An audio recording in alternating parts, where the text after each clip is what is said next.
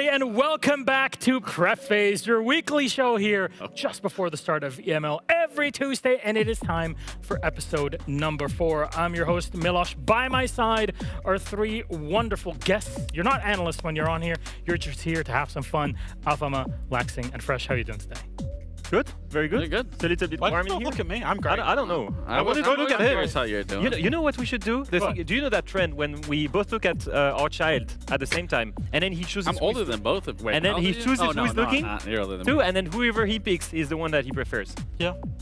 Yo, people usually do this with their animals. And I was already There's talking to you, so it doesn't really count. There's all the stories that you need to so hear. confident on that one.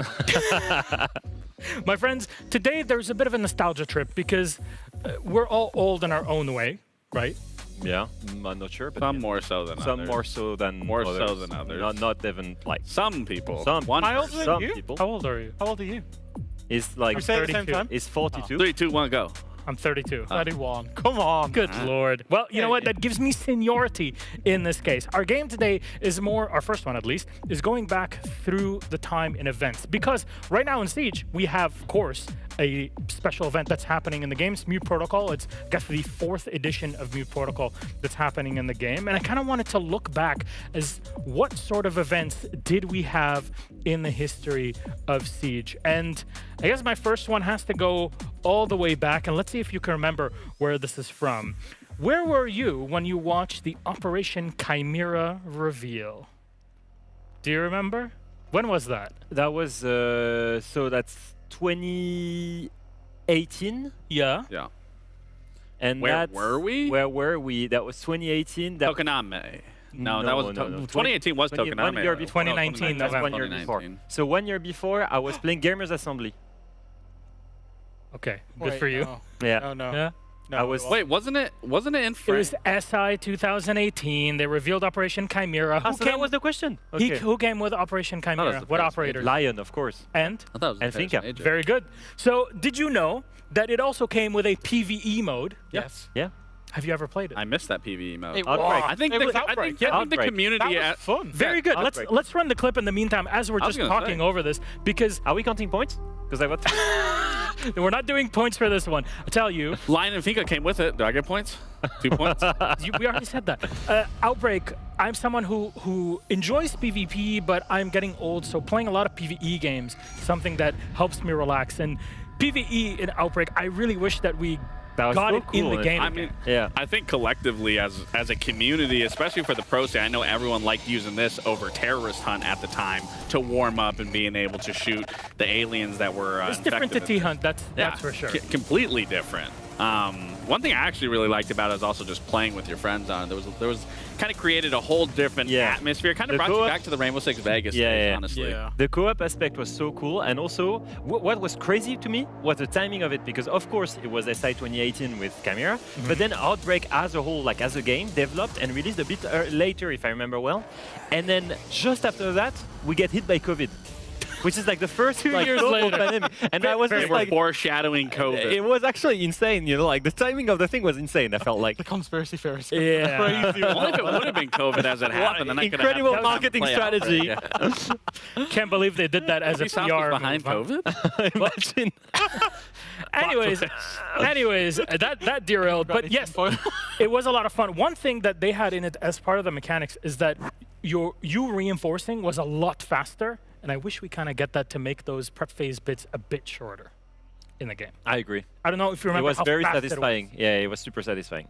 But yeah, that is our first event that we've had. Let's move on to our second one then, my friends. Which one did we have coming after Sugar Fright? Do you remember anything from this event? Yeah, those skins really bring it Sugar back. Fright I was remember so it, yeah. fun. So fun. Was that the one that was like capture? That was the team deathmatch. Yeah. It was capture the flag. Felt It was the like- middle. Yeah. That was That's by more far one of the best game modes, easily. That's hands like down. 2023. You could spawn kill. That made it even better. You could really ruin someone's day if you went in with a 5-stack. This is the kind of man. Sugar Fright. Yeah, I mean, absolutely. I think we got some pretty good fun game modes in Siege. 100%. That's why we're going through them. Sugar Fright came out in 2020, and it was really fun to see. 2020. Really? Yeah. 6 years ago. I thought it was more recent than that. No, Time is linear, unfortunately. Sometimes I forget we're in 2026. I'm gonna be completely honest. Yeah. 2020 feels like not that far ago. I know when Yeah. you see people like dying to Groovy that's running around on Castle UMP, I know it's crazy. He's doing that in a big 2-6. Though our third game mode is one that I really like, which is Rengoku, which thankfully is coming back in 2026. I'm sorry, I know Guschanka's out there. Jake, that Maestro skin right there, the player card, probably one of the best things in the entire game. I mean, would give everything to look like The that. Rengoku by far probably has the best skins for the designs. operators out of any of the events. But that's the one where you throw the Kiba barriers, right? You throw the kunai. Yeah. Yes. Yeah. Run around Yep, on... yep, yep. It already came back twice, or at least once. I remember playing it. This will the be other its one was fourth edition The other in one was 2026. Bandit, Fourth edition. Monty. Yeah. And It's too good. who were It's the too other? fun of a Skyscraper. PvP game mode to go around like that. So when was the first time that it released? 2022. 2022. Yeah. Yeah. Yeah, it makes sense. Feels Makes about sense. And it was a lot of fun. Still is a lot of fun. Our next one is one that I guess ended recently. Rainbow is Magic that came back after a few years hiatus. You'll notice that Kaid is part of a lot of the skin packs. You can see it even on our big screen here behind us.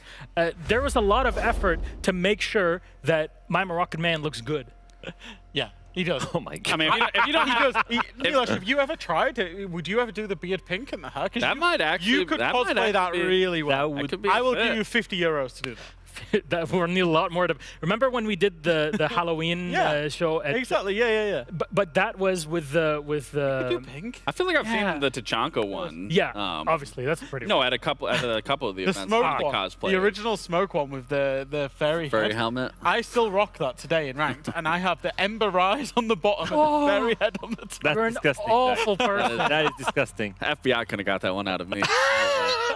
I can't believe you just said that. Like the fact that you said I still run I do rock that Ember Rise, Tachanka skin though, it is pretty sick. Yeah, It is Also, pretty by sick. far. With the unicorn on top. Yeah. I've got the chibi of that at home actually. Dude, Yeah, how much you want for it? Did you buy the original 500 chibis? euros. I'll give it him to do his. Wait. Pink. Do you remember when the first Siege chibis came out for you to purchase? No. I actually have one from the very first that I bought myself, but my wife and I have a collection of around Wow. 30 of them. Sorry. What was 2018. that? We have he said it once on the Yeah. sale played. Yeah. Milos said it. He was talking about my wife, and he just goes, "My wife." My yeah. He said it all the 2018. time. No, Okay. Gamescom 2017. It was the first time that it was out.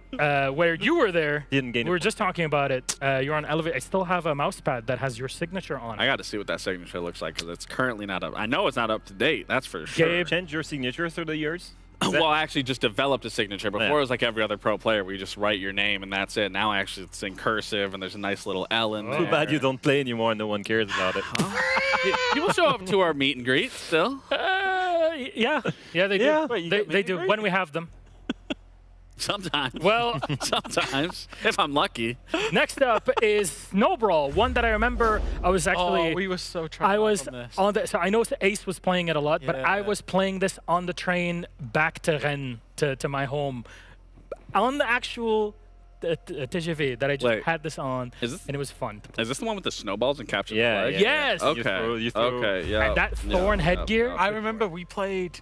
Who did we play? It was like me, Fabian, Ace, Des, and we played against the full Kavana team before an EML play, UL play day Okay. on that game mode, and it was crazy. Oh. So it gives us an idea of when that was. That was like That had to be pretty recent. Oh, wait, no, like I 20. think Fabian was joining them maybe. I don't think that it was Talon. 2020, no? It's 21, 22. Yeah, that and makes it sense also then, came. yeah. It also came back. So it was on, I guess, the holiday season of both years back to Okay. back. Yeah. It would be nice to bring it back. That was a Now fun I'm game, waiting for the one that like is pretty important here, so I hope you didn't leave it out. I don't know. I have 8 in total, and Okay. we're at number 5. Let's go to 6 now.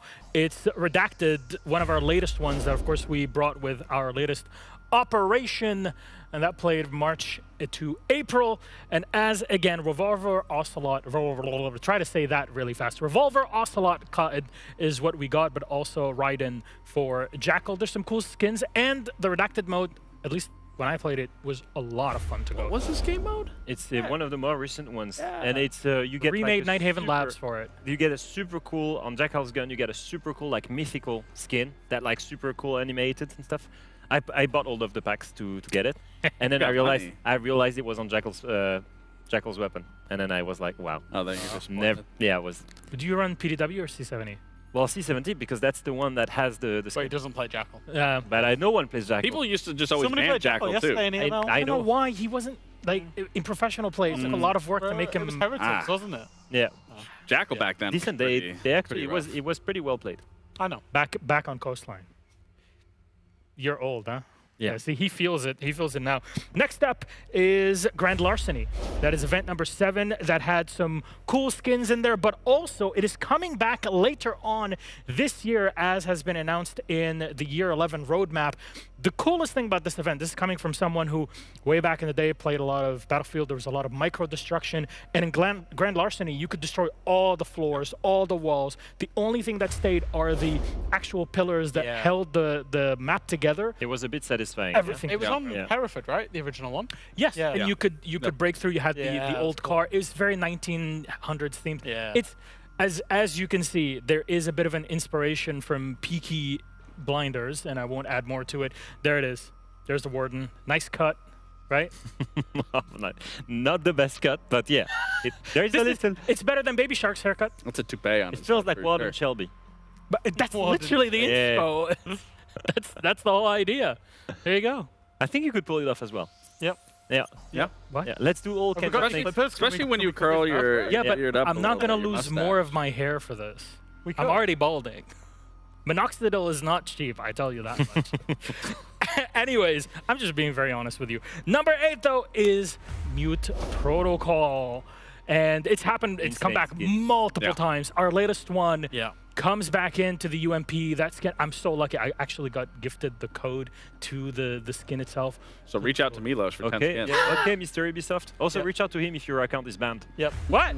Or if No. you want the Solid Major City code. as Yeah, well. yeah, That's Go a for big that one, as well. yeah. that's Milos one. gave me a Yeah, code. Milos has been getting everybody every Okay, code. I 3 tell, R6 credits. At Milos Just- the Medic on socials, right? Yeah, and Yep. DM him on Twitter Yeah, to get and unbanned. Instagram. He does frequent giveaways if you DM him, so definitely DM him. Jack, I need to show He's you. also looking for graphics. I actually got sent an email leading up. Somebody actually sent me an email to tell me, hey, and in Arabic. I'm not going to say who it was, but you know who you are. Send me an email in Arabic saying, hey, please, I'm such a big fan. You're going to Salt Lake City. Could you please send me a skin? I can buy it off of you. And say, we don't do that, number 1. Number 2, I'm not going to Salt Lake City. What kind of fan are you? Come on. So yeah, you still got 10 codes. Yeah. No, Still I giving didn't. them away. So Still you sure giving them away. you didn't give him a code then? Yeah, I'm a bad friend. Yeah. Sorry. Be like I mean, you would know. You would know. Gentlemen, those are our 8 events. Is there anything that kind of, for you, we might have skipped out? Did we mention an event that you really liked, Gabe, or not? What was the event that you were Yeah. thinking of? the We're hyping it up. Showdown. Showdown was Ah, yeah. There that was Showdown was that by, was hands good. down. I mean, and yeah. Doctor's Curse, but Showdown by also far is Doctor's like Curse. number 1 for me out of all of our events. And we've had some really good events. Like Sugar Fight's a close second for me, but what I just Showdown. Yeah. Showdown. Yeah. Yeah. Do you remember Wonderful 1v1 played. Golden Gun? Huh? Do you remember the Golden Yeah. Gun? Yeah. that was Yeah. good Yeah. as well, yeah. That was a good one, but I don't know. Showdown was Showdown good. was different. Showdown was something different. Showdown got sweaty. Showdown got sweaty. I played Doctor's Curse at LAN. Did you? What? Yeah, we did some of the UK talent and people in the community did some recordings for Ubisoft UK back in the day. Oh. When it was like the first Is one. that so we more all of a reason to bring back theme? Yeah, Yes, exactly. Yeah, Bring back theme, bring back absolutely. theme. Bring back theme. Why did we just That was go the back cross. into That was the that? cross reference. Well- I knew what you were doing there. Gabe, I know that. I am theme. Speaking of sweating, I think it's time for us to take a little break. Come on over. It is time for our official prep phase hydration break. It's time for it, gentlemen. There you go. Make sure to have a drink. Pass it down the line. Same reflexes as when you were playing, by the way. You all right? Jack, It just thanked it. You just threw it at me like I put my hand up here and it somehow ends up That here. looked like it could have. I didn't even see it. Thankfully, it wasn't a little lower. So yeah, hydration break. What's your favorite drink to have when you're really looking? No, to it's not what refresh we're supposed to yourself? do. We're supposed to, don't forget to buy the new Rainbow Six Esports skins on the Esports shop right now. The legacy set. Yeah, as well. And the Falcon set, and the Furia set, and the Loud set, and the Shopify Ribbon set, because all 4 of them. And have none of just them been are going to released. send you a jersey for that. But that's not even the first But one. Milos will give If you tag him on social media. And don't forget to go DM him on Twitter for a free jersey as well, from your favorite team. No, I voiced over the one for BDS before they stopped being BDS anymore. So what do I know? This is before Boston. Oh, Quick drink. There's a replay of my throat. Can we bring that back? I didn't actually see There's it. a replay of your throat? Yeah. Oh, throw. Oh, wow. Yeah, wow. That's what I said. That got real close. Just a couple inches slower. Yeah, real close. And you would have been in trouble. I would have been, but we dodged here it. for you. Dodged the bullet. Or dodged the bottle. I Dodge just the love how precise our team is with replays. Even on the Captured replays. Well, my friends, We have a show after the. that's our hydration break. That's okay. It's not my show, so it doesn't matter to me anymore. But moving on, it's maybe something different, right? Because Anne is hosting all of NAL and EML this lot. week, and on our also plate. Prep Phase next week on the last episode of this SAL page. as well. And it's So- as well. Oh, good lord. Anne is everywhere. That's true. Anne And is fast. Paper. Siege is Anne. She's pretty. Because she's fast. She's fast Siege. Well, that's a lot. Well, Fast Dan. thank you very much, PR firm Leo. Now let's head back to our next bit. We got some clips and some players because I say this again. We got a bit older, but we grew older by watching and living Siege. Some of us competing in it, some of us pretending that they're analyzing and coaching, some others pretending that they know something about the game. I just won't say who it is, but I asked you guys to give me players that time might have perhaps forgotten, and for us to remember those players and their legacy that they left on our game. And first up was Leo. Let's play the first clip. He drops down, but no, a bit too slow on the return. Redgrove is one, he gets 2 kills. That's a 3K for him. Can he get the 4th? Cantorochetti's already upstairs. A lot of fire down into Redgrove, and there's not much that he can do. He still has the Nitro Cell to chuck. Can he find it? The kill comes out. Redgrove, he clutches it. Cantorochetti going down. I cannot believe it. The 4K from Redgrove. Yeah, I wasn't on chaos at that point. But I You're on remember chaos it. at that point. No, I wasn't. No, you No, were, no, but no. you were not on G2. Yeah. You were on the other side, Yeah. right? Of the clutch. Yeah. Yeah. So I just found. And then I joined chaos. Yeah. I thought it was cool for 3 reasons. First and foremost, Redgrove, amazing player. Everyone forgot about him, but I thought All the it way was back in Room Factory, Yeah. 2018, all the way back. 2017. Room Factory played SI. He Yeah. also then played with the best Swedish lineup. Obviously, really good player. Yep. 3 reasons why the clip was good. You were casting, and he was losing to a clutch. And one of the coolest clutch ever, by the way. The Yeah. thought to go and see for the window. Very clever. Really clever. Bring Very back clever. Coastline? No, we're not playing that. I love I love Coastline, but Coastline. No. yes, but it needs we're in a current Definitely meta needs to game. be tweaked for So sure. let's start a petition to redo Bring back theme. Bring back theme. Bring back Don't- theme, don't- but don't- remake Coastline. Anyways, our second one, Always the same. Flubber theme. was selected by you, Gabe. So let's roll the clip. Diogo has perfect line of sight, but won't be able to get the kill on Ashate, bringing him very low on HP, but 2 players remaining, as well as the smoke. 10 seconds to go, and there won't be much for Ashate to do. Does have his user. Oh my god, the 1v1. Inesk won't peek, there's no time. Oh, but he gets the kill! Lights out, are you kidding me? Shadow the Clutch King. If anyone could have done that, I believed in it, and he did it. That stage, man. That brings, Oh, that brings wow. back crazy memories. Do you but remember? I mean, There is a photo from that event where NA got first rounded, and all NA teams. yeah, were we in got the same that. bus. We took an NA bus to go get drinks that night. It was rough, but I mean, you make the most out of it. I mean, we all had a lot of fun. There was a lot of good memories there. But I mean, Shate, I mean, that is a historic player. I love the dude. But- Close friendship. He's still streaming every day. I don't Yeah. forget. I don't think I forgot him. Yeah, Like, but most people don't know. Yeah, He's but a world most people champion. don't know. Yeah, that's true. But It's also, true. I Teammates mean, mind that, by the way. yeah, exactly. I mean, all the reasons why like I chose him, but also, I mean, just as a competitor, I mean, we also use the keyboard the same way, which is very different than most people. My index finger is actually on W, my middle finger's on A, my ring finger's on Shift, and then my pinky is on Control, and thumb, obviously spacebar. know. It's a little unorthodox for Ah, sure, but don't know. gets the job done. Nope. And not notice doing it. Arthritis don't exist here. Do you know what's funny about Shatter? He was the best teammate I ever had. He never I mean, stops. when- Literally never stopped joking. When He was so good to be around every when he single left day. G2, when he took his break or whatever it was, Yeah. I was honestly surprised. I didn't think anyone was going to be able to replace Shate. Like, he was a very, very strong support player from EU. After So, they a lot of won respect to him. SI together in Penta in Yeah. that famous Penta EG grand Yeah. final.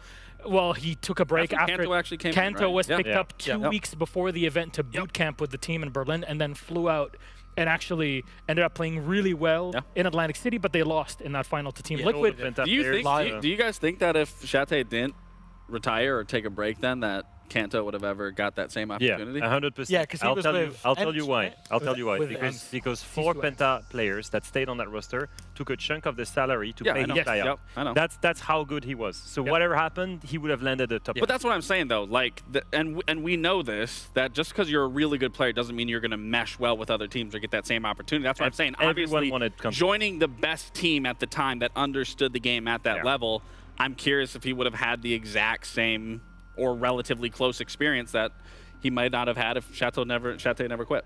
Well, friends, our third clip goes to you, Fresh. Let's roll it. Looks like the push is going to have to come in from Pillar's door. We've got Titan with Diffuser Great in nades. hand. Beautiful for Keenan to open things up there. Gets one onto Solotov. There is the potential for getting the Diffuser down. Titan just comes off the scope at the wrong time. He knows there's a man in the corner. He's going to be shut down. That's Diffuser down, but Keenan, Great he idea. manages to get the kill. He gets Titan back on his feet. This one could be successful. Challenging into the utility Oh, the room. Gets read. one, gets two. Top of Price there, shut down. And Secret somehow come away with the round. They're playing Team Secret are playing better here than they are now. Yeah, I mean, it's a similar scenario. They might need to get their coach into sub for a bit of improved performance. My theme is actually coaches subbing in, so I guess we'll go through that. But yeah, Keenan, what a player he was. Then he got locked in a little bit of contract purgatory and then Did he play disappeared. Did he play for Team Ireland? I think so, yeah. ENC. Yeah, I think he did. yeah. I think he has maybe a resurgence. He hasn't played for like 4 years, and they were like, Keenan, get back on it. Yeah. But at the end, I mean, I was also happy to see Titan in the clip, just because Titan is someone that we love and adore. The worst rated EUL player that stage. But we love him as a person. And he ruined multiple OS teams. But we love him as a person. He's an SI and major winner Well, as well. I was the one to pick the There's next the clip. respect. Let's move on to that. So Run the this is clip, one of please. the Save us. Looking for the bullet holes. Nello will get one, though, as Dirtbay peeks on up, but everyone's stacking by the vase, waiting the approach for Nello. No utility left. Diffuser in hand in a 1v3 in the midst of a crossfire. Gets one on a Diesel and a second one on Amaranth. Are you kidding me? The 1v4. Navi up 2. Our first ever event in Japan. That was back in Tokonami, November 2019. By the way, tickets are still around if you want to make it and actually be part of the huge event that's going to be headlining in Osaka this November for the major. Can I just say, Yes, Ken. that crowd in Tokoname, the Japanese crowd, by Incredible. far the best crowd I've ever experienced out of any single Yeah. event, Yep. out of any single region I've ever been to. They cheered for everyone. They literally made everyone feel like they were the home team, win or lose. Love that crowd. Super excited to get back to Japan. Can I also just say, that clip's so much better now I'm not seeing it on my timeline 14 times a week. So much better. But it is a great clip. It is a good Regardless clip. of- It is Thank a you good very clip. much. It was very obvious, but it is a great clip. I will thank myself for doing it. And thank the Japanese fans that showed up back in Tokonami. I wonder how many of you will also be around for the Osaka Major later on this November. I think it would be great to continue the loop where it's 7 years later and the fan base is make still that growing strong in the region. Tokonami? Yeah. Yeah, he was playing, you were playing, you were watching from home. Yeah, So- it was a nightmare. We lost to Ira Wolf, and I got kicked after. Oh, yeah, that. you were telling me that when we were, Yeah, we yeah. were walking. Thank you for Yeah, bringing yeah, yeah. great memories. Next up, Leo, you got to pick a clip. Let's roll the next one. Laxing, who had a great start here. Oof. Gets one. Foxay picks up another kill on the shuttle as Rogue is just going to peek everything. Slash tosses out one Toxic Babe, but he's a man on an island. He'll get it down onto Mark, and there's still smoke there to possibly stop a push, but he's going to get doubled up on. Slash takes out Foxay, pulls out the shotgun. They're going to need to go for a plant. Mark's coming out. He just needs to sit and hide, but the time is in their favor. Slash! You just need to live, Cloud9! What are you doing? What? That is a Cloud9 right there. We just have to say it. It is a C9 low. Yeah. How are you doing? Like, how does it feel to rewatch this incredible round of Cloud9? I mean, it was a great experience. Yeah, great, yeah. Hey, that's when the Who was the gym laxing player? effect happened, huh? Who was the gym player who like had the diffuser, could have planted, and then because he was scared of someone in the bathroom, went away from the diffuser, then went back and just lost the round. Wasn't me. No. I couldn't tell you who it was. Yeah, yeah. Completely Minus honest with lax, you, but plus lax. yeah, I mean, that was minus lax plus lax. That was a crazy experience. A lot of people don't know about that. That one day, I mean, I got dropped because I wasn't at the team house and they needed to drop someone, and then I was just the solution. And then all of a sudden, like, a day goes by, they scrimmed with a couple people, and they were like, yeah, let's get you back. So super fun experience in my career. Very funny moment. I was kind of like, okay, sure, you're dropped, you're back. So Fun job time. security. But in reliving esports. that memory was definitely something. I mean, that was insane from Slash. You know, if you give a pro player the right timing, the right 1v1s, the huge mistakes, hey, you can make magic. Well, speaking of magic, you got our next one, Mr. Magic Mike. Let's run his second clip. Mav all alone outside, but Young all alone on his roster as he's going to end up picking up 3 kills. Oh my God, what is that? Young quad kill. Who does that? That was incredible back in Milan. It's sad to say that EG ended up losing that entire thing to the Canadian White Stairs incident. I was about to say, there's two things I think of Young. That clip, and then the face he makes when it goes wrong on the just before the White Stairs incident. Did you play that event? No. Yeah. Jack was there. I was there. I got a picture with you, actually. Yeah. Yeah, I was, Did I you was play just that there event? as a fan.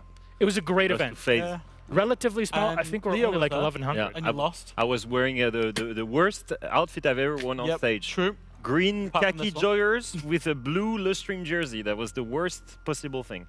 And I don't know why I had like one leg showing up like this on the picture. Must have got hot. I don't know what was going Is that on. hot in Milan?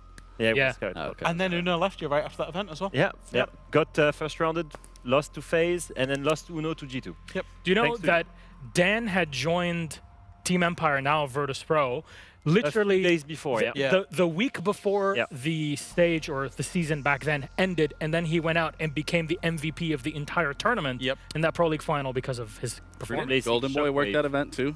Did Golden No. Boy work that event? Nope. No, that was... That was really major that was Raleigh 2019. That was Yeah. Raleigh. That's And that was, I mean, they had won that, but there was also fours that had gotten to the semifinals before. Yeah, after It was a full after, EU guess domination what? event. After beating Giants in the quarterfinals once again. That's your favorite organization. You're just the guy that everyone kicks. I'm just literally like He was the stepping I was stone. Leo- always on the stage and always ready to lose. That was Leo, all I'm going to say is I'm so Feels like happy that that one you're picture here with with the us. dude that's biting onto like the 3rd place and there's first, second, or whatever it was. Jack, you had our 3rd pick. Let's bring it up and see that pattern. They have to do something. Either this gets aggressive or Vitality lose the game, or potentially both. They're just all stuck in study right now. They can't push forward.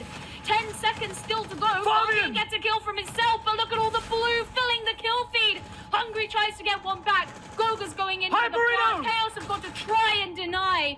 They do get it. And Chaos on their final game of regulation matches get themselves a win. Chaos win, can you believe it? Not a tie. Do you know why I picked this on, actually? Because one, Hyperino, coach playing, subbing in. I can't remember why next one couldn't play that day. And then the second bit is because it was beating Fabian, and I thought that was absolutely hilarious. I mean, I thought James's commentary might have been the best. James's casting's got a lot better since then. He goes, Fabian!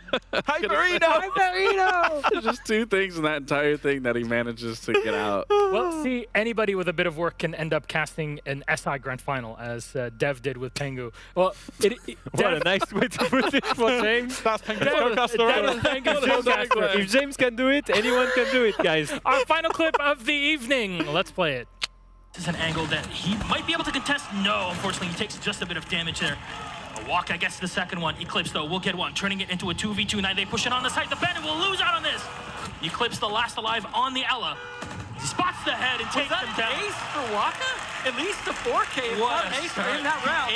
The ace for Waka in the round. There's the memories that were formed. That was back when Fox did the Waka Waka Waka on the desk. And what had happened is that Waka was not able to beat Rogue. It's the first time that we had a Japanese team actually playing at big international level. They had played a year prior, earlier in 2017, but this is the actual first time that we're seeing competitive games out of a Japanese team, which is pretty incredible. I know we all remember the olden days of the squad Norengo. Yeah. Yeah. Not the scam part, but the actual competition part.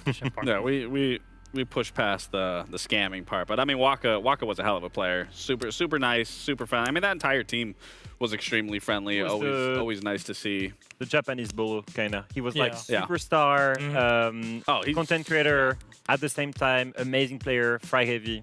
Really cool. I can tell you he still loves Siege with a passion, that's for sure. Hopefully we get to see him in Osaka. We'll have him as a guest of honor, if you ask me. Gentlemen, thank you very much for joining me today on this 4th episode of Prep Phase. This is actually my last episode of anything Siege in the Stage. Next week, we'll be back for the final one of Prep Phase in the Stage. That'll be Anne in here because she's covering covering everything basically. From here till the end is going to be a lot of fun. EML starting off in just a bit, and I'm hoping Twisted Minds don't mess it up again, but that's on them to analyze it and talk about it. Heretics. We'll see you next time. Oh yeah, Heretics too. We'll see you next time.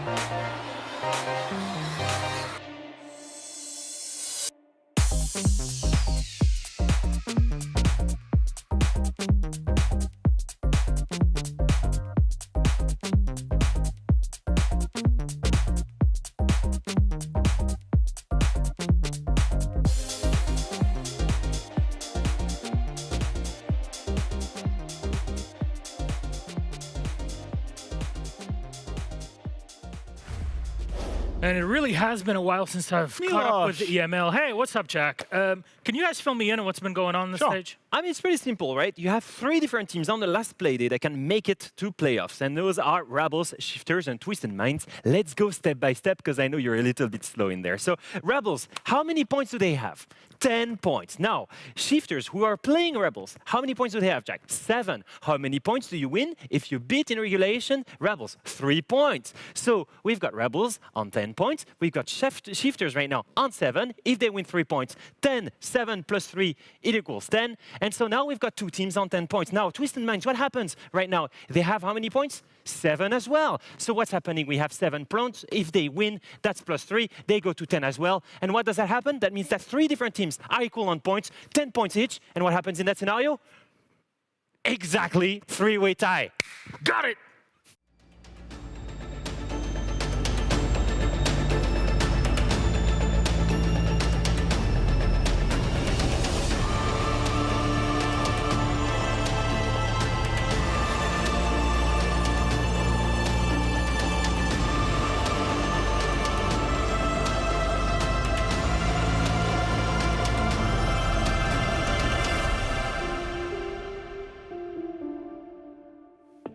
It is one more day of EML groups, and as you two were saying, of course, there's a possibility for a 3-way tie for the final remaining playoff spot. That is all to play for today. My name is Anne, I'll be your host in the studio. Joining me, we have Alfama and Fresh. And guys, we did not communicate this, but somehow we ended up with a shade of green and something black as well. How did we manage to do this? It's the green light for the teams that will go to playoffs. That's, you know, we've got to think ahead. Yeah. You've got to think the vision, the colors. All right, I've got a confession. I bring 5 outfits every week. You two were wearing green, so I joined in.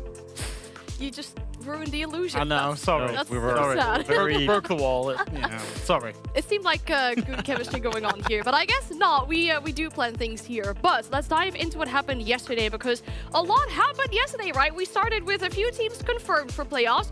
Some playoff spots were given away, and one could have gone in the way of Rebels. We'll jump into the panorama and review our playdate from yesterday by looking at the monster first. We mentioned Rebels because one player really put in an effort, but just barely missed out on making it to playoffs already. Yeah, and that is Mato. Mato, the IGL staff Rebels, went completely crazy, especially that round with Blitz, where he isolated every gunfight they needed, especially post-plant here. Look at how he isolates every gunfight, waits for the cooldown, flashes a first player, then he goes back up the stairs, and as the cooldown is back and we hear it, boom, he flashes that player and gets the kill as well. Jackie plays that last 1v1 perfectly. Mato was crazy. Yeah, he was crazy for his team. His team obviously got over the line.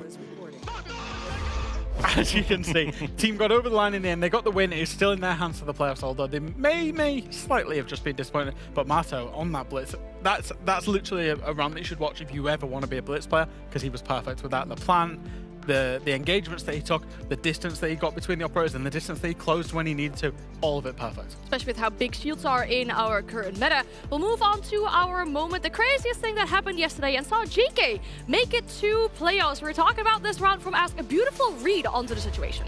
Yeah, I think so, and he was very assertive in his decision in this moment when they knew 2 players were offsite to drop the site. And then U4 played for the plant, did get killed after he got the plant, and then Ask clutched it up with a 1 versus 2 as well.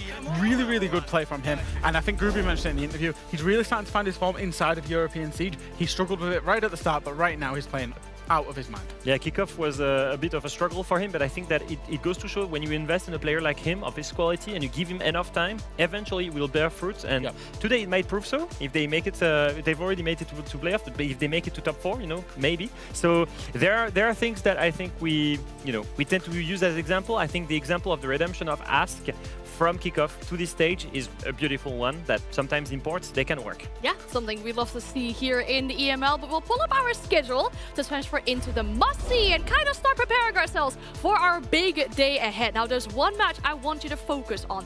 That is the match which could be a straight shootout for the final spot. We're talking about Rebels going up against Shifters. Yeah, it's shown on the graphic there. Second game of the day, Rebels against Shifters. More or less a straight shootout for the playoffs between these 2 teams.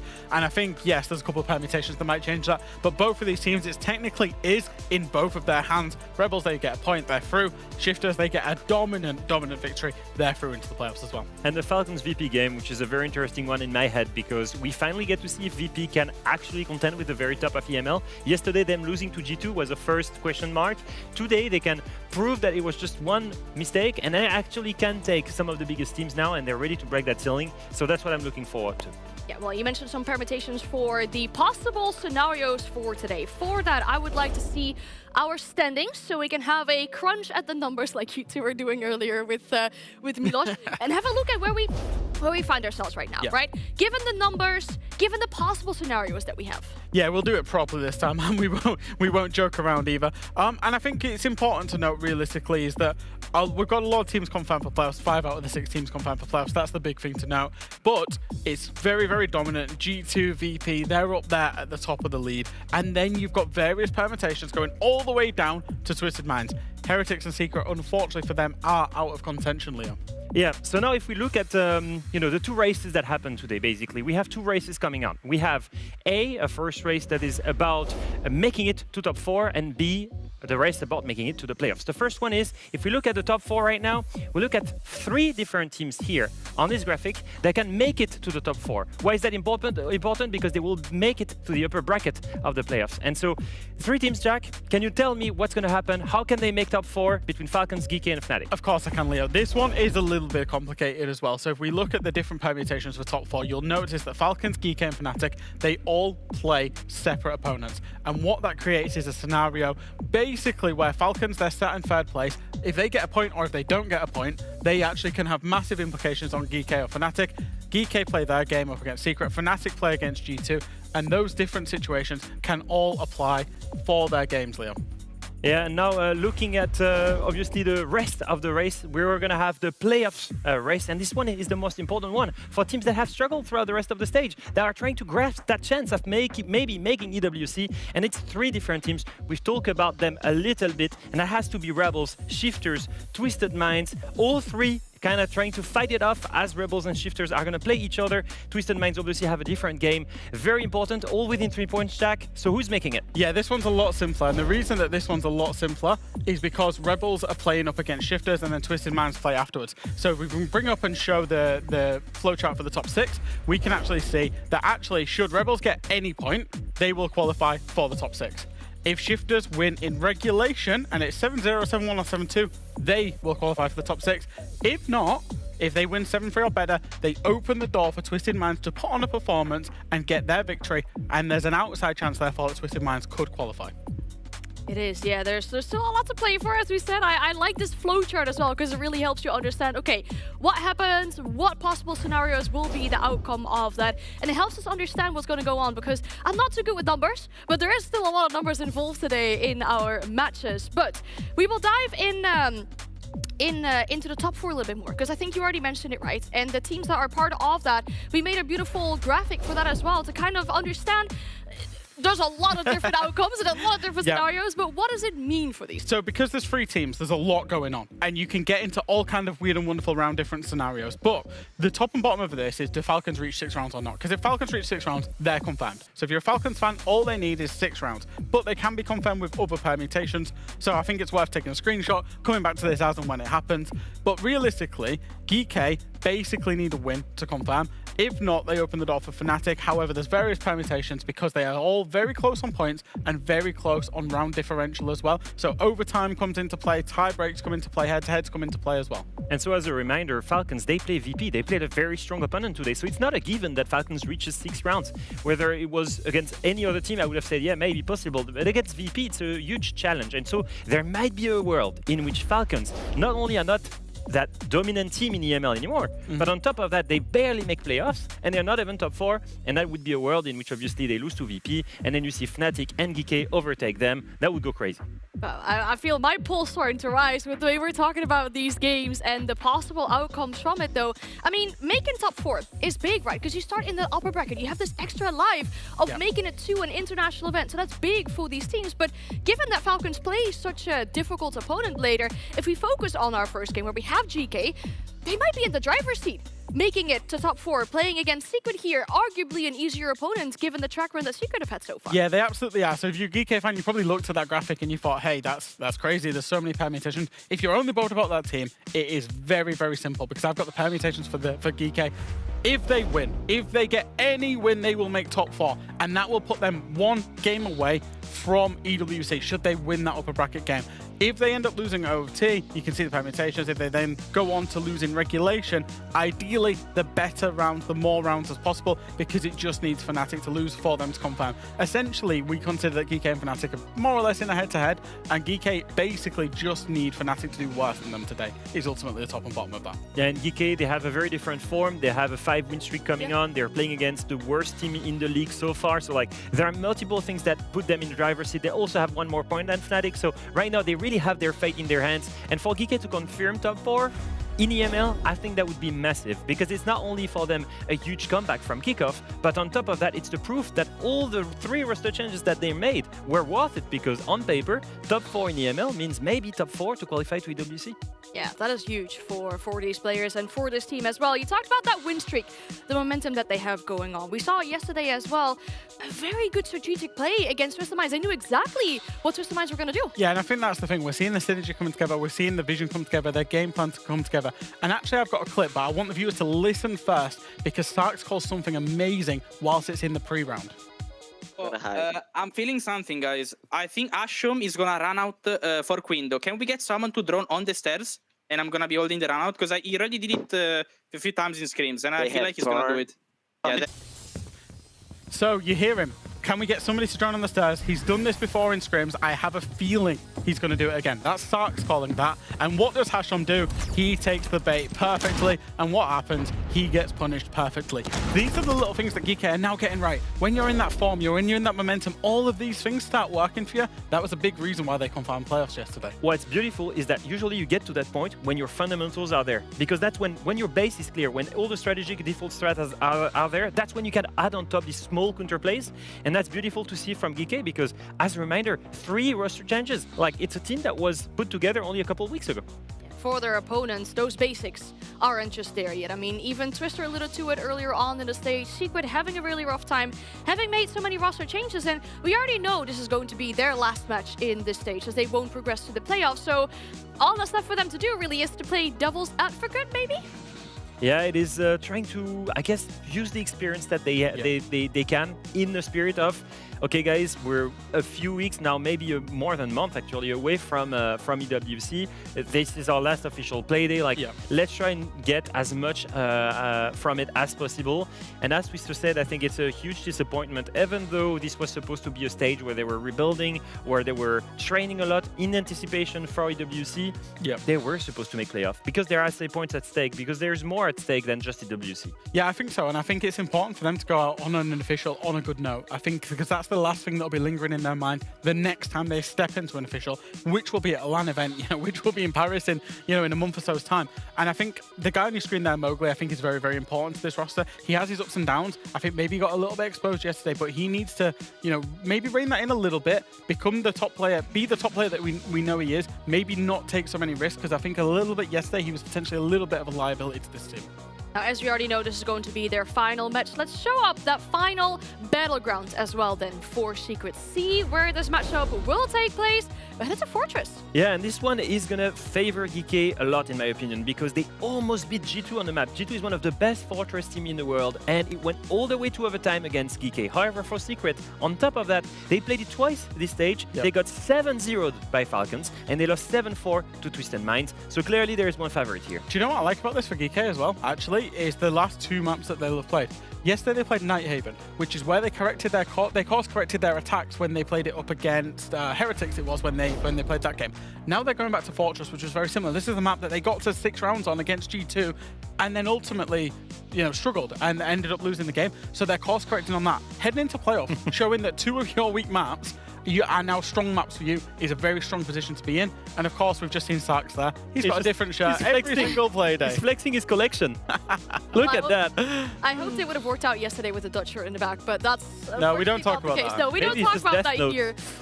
No, it's fine. We will talk about this matchup though, and we'll bring in our casters as well for today. We're joined by Fluke and Demo, and I hope you two have the numbers and everything arranged, because we talked about a lot of numbers in the pre-show, but it's going to come down to very tiny scenarios today. There's a lot of things I like to think I do well, Anne. Numbers, not my thing. I will pass this down, slightly downstairs to Demo. What's your numbers like? I'll double it and give it to the next person. I like that. Analyst, I hope you guys have good numbers. We've got it. How are your numbers good? Yeah, I'll double it and give it to Jack.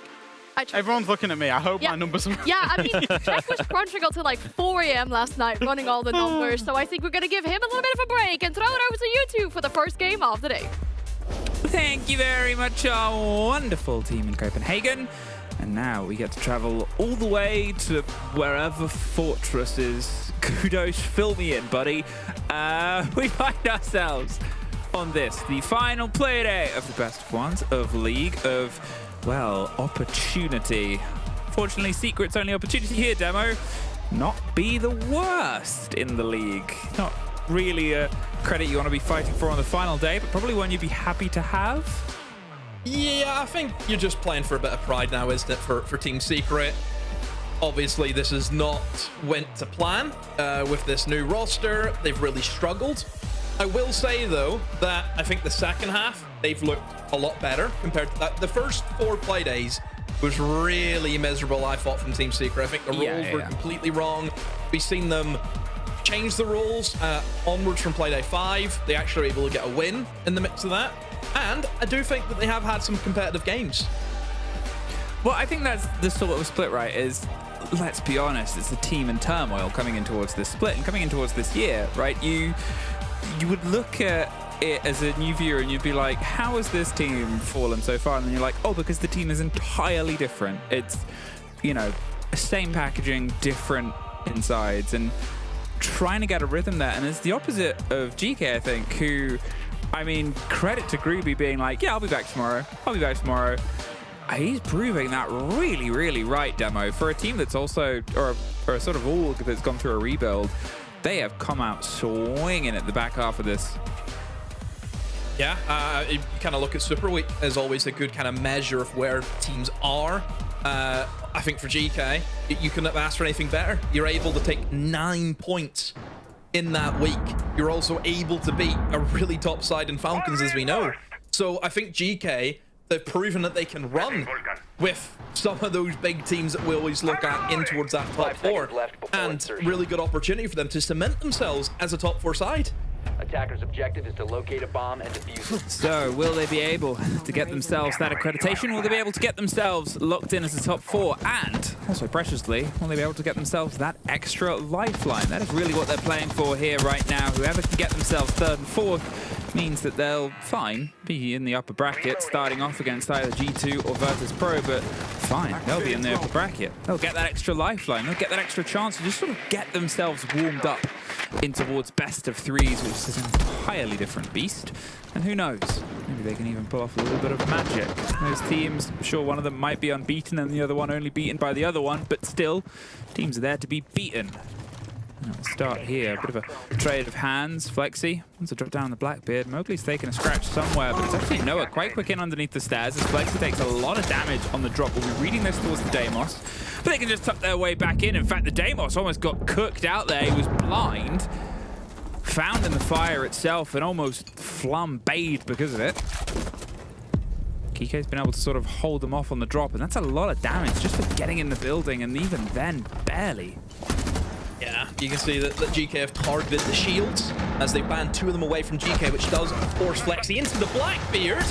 And getting in towards the tower side is just not working for Team Secret as they've been slaughtered by Grubby, who has really been on fire over the past few play days for GK. And yeah, this is just going to be a clean sweep inside the first round. Team Secret have went for that clear coming in from Old Tower, but you can see the traps. There's Goyo Flames too. Everything that they needed to slow down that shield, that pivotal kind of operate that we look at for being a big heartbeat for Secret in these clears.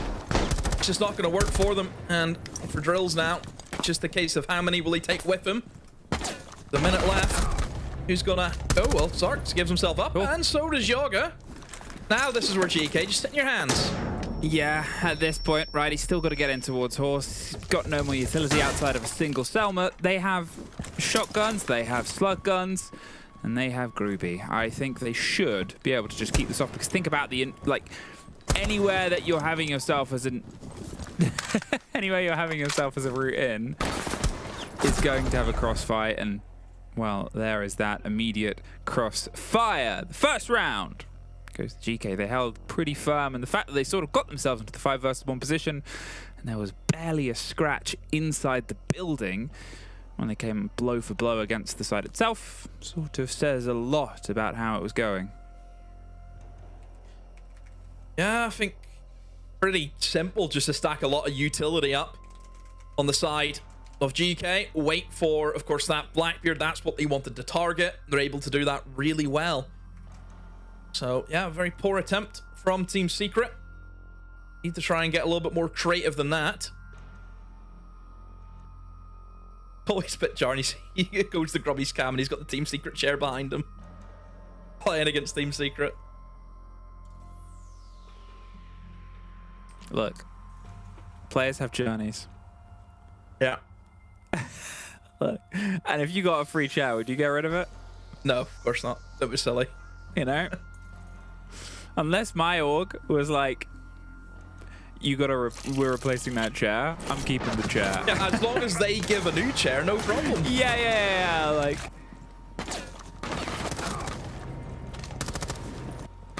Wow. Strong opening. There for the side of Secret. Oh, I was about to say Secret. You really... now I'm being lured in by the chair. Strong opening round there for GK. Groovy obviously getting off swing. As I said, he has been phenomenal for this team. He's really sort of stepped in, yeah, over the recent split. And it's great to see the sort of expectation in players, and you, I guess, kind of eye on how it's going to carry on towards the best threes, because he's a player that has at times, especially on sort of international stages, struggled when you sort of get into the mix there. Yeah, I think Grubby, he's had certainly an up and down career. There has been moments where things haven't worked for him. Think about his stint Fnatic, for example. But certainly with GK, things are going really well for him, and he has really hit a good stride so far in this stage. And right now he is leading the way for his side. You see a very early trade within the first minute. Mowgli able to take down Ask, but Ask is still able. Cause a little bit something against Noah. Now Mowgli, let's see if he can try and find a second, but there it is, that man that we just mentioned, Grubby, with another one. And once more, Team Secret just getting absolutely obliterated. Flexi on the Blackbeard. How do you lose that? You have a shield, keep it on your face. But no, GK once again stopping that initial attack from Secret, and Secret just relying on clutch players now.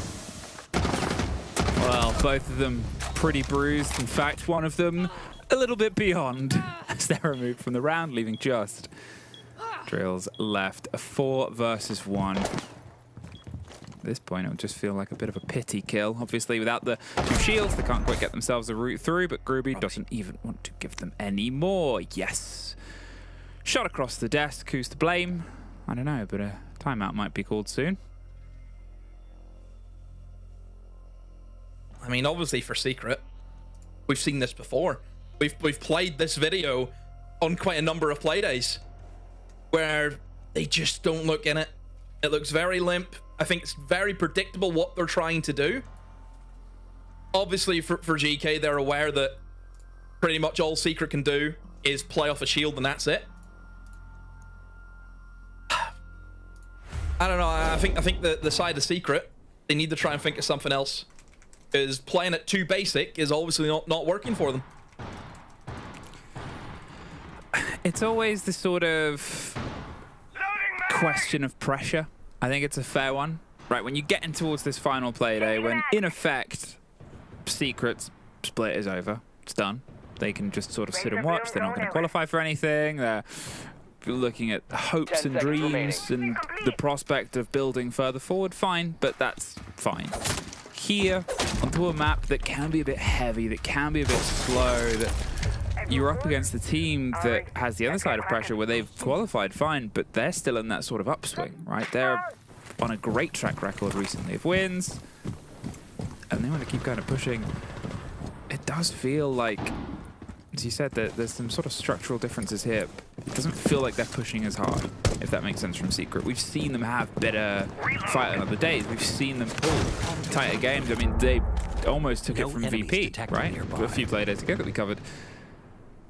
This, since that play day, since they sort of got their win and then lost and then suffered, it's just feeling like the foot is off the gas a little. Nothing to report at my location. See if somebody can step up for Secret. They have entirely dropped the shield approach. Blackbeard not being chosen by Flex. Instead, he's going to hop on Solid Snake. See if he can gather some information. All clear is how it goes, but as soon as he gets that alert, we'll know who they're after and what they're hunting. I mean, for GK, pretty scattered though. I wouldn't say that they're necessarily playing together. I mean, look at Ask, just kind of off on his own.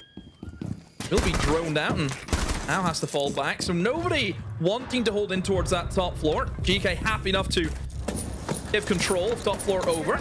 Seems that Grubby actually went for a bit of a wander there on the smoke. Was able to pick off Mowgli, but that's still a smoke gone without burning any time away. Yeah, smoke removed there. It's Grubby fine. You know, he's 8-1 now. He was probably feeling a bit invincible.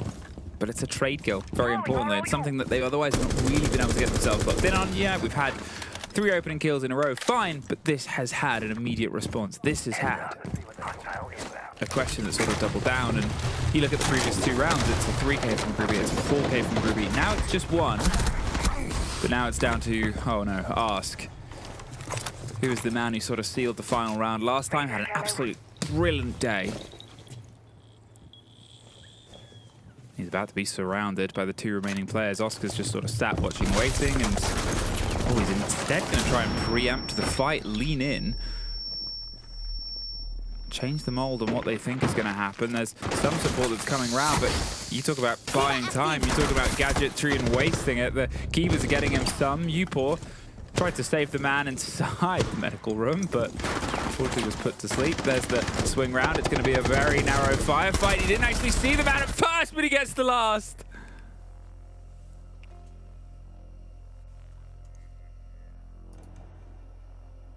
That'll be a timeout. Gotta be. Just think for Secret.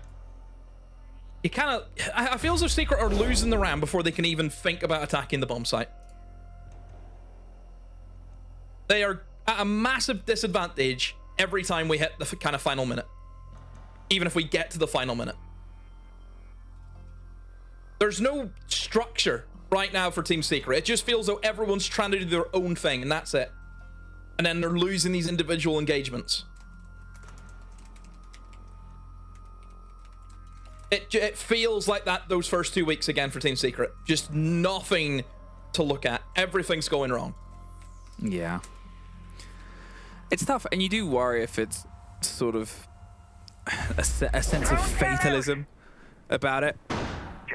No timeout, no conversation. If anything, that might be the giveaway, that they're sort of just going through the motions. Initiating jammer. Well, there's still a game of 2 halves. There's still chance to sort of rally. Obviously, we don't get the benefit of being in the comms. We can't really hear this sort of stuff. We can only make estimations based on how we've seen this team play this split. This isn't us just sort of being like, oh, they're lower in the board, blah, blah, blah. This is a team that has had some really great moments of fire and spark, and they could still ignite. But they got to do it soon. Here, this was an attempt to drop on the opposite end with a sort of Blackbeard. Obviously, the Deimos has gone at this point, who was an attempted part of that push, but they're not going to do the same thing either way. Instead, play the chance of the glass and smoke, see if you can sort of drive your way in. Get the snake on that body reveal. There's a lot of gadgetry. Obviously, we saw the Denari sort of in the final throws of the previous round here. It seems like a horse-based approach this time round. But can they actually get rid of some of this utility that sort of held them outside at the very end? Plenty of traps once more for GK. Starting shock drone. See, Sarks has got his Denaris primed and ready inside a horse, also a shield. Give him a little bit more safety. Once again, it is this extension of GK over toward Bunks. No shield being brought in by Secret instead. Their wildcard pick is going to be Flexi on that Glaz. Has got quite a few smokes as well from Oscar too, so 4 smoke canisters, and he's going to use his first one to try and drop him in towards Old Tower. Might need to rotate Yaga over, I think, for GK. If they realize that, hey, they're smoking out, it's probably going to be a Glaz then. He'd try and get a bit of that counterplay moving. You see very swiftly Grubby happy enough to fall back, give up control of the tower. Just goes back in towards Meeting. So for GK, not wanting to risk or take any chances, they're actually going to reinforce up Meeting Wall too. So at least for Secret, they have got some form of foothold, and well, there's a bit of a turn now for Secret as they have got the opening pick for the first time in the game. Loading new magazine. Well, what can they make of it? What becomes the end of all? What becomes the drive? Now, I may have heard that there was actually an attempt to call a timeout by Secret just before, but unfortunately they called it a bit too late. So they actually intended to have the timeout earlier, which is good. It shows that, you know, I think not taking the timeout was enough that we were talking about it, so, or maybe they'll be able to pull it off the back of this, but it's Flexi gets the double. Uport does find one in and amongst the mix of it. Mowgli has gone down. It's a technical 3 versus 2 as they get finished off, but Flexi picks up the Glaz, picks up the secondary, and picks up 3 bodies for the round, and is also going to pick up some plant points by the looks of it. No way Uport can really stop this. It's being held by a crossfight, and as Oscar is inside chat regaling, it's the C4 over the top that won't quite get the body. But Drillshaw gets his one. They have a round demo. They have a bit of hope. Wonder if they're going to call the timeout now. I mean, they've just won the round. They've cancelled the timeout. Yeah, I was thinking that. So you don't really want to call it now. Things have looked in the up and up. You've got a round on the board. And I have to highlight that playing towards Horse. That's a lot better from Team Secret. Yeah. Working together. Should see it in the highlights. Obviously, the opening pick, I think, is always going to help them out. But this, using that smoke, playing together, forcing 2 players in through Horse. Obviously, the guy in Horse can only look one way, so you will get that trade, which was very important. And obviously, Flexi got really good timing on the player inside a bathroom. That's because the bathroom guy was so preoccupied with everything going on inside a meeting, because they attacked at the same time. They went together.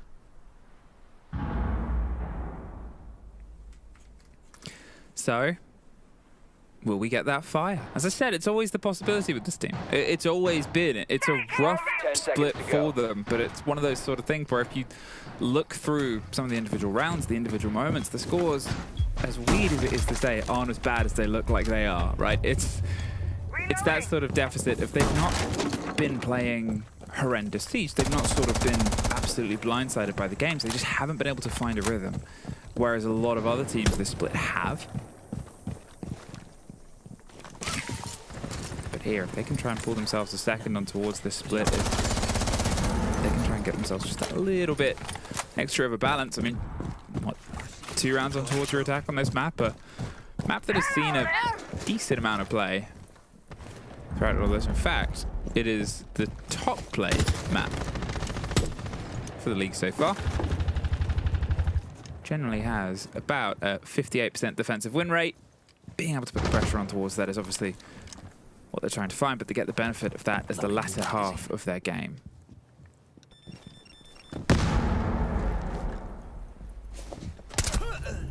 Oh, Yaga. That is a boisterous peak, but it works out for him. Finds Flexi.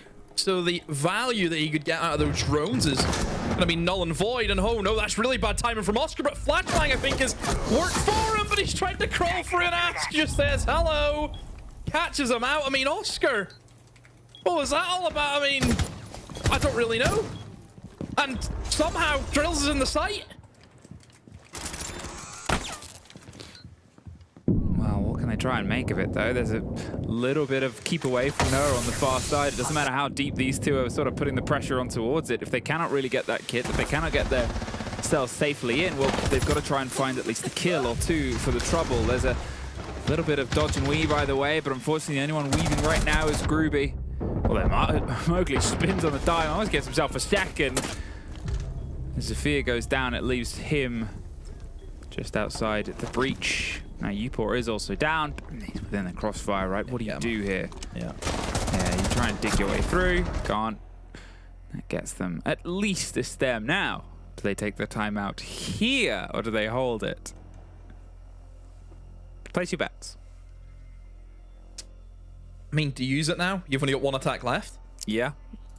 And I think that's also the question that you have. But the way it's going, they don't call it now. Are they going to get an opportunity? What, do you wait until it's 6-1? It's a bit of a weird one, certainly with Secret. In this attack, scatter shot, if anything. I mean, you have players try. It's the same thing as what I mentioned in the first 3 rounds. You've got players all trying to do their own thing. You know, Oscar by himself towards tower. You've got Noah doing his own thing. It's just not working in conjunction. The only bit of team play we've seen was probably Drills and Mowgli trying to work up the breach.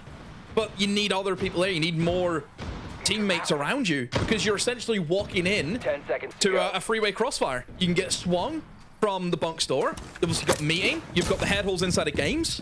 A lot of angles that you have to check, and you just don't have the manpower to do that. One final round.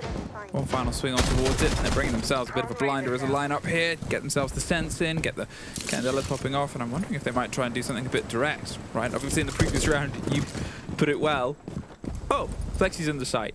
It becomes that element of what can they build behind it. As you said, sort of solo play isn't really working. Going wide isn't really working, so maybe a little bit more of a spear driven straight towards the heart. They've obviously still got the ram to get the control over the verticality. They've still got the chance at it, but I'm curious if they try and just congeal a little bit closer together. The destruction of any utility on the other side of that door gives themselves a little bit more of a avenue later. And the surprise tool may pop up for now. It also plays into, I guess, their ban of no Goyo. I think Goyo is obviously one of the, if not the best operator to stop a quick rush on towards the site. You can just have that on, you know, 1 or 2 choice places and you've bought yourself 20 seconds. There's the pressure. That's going to be clear, using big heavy hitting utility operators, but as we learned the last time, GK are happy enough to kind of forfeit that top floor control. They're not too fussed about if Secret want to move in and do the vertical work. They've got other areas that they can fortify in towards that first floor. They're happy enough to extend in towards Hammam, Dining, for example, too. Plenty of safe positions. So for Secret, yes, they have the top floor control, but it all comes down to how they can handle, more than likely, the retake, I think, from GK. They don't have any flight protection, which is probably the only worry you would have. you know for a fact that GK are going to be looking for those gaps. They're going to be looking to try and go for those flanks. So it just depends on how Secret want to go about things. They could try and go fast here and work a plan. I mean, this could be potential for them. They're prepping all of the sense walls right now. And it is Flexi who we need to keep an eye on. He has the diffuser. Where's he going to go?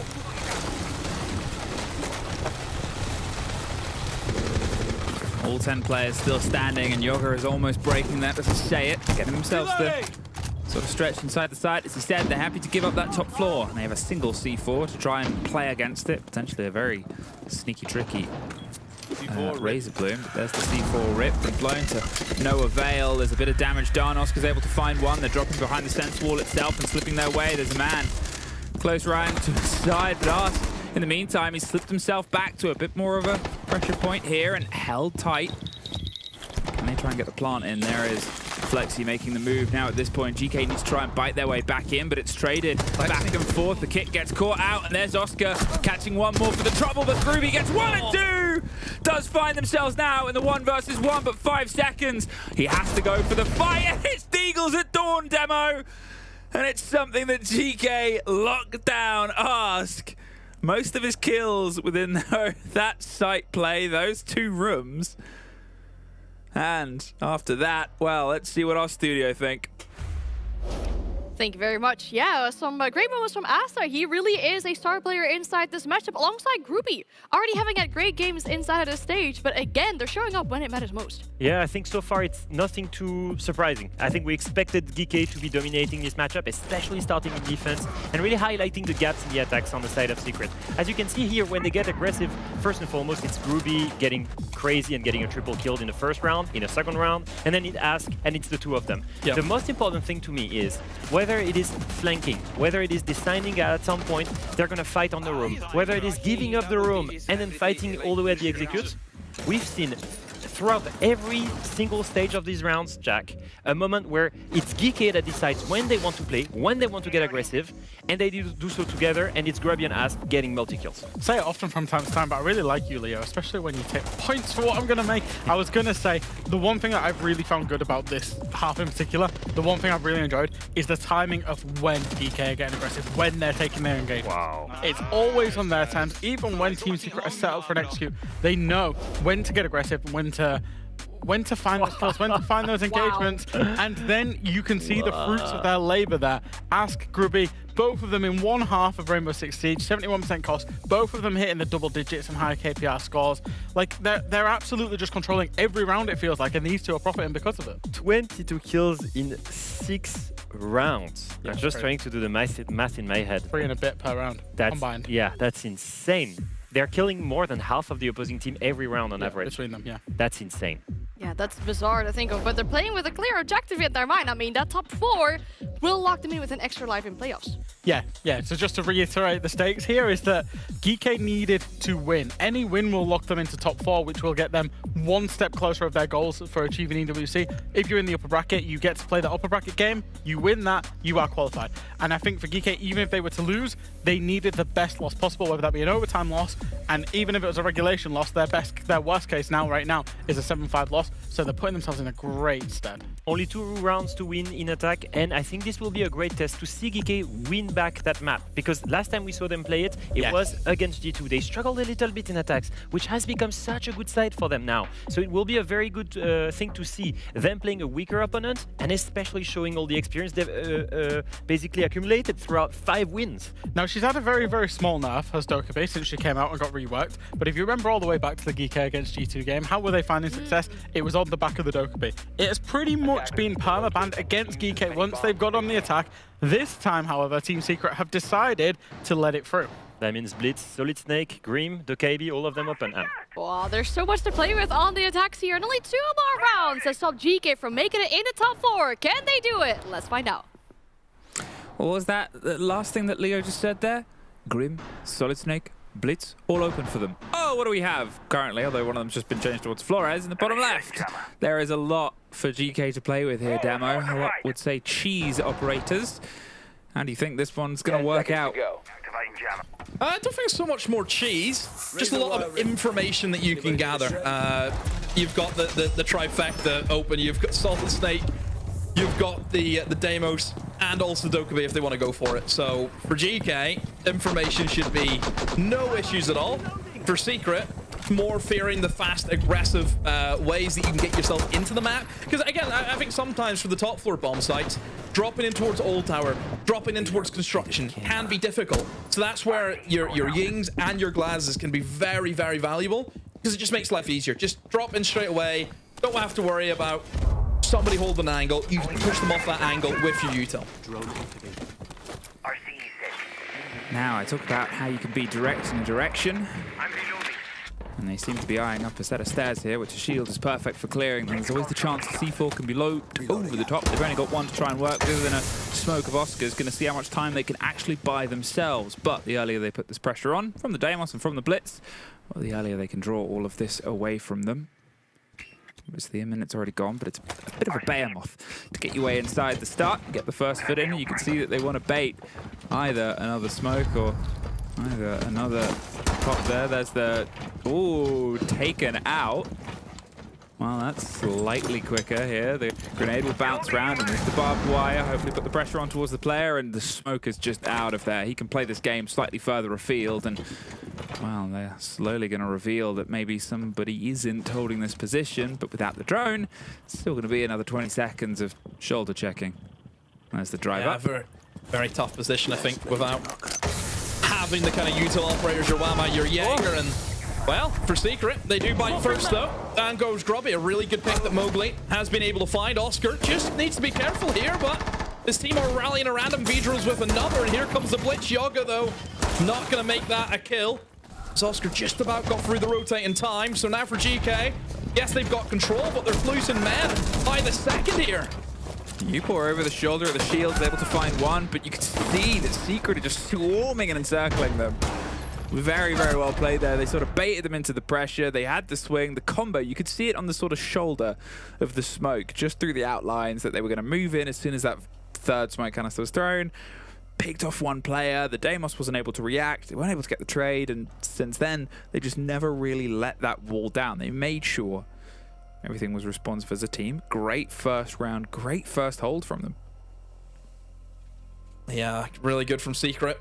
They knew straight away what GK were going to go for, wanting to force the fight up in through the Eagle Stairs, using the smokes early, give them a breathing room. Oscar does well to get himself out of that position. And then for Secret, they start winning engagements that they maybe didn't do previously. You know, Mowgli appeared for that opening pick. Slows down Grubby, a player that you want to try and target, take him off the board. Drills hopped in with another one.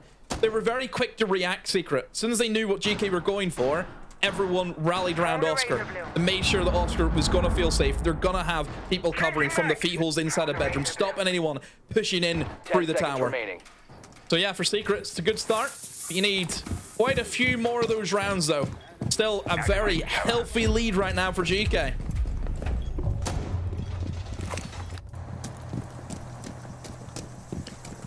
At this, you're still looking towards that tertiary, aren't you, though? You're looking towards the idea of, well, fine, you can sort of, you know, get the control here on the top. We might be able to find success on one of these two, but that tertiary site, that's where things get a bit skinny, get a bit dangerous for the hold itself. Obviously, when you're looking at a decent defensive round win, it's sort of up there. It's kind of in the middle. It's said 58%. It finds itself, I think, 5th overall of the pool in this region, but it has quite a lot of plants on it. It's something where the objective, if anything, is being able to sort of play driven, and at this, maybe that split is going to be something that costs. Oh my god, Ask and Groovy, they're 22 and 5 between the pair of them. The rest of the team aren't, and this becomes that team game, right? If this is an objective sort of driven map, that's when you sort of need to have a bit more of that 5-sided swing that we've seen from Secret build up throughout this now. As Ars tried to lead in a fight, it's actually Yoga that gets the opener. There goes Mowgli. Go on, ready. Changing max. Hold on. I have intel on the enemy location. More of a slower played round here from GK.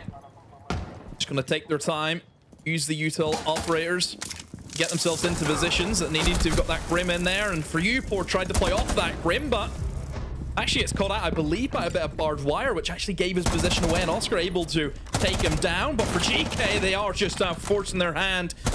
moving all the way in towards me, and Ask is on an absolute tear. Drills is there with the kill, but it's too little too late.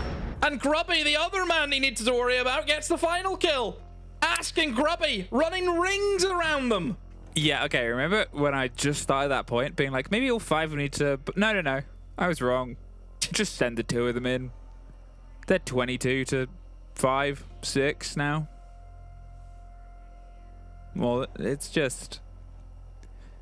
What can you do when these 2 are playing this well? And it's not just been today. Obviously, the pair of them have really had an absolute storm at the end of the season. Grubby's from the start of this play, they're the 4th best rated player inside EML. Ask 12th best rated player. Let's go! Nice, bro. But F2. Wall reinforced. 6-2.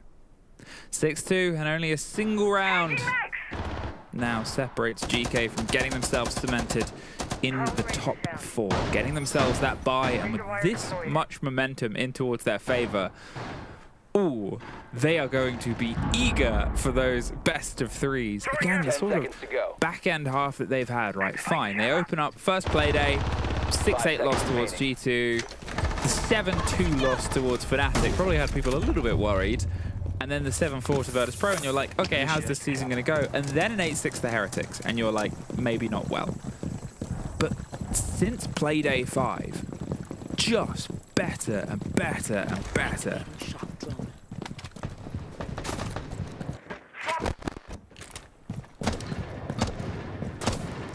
Well, here we go. Potentially the final round of our first matchup here on our final Playday.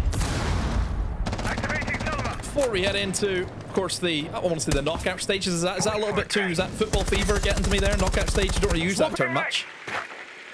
Listen, you've done Chris Kamara-based news reports on a 6 invitational broadcast. I think you can get away with it here.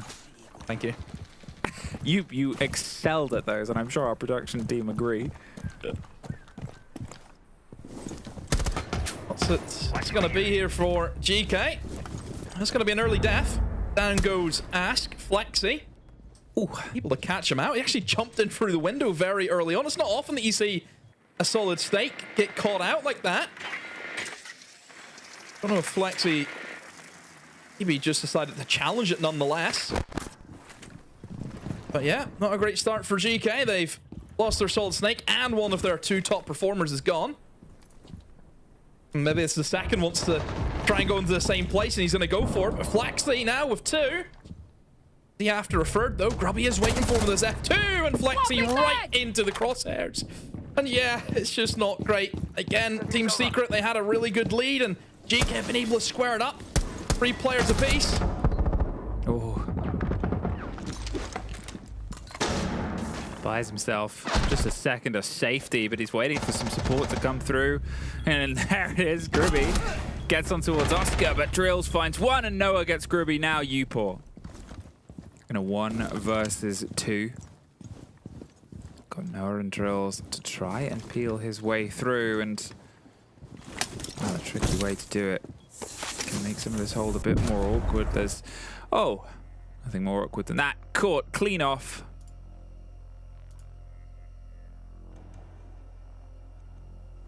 Well, still fighting. Still in it.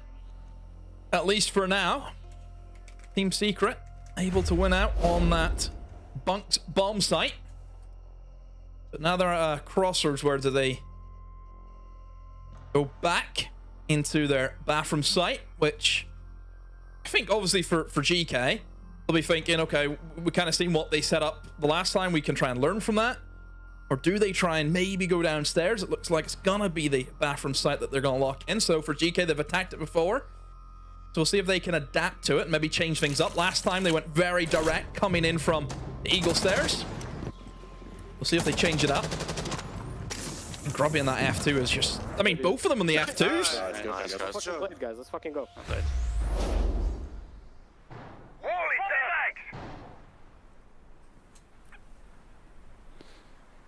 Now, I don't want to say that the divide of the team is getting wider. Caribbean Ask now between the pair of them. They're close to 30 kills as a duo. The rest of the team haven't broken into double digits yet. Oh, they're taking pictures. They're on a tour. Yeah. 10 seconds to insert. I'm trying to think of other games that might have had a duo pop off this long, and they're probably wanting the game to extend a bit to see how far they can get. Sarks is basically that, you know, that Will Smith meme where he's taking pictures from Fresh Prince of Bel-Air. Yeah. That's what Sarks is doing. Just there. Enjoying the journey. Look, is it a foolproof method to beat teams in the world? No. Is it great to have on the day? Oh, you betcha. You know? Same point, obviously. Generally, things are kept pretty even. There's a couple of players a little bit south of the border in terms of getting themselves on a positive KD. Mowgli and Oscar need to try and pull themselves up a bit. But otherwise, you know, Mowgli is sort of in that IGL role, a new sort of roster, a new team, a new build project. You know how vocal he can be, but I think it's one of the things where, you know, how many rosters starting you shots sort of keep that energy around. Well, that'll find its way jammed pretty quick as reaching sequence activated. Just try and get themselves pressure across the rest of the top floor and in towards games. Cover me. Reloading. Well, nobody's dead Drone is ready. yet. So certainly one of our more slower rounds that we've had. And I think the opening kill has kind of been hit within that first minute or so. For GK.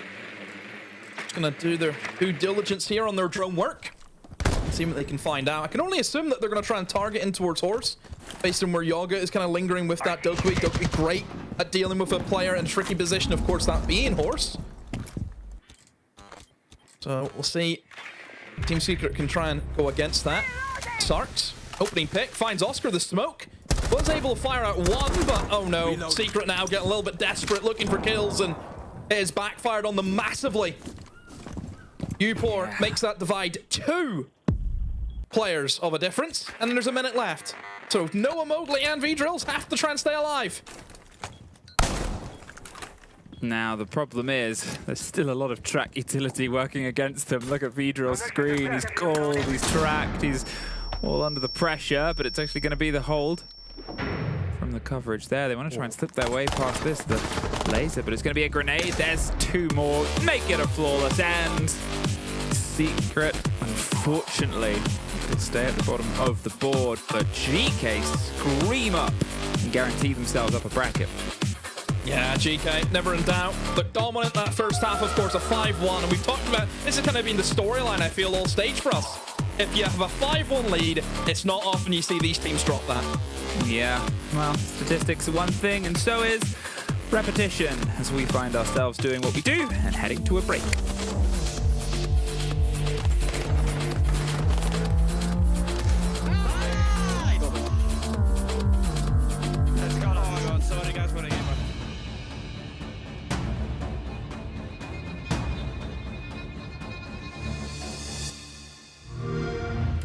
Pick up the pace, ain't no kind of waste. Hey, give me the code, breaking it right to the door. They tried to tell me it couldn't be done. Trigger the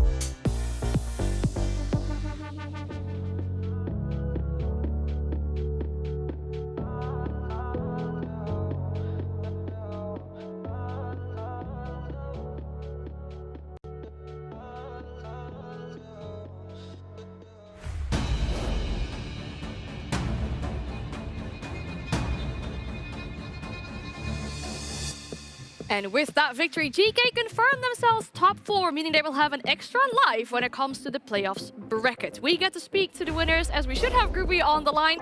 Groovy, I'm pretty sure you said we'll see you tomorrow in the interview, and that turns out to be true.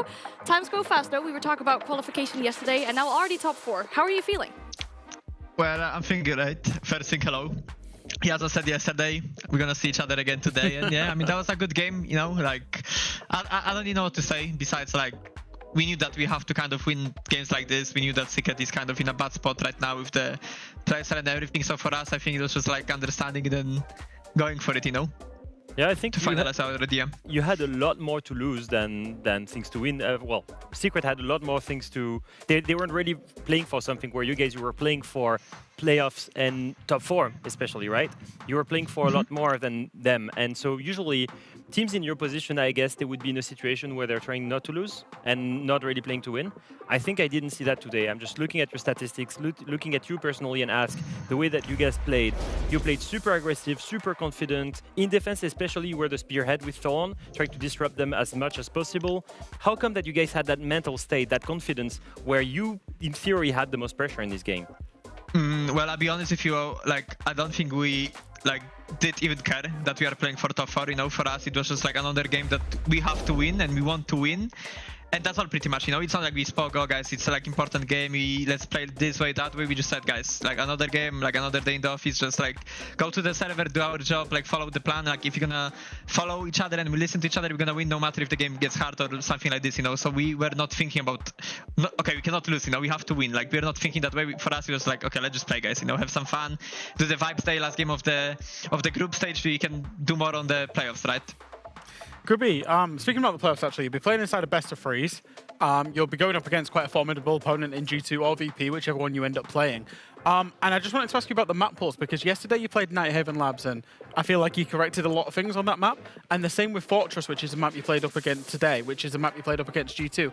Was that the case? Did you want to go to those maps and prove to those teams that actually you'd fixed some of the mistakes on those maps? To be fair, we didn't really think that way, you know, like the way, like for us, the maps that we just played, like for example today Fortress or the labs yesterday, is like we just felt confident on the map. Like we knew that, okay, the people can show up like as individuals because they like the map a lot or something like this. I don't know, there's certain mini plays that it always works for them. So it was mostly based on that. Okay, the guy wants to make this play and he knows it's gonna work. Let's play this map, for example. You know, it's not like, oh, we fixed, we have to show it up. Like I think it would be the opposite, you know, if you'd fix, we would not play the map, you know. Because you'd want them to pick into it so you could surprise them. Yeah, it would be the opposite, you know. So. Yeah, okay. I like it. Vibe space. Well, since the group stage is now over, Groovy, is there any moment that you look back on in this group stage that you think was your favorite together with GK? With GK, I think maybe not the favorite one, but I think the losses that we had early in the stage, I think it helped us like develop the team a bit better to understand that this is not the level that we want to be and we have to do better, you know. So I think this was the best moment for us. And then maybe, let's say, like the best for me as a player, I think it was the Heretics game that we won 8-6 after trolling the games, but we showed the mentality there that, okay, we lost the rounds, we made it overtime, but we showed the comeback, we can win the games, you know. And I think that was the extra momentum boost for us as a players and for everyone, you know. So that was the best moment, I guess, for the team, not only for me. All right, well, that mentality has made you lock in top 4. So once again, a big congratulations on that, and we'll see you in playoffs. See you in the playoffs, guys. I'll be there on every interview you have. No course. Awesome. Thank you so much, Groovy. I like the confidence, but it's emitting in the team as well, right? It's not without a reason that they lock in top 4. No, absolutely not. It felt like, and I'm glad Groovy mentioned it in the interview there, felt like a real turning point that game against Heretics. You know, the fact that he did that very first interview, actually, didn't he? And he came on and he said, yeah, we won, but we're frustrated with it, and we will fix it. We do know that we've got issues going on, and we're struggling with attacks. And this, that, and the other, and they have. They are the most informed team in EML. They are in screaming hot form. They're winning every game. They're doing it with style. They're looking good. They're finding gaps.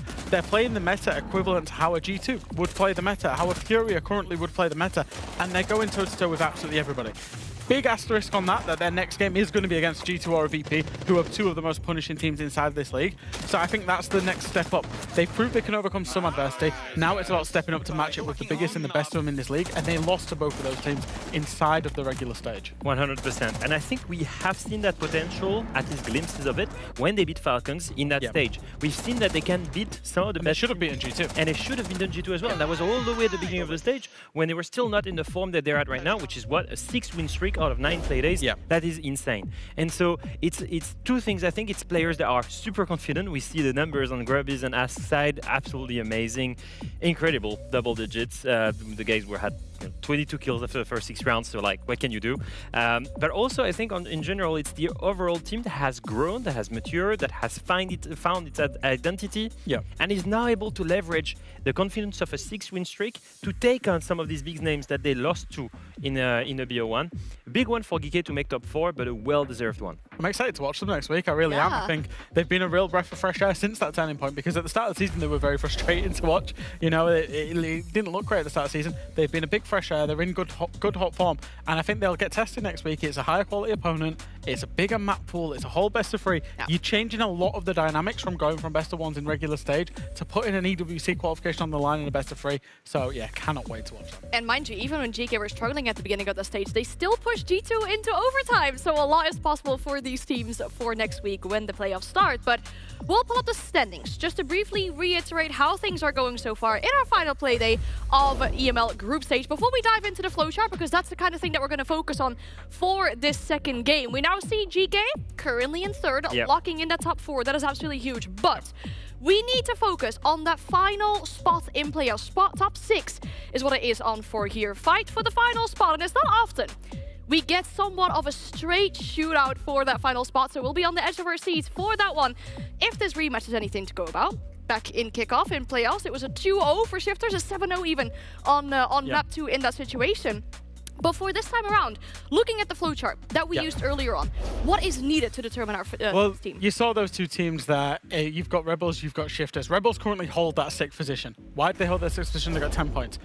Shifters have got 7, Twisted Minds have got 7. So what that means is that if Rebel get any point, they will go on to 11 points, and they will, therefore will be uncatchable no matter what Shifters do and no matter what Twisted Minds do. However, things get interesting for Shifters and Twisted Minds fans, because if Shifters manage to win it in regulation, that is the only thing they can do to qualify for the playoffs. If they do it 7-0, 7-1, or 7-2, then it doesn't matter what happens to Twisted Minds. If they don't do it by that scoreline, let's say they win 7-3, 7-4, or 7-5, which they could do, it relies on the Twisted Minds games, and if I'm not mistaken, they're going up against Heretics.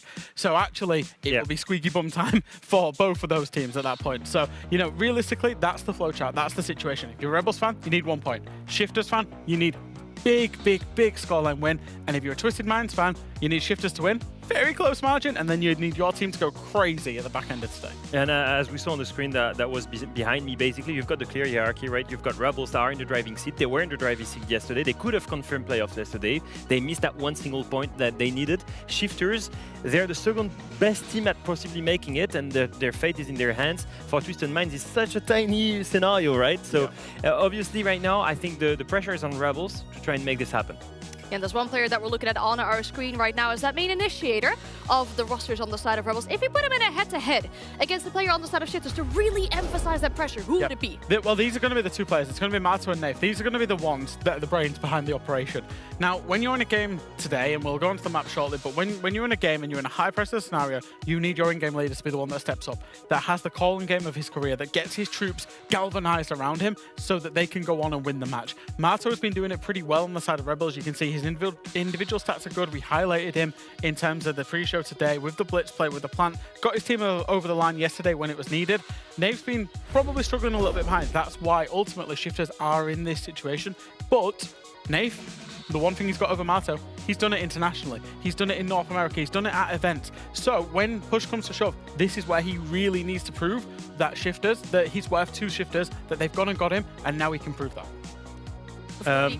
Yeah. And it's a straight shootout, if you don't mind. We already talked about this head-to-head, right? Big pressure on the shoulders of these players. Now I kind of want to know what map we will see for this straight shootout. What map will we see this calling masterclass on? We'll go to labs, and honestly, it's a map that we haven't seen a lot from these two teams. Shifters, they've never played it with the current roster, with Nath as an IGL, and for the side of Rebels, we've only seen it once, and it was against Fnatic. It was a really close game. They lost it eventually 7-4, so not whatsoever what I expected to see in such a critical game, a map that we've not seen that much. So yeah, looking at that one, I just don't think there is a clear favorite. Very unknown on the side of Shifters. I've got a bit of a theory about Nighthaven Labs as well, which is kind of that it's Clubhouse 2.0. And you'll have to bear with me when I say this, but what it relies on is fundamentals. It relies on breaching, it relies on taking map control and setting up and execute, with 3 very viable bomb sites to do that, and some limited rush opportunities. Very, very similar to Clubhouse in the way that the round kind of feels in the process of a round. And the one good thing about that is we're really going to see which team has the best fundamentals from this, which team plays the shields the best, which team takes the map control the best. Shifters, the team that you see on your screen, actually probably have struggled with this the most. They've had good-ish early rounds, but then late rounds, taking map control and finishing rounds really has been their problem. So this is a good map to step up and show that they've improved on that. And, well, they're going to have to improve on that because playoffs is on the line. And just going back to the team identity and the playstyle identity from the two teams, called by Mato, called by Nath, I feel like I look at Shifters and I see a team trying to work on their fundamentals, going step by step and relying a lot on strategy, cohesion, and counter strats to win. And look on the side of Mato. Mato has a way to call that's closer to Savage, for example. He's going to get in on that blitz, he's going to get in on that shield, and he's going to be the first layer that's going to go for the anti-roam, and that's going to be really involved in the action. And I think if we compare the two stats that we've seen, that explains why Mato right now, even though he's the rookie, even though he's younger than Nath, he's got so much better stats and he's useful in so many more rounds, because I think that Nath is sacrificing to himself too much, whereas Mato gets involved in the action a lot more. The other important thing to note on this map veto and this fixture is that Shifters are going to be starting on the defense and Rebels are going to be starting on the attack. Why is that important? Because generally the Achilles heel of Rebels has been their attacking half. And in a game this needed for Shifters, where they have to get a roll on, I think the most important thing in their map veto was starting on the defense. That's where they're going to find the momentum. Well, we put the pressure on. One more playoff spot is up for grabs for both these teams. The battle goes down on Nighthaven Labs. Well, who will win this drag race towards the end demo? Now, there's 2 teams in our lobby and 3 watching, but let's be honest, for just a second. Twisted Minds, their seats kind of far away with a big bit of hope and a outside chance ticket in their hands. This really is very likely going to be one of these last two teams in this lobby that claims that 6th spot, Demo. Yeah, and both teams coming into this matchup with, I would say, a kind of mixed bag of a Super Week as well. Obviously, both sides able to pick up wins in that Super Week, but it was just the one. So certainly, I think for Shifters, they need to try and find a bit of momentum here in their final game to get them in towards that top 6. Whereas for Rebels, we've seen them yesterday, 8-7 against Heretics. Tough game for them, but still walk away with a win, which I think is going to be key for them today, is that they're coming off the back of a win. They're going to have a really good morale and momentum going into this. So, what will be the story of today? What will be the story of our game of the day? And will it live up to the expectations that we have all set upon it? I sure hope so, Demo. Can I level with you for just a second? No. Can I be honest? Can I? What? No. Well, that's a shame, so I'm going to do it anyway. I'm sick of 5-1 halves, Demo.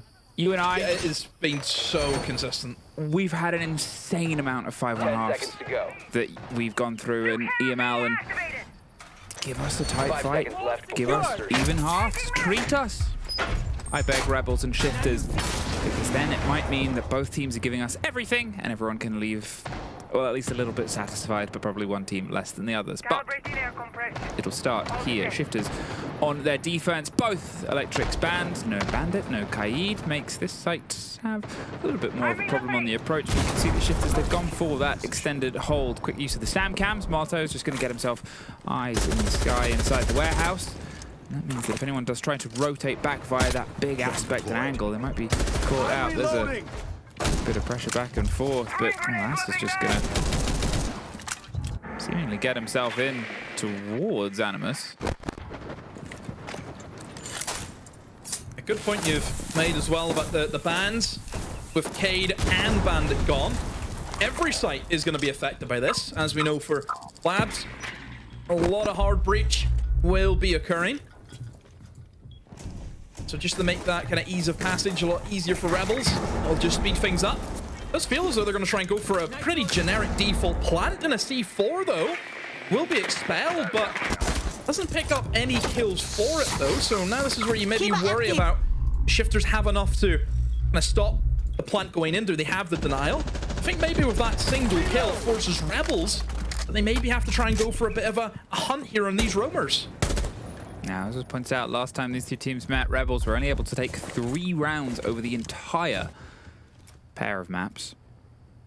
Try, obviously, to desperately build back, but not the best way to start. Freck is able to find one, just drives himself in towards Fenno's position, utilizing the gadget, gets himself a bit more space. Now, they're aware that you're aware, but you're swinging a 90.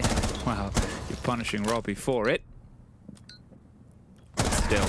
They've lost the line, they've lost the Dockerby. They've pulled back 2 kills, though. There's the 2 roamers gone. At this point, okay, things are leveled, but they've still got the structure of the site to contend with. Yeah, very important that Link was able to find 2 picks to get themselves back into this round. And don't forget, they do have a way into the site. They had previously went and opened up that single soft wall in towards Animus. They have the hatch open. They can start working a plant. And the only denial that Shifters has is pretty much trying to get Nafe upstairs and to use those impacts. So a lot of pressure now comes over towards Marto to try and hold on to this flank. Ooh, there's a steady removal and a pair of them. Splash finds Linku and leaves just Marto alone. Well, it's been pairs of kills that have fallen either way, but it's Marto's turn to see if he can break the mold and get 3. 14 seconds though, the kid on the second story and 1 player bodyguarding it. Yeah, I think we can know where this round is going to go. Instead, going to have to try and scream their way towards the kit. Can't even make it at this point. This, Shifters, open up with the first round. Oh, Nafe has gotten really good timing as well. As Marto is rotated to try and set up the hold cargo stairs, Nafe has went, and then he's been able to find the Deimos with a shotgun close. So yeah, unfortunate there for Rebels, but I think for Shifters, they knew their win con in that 3v3. A minute left. You've got no denial. The only thing that you have is trying to get that Solus upstairs. And that is what they were trying to attempt, was to get Nath in a position where he can stop those plants going down in the bomb site. And once he gets upstairs into that position, very difficult then for Rebels to try and pull it back out of that. Obviously, it didn't start off well for Rebels. They had to try and get 2 kills in return, and they were able to do so using the good information operators that they had. See, just that moment as Marta was rotating to the rotate, Nath comes up and kills his teammate.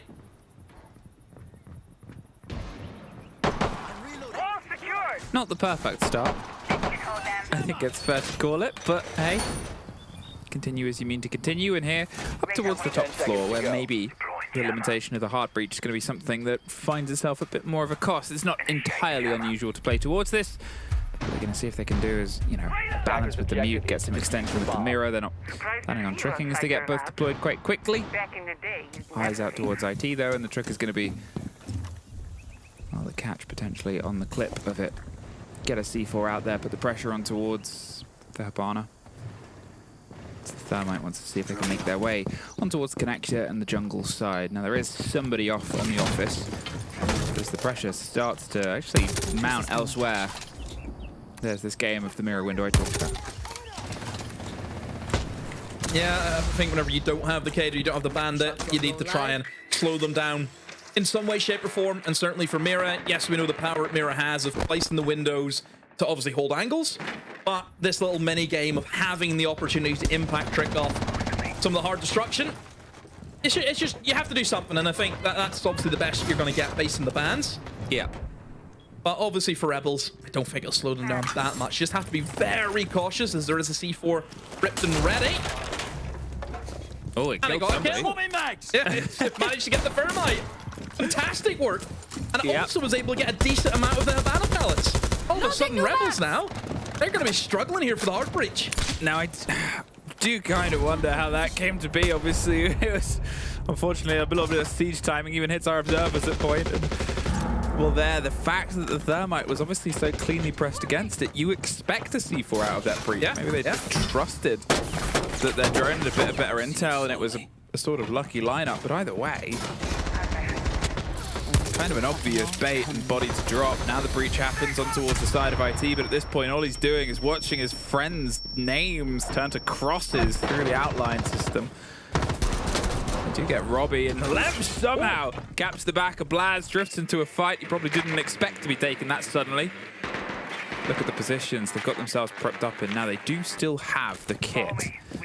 They can isolate just a single approach here onto the side of IT with the Monty. Well, they can put themselves in a good position, but the way the defenders are spread out, they're going to have to play against that single hard wall. That is their point of contact, and instead, actually, they've opted to take 2 different gunfights. Oh, no. They've pulled themselves back, and Lasmu somehow gets the tail end of it and somehow slips away.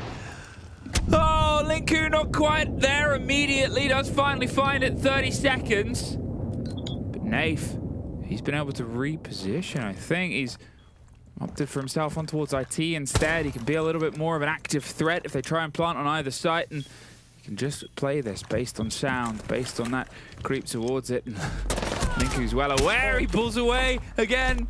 We talk about worst possible time. Now he's got a little bit of a bait-in game.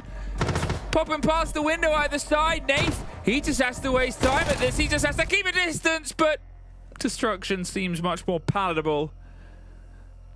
2 rounds, but could not be closer. Oh, Nath. Cold in that 1v1. Didn't panic whatsoever. He counted the bullets before he killed the player. He just knew he has to bait out that Type 89. Only has 21 bullets, don't forget. I think that was the beginning of the end of that round, wasn't it? You lose that Thermite immediately. And this for Lems, the fact that he's peaked that after surviving the Element. I thought he's going to be dead to rights. Obviously, an Elamine being thrown at a shield typically follows up with a kill. But then he gives the pick away anyway. It's that the shield was sort of by itself as well. You could see that we were running the maths on where to go. They dropped the smoke on one side of the hard wall and then swung the other, but they almost started that as 2 different single engagements. And I'm wondering if that was just sort of a, this is the plan, no, this is the plan, no, this is the plan, and then they doubled up, and there was a split second when that Elamine just hit that shield, and there wasn't the immediate support. I mean, if they'd have pulled away down Aqua, if they'd have gone down Fish Stairs, they would have been free from that point. Obviously, try to contend with the fight once again afterwards. Fair enough. You don't want to get too far away from the site just in case, but still. Luckily, they called me. I think there was an opportunity where Rebels could have just doubled up on one player. Because you think of how separated definitely. the Shifters players were. So I think they almost had to make a decision. Do we go for Fish or do we go for the guy inside the connector? I think that was what they weren't sure they wanted to go for. And then, yeah, they've decided to go Fish. I just think Alam's, he didn't need to pick. I think he survived the Alamine, could have fed the information. I mean, his teammate was right beside him, you know, so I think there was an opportunity there. But, hey, that's how it goes. And Shifters have an opportunity here of having a full clean sweep on the rotation of Nighthaven Labs if they can successfully defend their storage. And looking at Rebels, how about we don't lose the Thermite this time? I think that would be a good start. We're coming up. It's about to get hot. They've done it. Someone get the party poppers. You can see that they're obviously concerned about the chance at a bit of pressure underneath, but it's the C4, more importantly, in the hands of that player that can cause a bit of danger. The center of mine will get a bit of a slow here, and the Kiva plays against the smoke canister, one wasted. But at least if it's pulled utility out, it's not going to be the end of the world. Then you can see Nate getting in, getting out, causing problems, pulling back. Mistaken, just try and drive the shields in, but there's the first C4 that nets the body, and now that's 1, 2 down. Alems does find Freck in the meantime. They're just going to try and keep applying the pressure here as Lasmu suffers next, and they keep on driving, but Robbie somehow doubles down with the dig. On a dime, gets 2. Oh, does get dropped out. There's 2 players currently on the floor, and that's not one of them. Oh, how's he done that then? I don't know. How has he done that? I thought the Blitz freebie. I mean, there's a guy who just be your back turned. And Robbie just turns around with a deagle and beams him. Oh my. Well, Rebels have tried to hit that top floor with everything and the kitchen sink. And it hasn't worked. A lot of traps being brought in as well. Really good value, I think, coming in from the Fenrir. I mean, those FNATs were able to slow the approach over towards Fish. And because players had to slow down and stop, obviously there would have had to have been the kind of 3-2-1 call from Rebels. But if one team out of the 2 are slowed, it leaves the other 2 in a very difficult situation. That's kind of what happened here with the garage side. You know, because these players were very, very slow getting in towards Fish, it then left the Monty by himself. You see, obviously, the Thermite just walked in, had no idea he was still there. Just created that bit of separation. So yeah, the traps playing a vital role in that hold. And for Rebels, they are looking down a very long barrel off, I dare say it, another big, maybe 5-1 coming our way. So it was the one thing. It was the one thing I asked for. The one thing on my Christmas list for EML Stage 1 was not all 5-1 halves. Listen, it's down to Rebels to try and break that mold, and I really don't want to be in the situation where you start to see this filter away from them, because how much are they going to beat themselves up about some of their earlier results, even the ones just earlier this week? We sort of, when Fnatic got off to such a strong start and then things got a little bit wobbly during Super Week at the start, people were like, oh no, this is happening. It was tough games, fine, but oh no, and then they were able to pull things together, get themselves that win, lock things in. Here, where Rebels is obviously,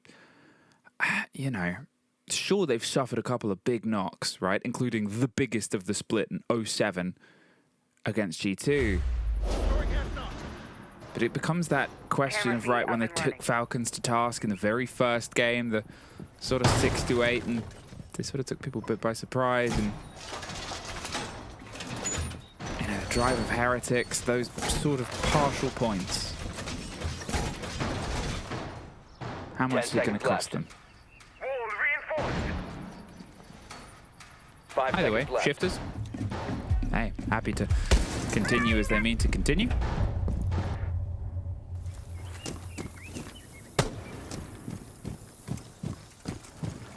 We'll see where they can try and get themselves to, demo. In a big attacking half here from Rebels. It is something that Jack had mentioned.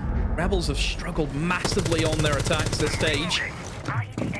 And certainly now, if you look at this as a kind of consequence of that, this is the reality. You will suffer these kind of big round differences where you blink and you're down 3-0, and you're really clawing back any rounds that you can. For Shifters, things are going to plan. They're trading well. Players are gunning. For Shifters, they have an opportunity now of doing another clean sweep. Get that basement access to them again. So if Rebels want to change things up, it's going to be a full-on top floor clear.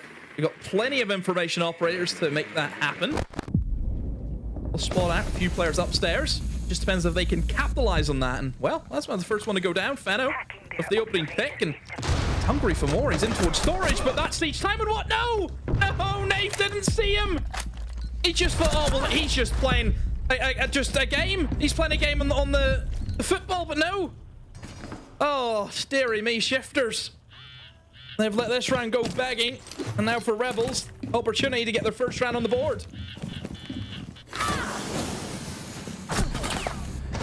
Well, with a 4 versus 1, they'd better. Let's be honest, the timeout has netted some reward and result.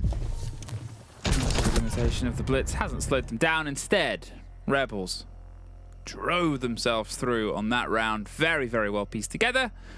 And they can breathe. Oh, it's each time, and I actually thought that Feno was obviously, 50-50. Do you hold the door? Do you hold the rotate? Held the rotate. Nafe comes in. But no, Nafe just sees a guy playing foosball. Not... and that was it. Oh. Well, we didn't really see the basement be attacked at all. I mean, that was every kill off site. Yeah. A bit of a change of dynamic. Obviously, there was some aggression that was away from it on the previous, but outside of it, the Rome Fiesta. Yeah, just let's just have a fight. We've had some tactical rounds. Let's just brawl. Either way, we'll see how this starts to slip now. Further and further in, they have one. Maybe we won't. After 5-1 half. Who knows? Gotta see if they can try and just cement something else. The fact that they can take it on tank and assembly. I mean, remember how that one sort of pieced together? Rebels looked a little bit all over the shop. Not in terms of like just confused or anything, but they were all over the map. We saw a Deimos trying to drive in on towards Animus and get that rotation open the same second that we saw people droning out the top floor and doing these sort of approaches. That was, as you said, a Rome Fiesta fine, but it felt a bit more direct on towards cores. They wanted to try and wrap around these kills and wrap around these players. Now it's a clash. Blaz playing the extension towards this, the connection side. They can just peel back when the breach gets opened. It's always going to get opened, right? Fine, you could get the mutes on it and sort of slow it that way, but with all the utilities still in the pocket, and the fact that they have those impact EMPs means they're pretty clean. And also, hey, look, surviving hard breach, doing their job. That is definitely a boon on this top floor. Thankfully, for Rebels, they have got the Nomad, so the flash pickup here from Blaz, which is very strong, as we know. The fact that you can just sit in front of an open breach and hold it down is very strong. Thankfully, you have got the counter. And also to note that Blaz was happy enough to let that phone be blown up. So outside of the air jabs, nothing else to worry about. So Rebels, looking pretty default. It's going to be the connector take alongside having IT open up. I'm curious to see what their plant position is going to be, though. I would assume they're going to try and get themselves in towards connector, in towards E-box, and plant default in behind the pillar. And I think with where Lems is right now, trying to clear out these players from said positions. And yeah, it's a good job. Linko able to find Blaz as he gets caught out. And that Deimos caused them a lot of issues. And that is the first roadblock out of the way with here for Rebels. They're in really good shape. A swing somehow, Nave has hardly taken any damage from that. Finally, he goes down, and now Rebels just flooding in through the bomb site. Brilliant flood come, as you sort of called it. They made sure they moved on the back. Fine, you missed 1 or 2, but you can find opportunity elsewhere. 2 rounds in a row here, Rebels. Since their conversation, they have some new ideas, and they're going to make sure that they demonstrate them.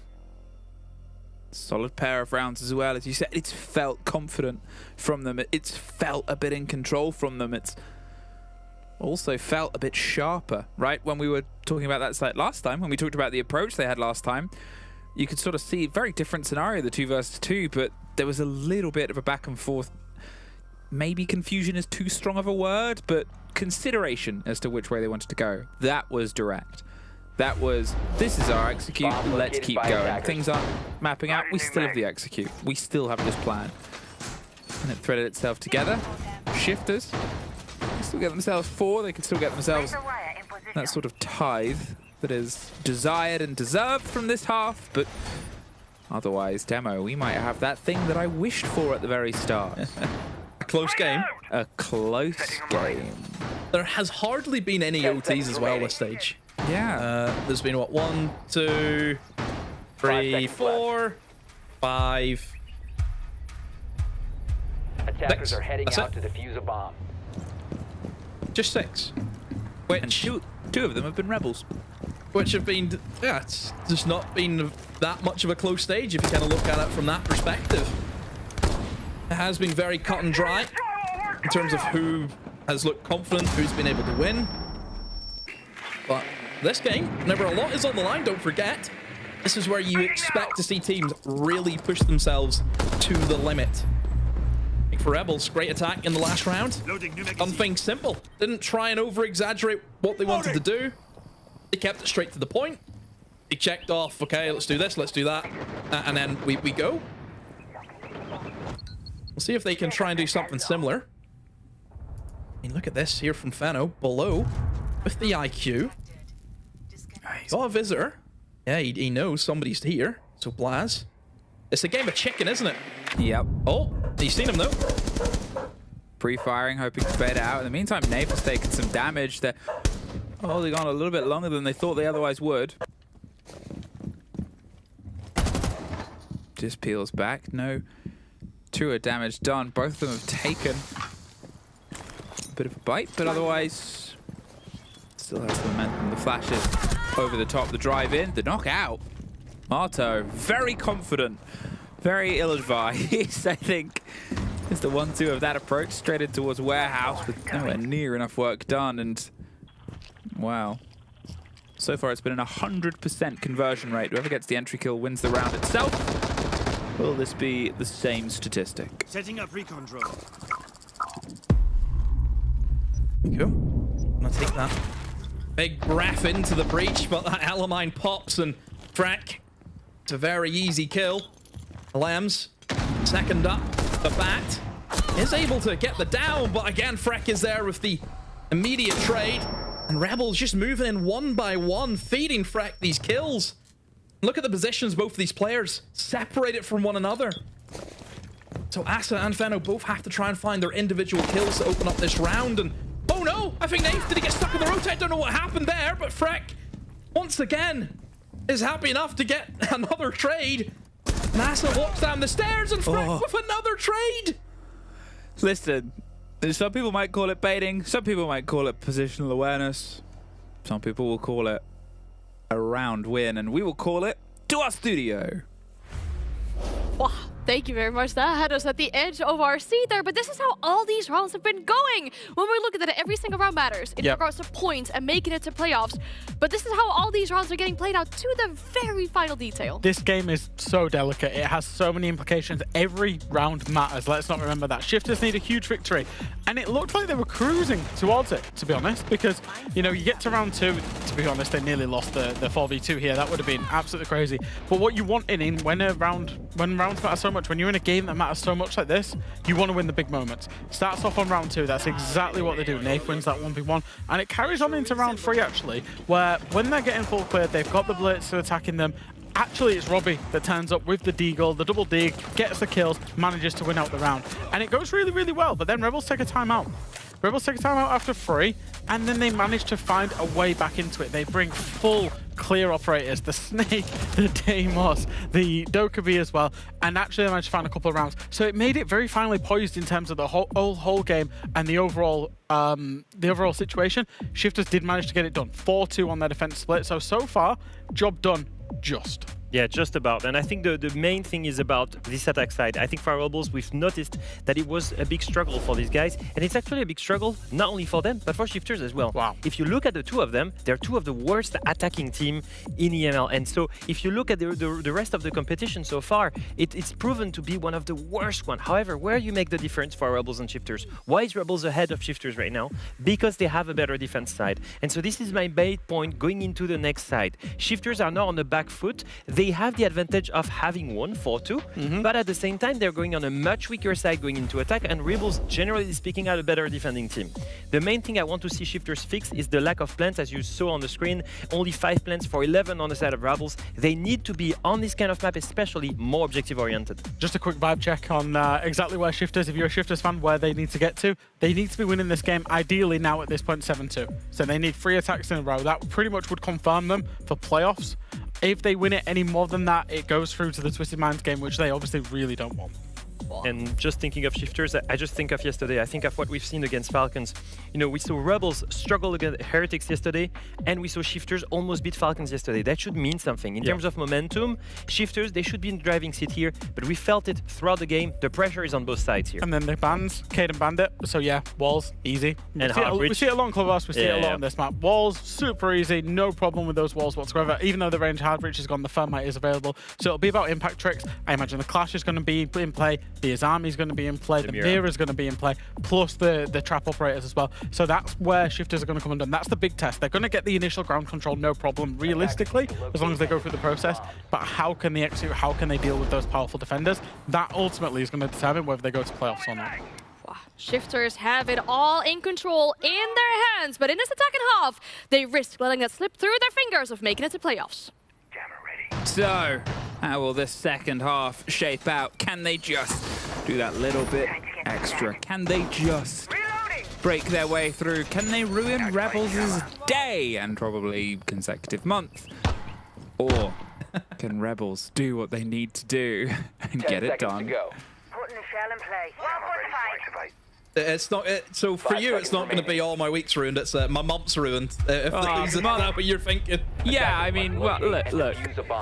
You know, for all they've played for, it could stop now. If it doesn't, they get to play a little bit more Siege. And the fact that it's happening on the 30th of the month, well, that's just kind of fun. Well, I think the desk has kind of summed it up. Now, Rebels, they're going to be in the comfy side, into the defense. And for Shifters, they have to go on the worst side. So I think a 4-2, it's still doable for Rebels, I think, to kind of string quite a few defenses along because they're good in defense. And obviously Shifters have also looked pretty weak on this side. So I think it's a fair representation of what we've seen in the first half. But it was very important, though, thinking about it, that Rebels were able to get those 2 rounds back at least. Yeah. Oh, massively. I mean, as I said before, like, this isn't the most uncommon sort of statistic on this map. This is a place that they can get themselves locked in. But let's see if they can try and just do a little bit further. The Pulse getting the full read. Will they swing behind it? They put a Keeper on the other side of the door. Air jab. Yeah, the air jab lock in. It's a heavy utility game, but everybody knows that they're vying for a very important territory. Well, I like it so far. From Shifters, straight to the point of a catwalk take. Also want to mention how easily they open up the breach. I thought we were going to have a deja vu moment, but... And that's why the Thatcher's there to deny those T4s. So for Shifters, just going through the motions. We've got control of catwalk. Really good position though here from Asa, still on that pulse. And a lot of information. You can very easily see if Shifters are going to switch up their approach and go somewhere else. Right now, still for Shifters, Garage is where they want to be. Waz with the diffuser though, was rotated all the way over towards Connector. Oh ho! Quick little push in from Feno, was able to get Robbie. Freck, once again there with a trade. Maybe could he have killed him before his teammate died? I don't know. But for Shifters, looks to be they're going to change up their approach and try and flood in through Connector. Oh, Willems tears the head off of an ambitious knife before it gets traded out. Everything is being battered back and forth, but Shifters finally find the extra key. Marto, he's doing his best to bite back into the site, but instead it's suddenly a 3 versus 1 Linku. That's a big moments earlier on. He's holding on towards IT, but as soon as he goes for the cross, I mean, look at this. Just the setup of the 3 guns. Instead, he's finding his own Kivas. He's finding a post-plant situation. Now they can just peel back. They don't want to, though. They want to win their first attack. Yeah, strong from Shifters. Nice and simple. Getting the breaches opened up, taking garage, rotating your push in towards connector, in towards electrical. I think the big moment was probably whenever, I think it was Amaro on the Thorn. As soon as he left connector and went in towards meeting, Shifters then knew they had an extra man that they could use to flood. Because Maro is not in a position to stop anyone pushing in towards the bomb site apart from connector. But Blaz is always going to sit and just hold that guy anyway. So for Shifters, they... Fucking go, boys. Bro, I know this guy was meeting. Oh, he knew. See that? He knew. We've seen that you knew. But again, as soon as you kind of have that feeling of we can just overwhelm them, you go for that chance. You have the shield. You overwhelm LMs. You're able to trade them out. You had the players over towards Catwalk still doing their thing. You know, and that's the beauty of that take. Whenever you've got IT control, whenever you have Catwalk, moving around in the site all of a sudden becomes very difficult because you know that you can get shot at the back from any moment, and that's where the split takes come in, you know, so proficient from Shifters. So really impressed with them that first attack. 2 more, that's all they need. I can't quite remember the numbers game on what needs to happen for Twisted Minds to make it. I know that they've said on the desk, and it's obviously down to all of them being on close points, right? But Shifters need to get the full 3, so they're on 10, and then Twisted Minds need to get the full 3, so they're also on 10, and then it comes down to head-to-heads and round difference. And that's when I sort of just get that static noise. So instead, let's say, for the sake of argument, Shifters, they're just trying to put this one to bed right now, get themselves that 3 points. It would obviously end that sort of dream here of Rebels. Round difference getting worse and worse by the by. Let's try and just peel themselves back in towards this engagement. Remember, all they need to do is make it to OT. But that's not going to be the way to do it. Blaz could get the opener on a lens. It's not even traded out. The Keepers are buying some time, and a C4 was missed. Wow. The 3 demo! Marto from deep. Absolutely bodies the approach. Oh, that is a stinger. That's where you see the police car chases, and they've deployed the track stingers on the road. And it's just completely stopped this attack from really going in any way favorable for Shifters. Yeah, all Rebels have to do is sit in their hands. I mean, I think you're still up here though, and this is what you don't want to do. You want to be giving picks back now for Shifters. It's a 3v2. Still, I think difficult, of course, for Shifters to try and pull this out, but yeah, now they do have a bit of a hope. Look where Fenno is. He's still upstairs, by the way. So it is a 2v2 on the site if they want to go for it. I don't know about this. I don't know. Like, you can see he's looking for the fight as well. He's trying to push onto the back of Freck and hoping that they're too distracted by elsewhere. But in the meantime, they're getting bodies from above. He needs to activate sooner rather than later. He's still not aware. Now they've dropped down. Now it's a 2 versus 2, but Death mark on the way. What was kind of achieved there, really? They're sitting and waiting. That's not the gadget you want as you go in through the door. That isn't going to be the lock-in. They're going for the pistol fight right on the door, but it's crossed. That was great interaction between the pair of them. It's put the Rams some space to get inside, but with 18 seconds, they've repositioned. They have themselves on a 180 dime swing here. He's going to flash out one side, look towards the fight, but Fenno finds it. Whew. Closer than it should have been, but they claim it. Almost a disaster from Rebels. A funny moment where the Deimos thinks, oh, I'll nade that door. Ah, hard breach gadget.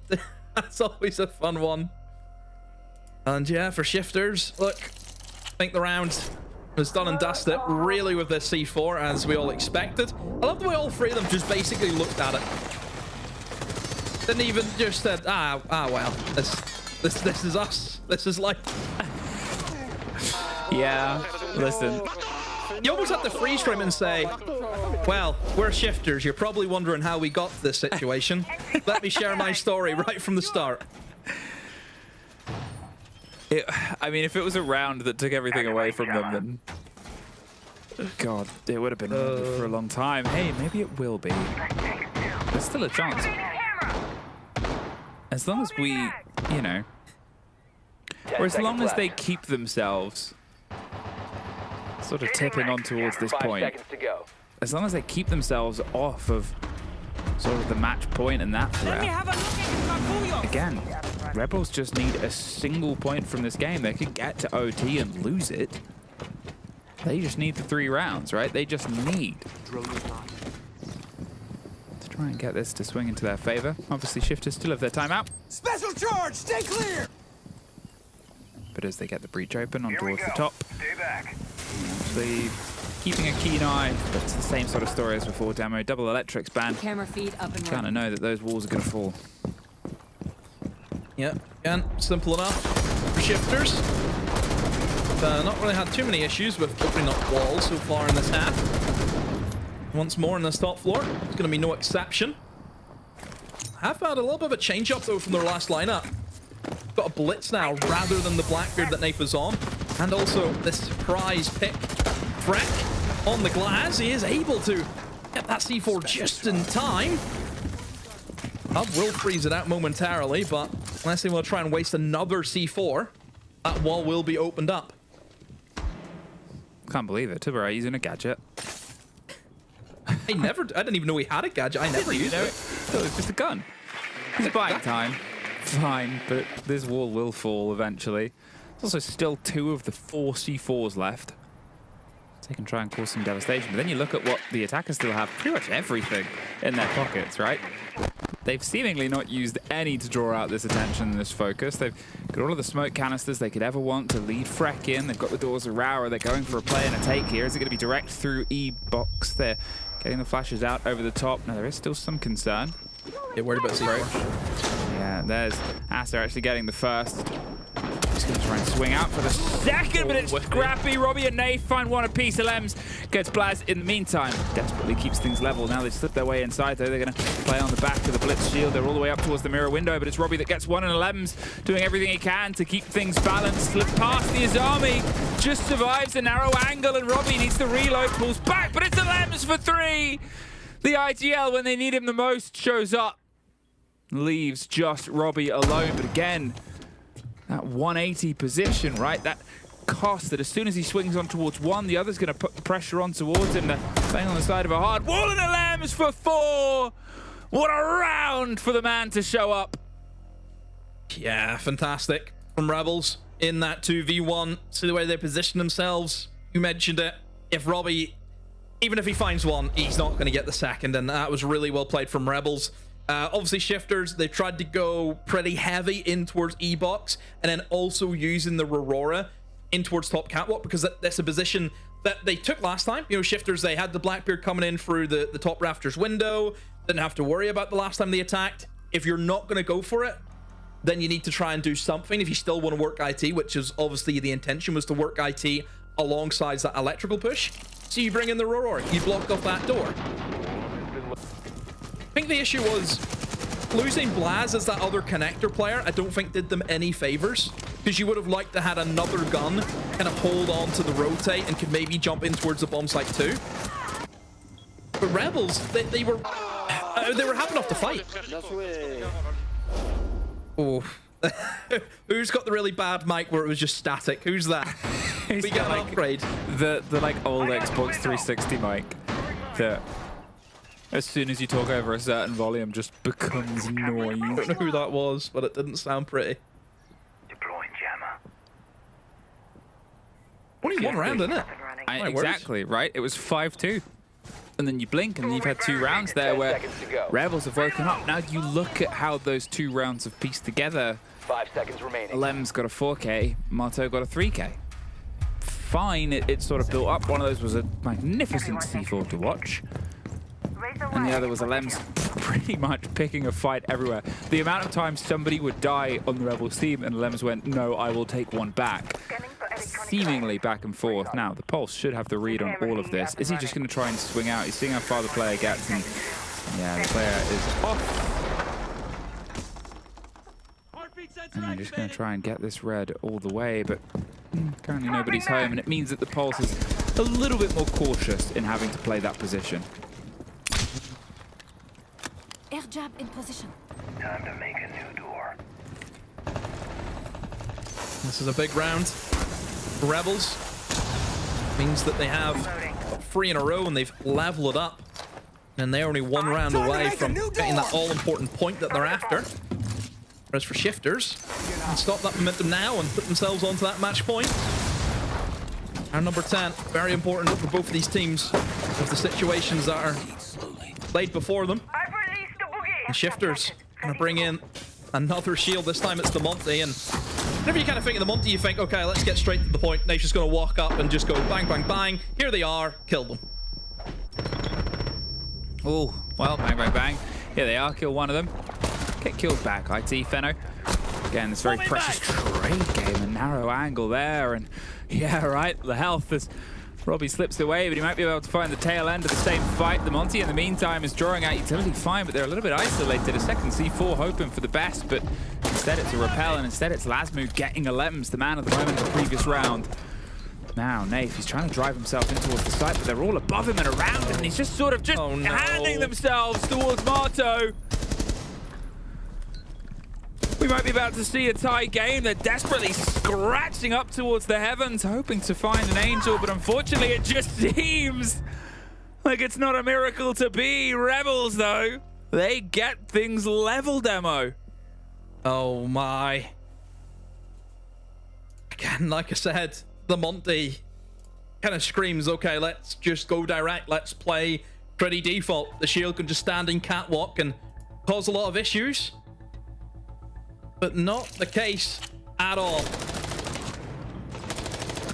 I mean, this was just a big blunder. I mean, Nate thought he was safe. He thought his team were going to be covering catwalk, but not the scenario. They're feeling it. Getting the impression that they're feeling it. This, though. I mean, they just need 1 round, right? And that's it. And it's the pressure that's on the other side of Shifters. Is they know their win con is different to their opponents. Well aware of it. Have they left this too late? Should they have done it after 2 rounds rather than give themselves 1? This is the equivalent of taking it on map point anyway. Yeah. It's a time will tell now, because the worry is Rebels have also just completed 3 sites in a row. So Shifters know that they're up against a challenge. It's going to start here on the basement site where a C4 sort of ripped everything away. Yeah, yeah. I think it's a point that you can certainly argue where we didn't really see Shifters have a full go at attacking the site, which might be the only kind of benefit you can see from it. Obviously, last time, the ram just goes. Like, it's gone. Don't even get a chance to formulate the attack. We never really got to see what they wanted to do with the shield. Like, I mean, they have the shield, and they have the Thatcher, and they have Thermite with smokes. I could only assume it was going to be flood the bomb site with smokes, and then just Thatcher away any C4s that could have landed. I think that's what they were trying to go for. Not going to go for it this time, though, based on their lineup. This just screams, let's clear, let's get the vertical with the ram, let's play things by the book. Yeah, I think there's this element, as I said, where there's sort of scrappiness that's coming from the side of Rebels has just really changed the momentum of this game. The first half, the opening conversion drove the rest of the story. The second half, once it's been the tale of how things have gone. Oh, and there's another way that it can go. It was looking for the upper story, but unfortunately, it was the ground floor that had his name and number. And now, what if they lost the Twitch? Who have they lost? The player who won them around earlier. Look at this, they've got to try and pull back. As I said, though, thankfully for them, the opening statistic hasn't really been a lead-in, but they've got to try and work together because otherwise they'll fall apart. And Fenno getting one. They're going to swing with the shotgun for two.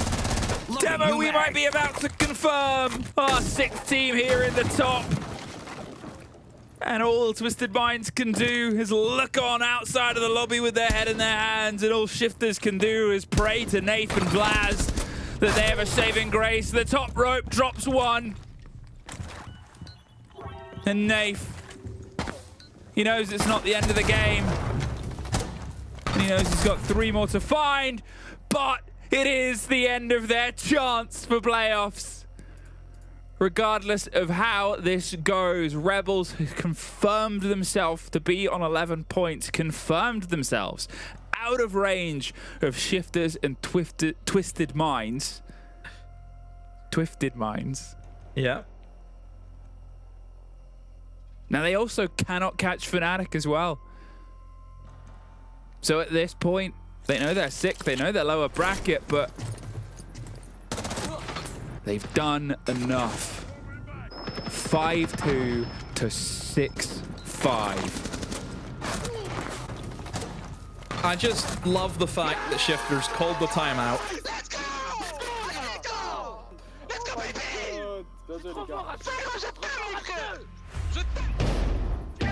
Love that they've called the timeout and immediately Rebels just start jumping at windows. It's the best way to do it. It really is, and at that point, just mod Shifters immediately. Oh, well, they're happy. We will see them again.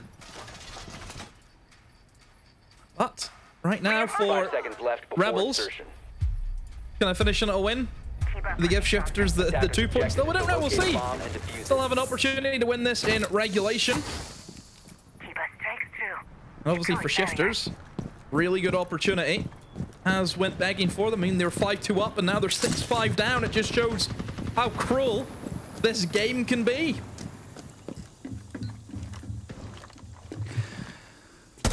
I said I wanted a close map, and I know it sort of feels like it's over, and it's not, but at the same time, what a comeback. Blaz gets one out. Lem's knocked off the board. And obviously, they could still sort of get a couple of points, and if Twisted Minds lose, they finish 7th. Yeah. Just put the pressure on Twisted now, I think, don't they? Yeah. Because it's all that kind of, you know, plays towards the bigger picture that we often talk about.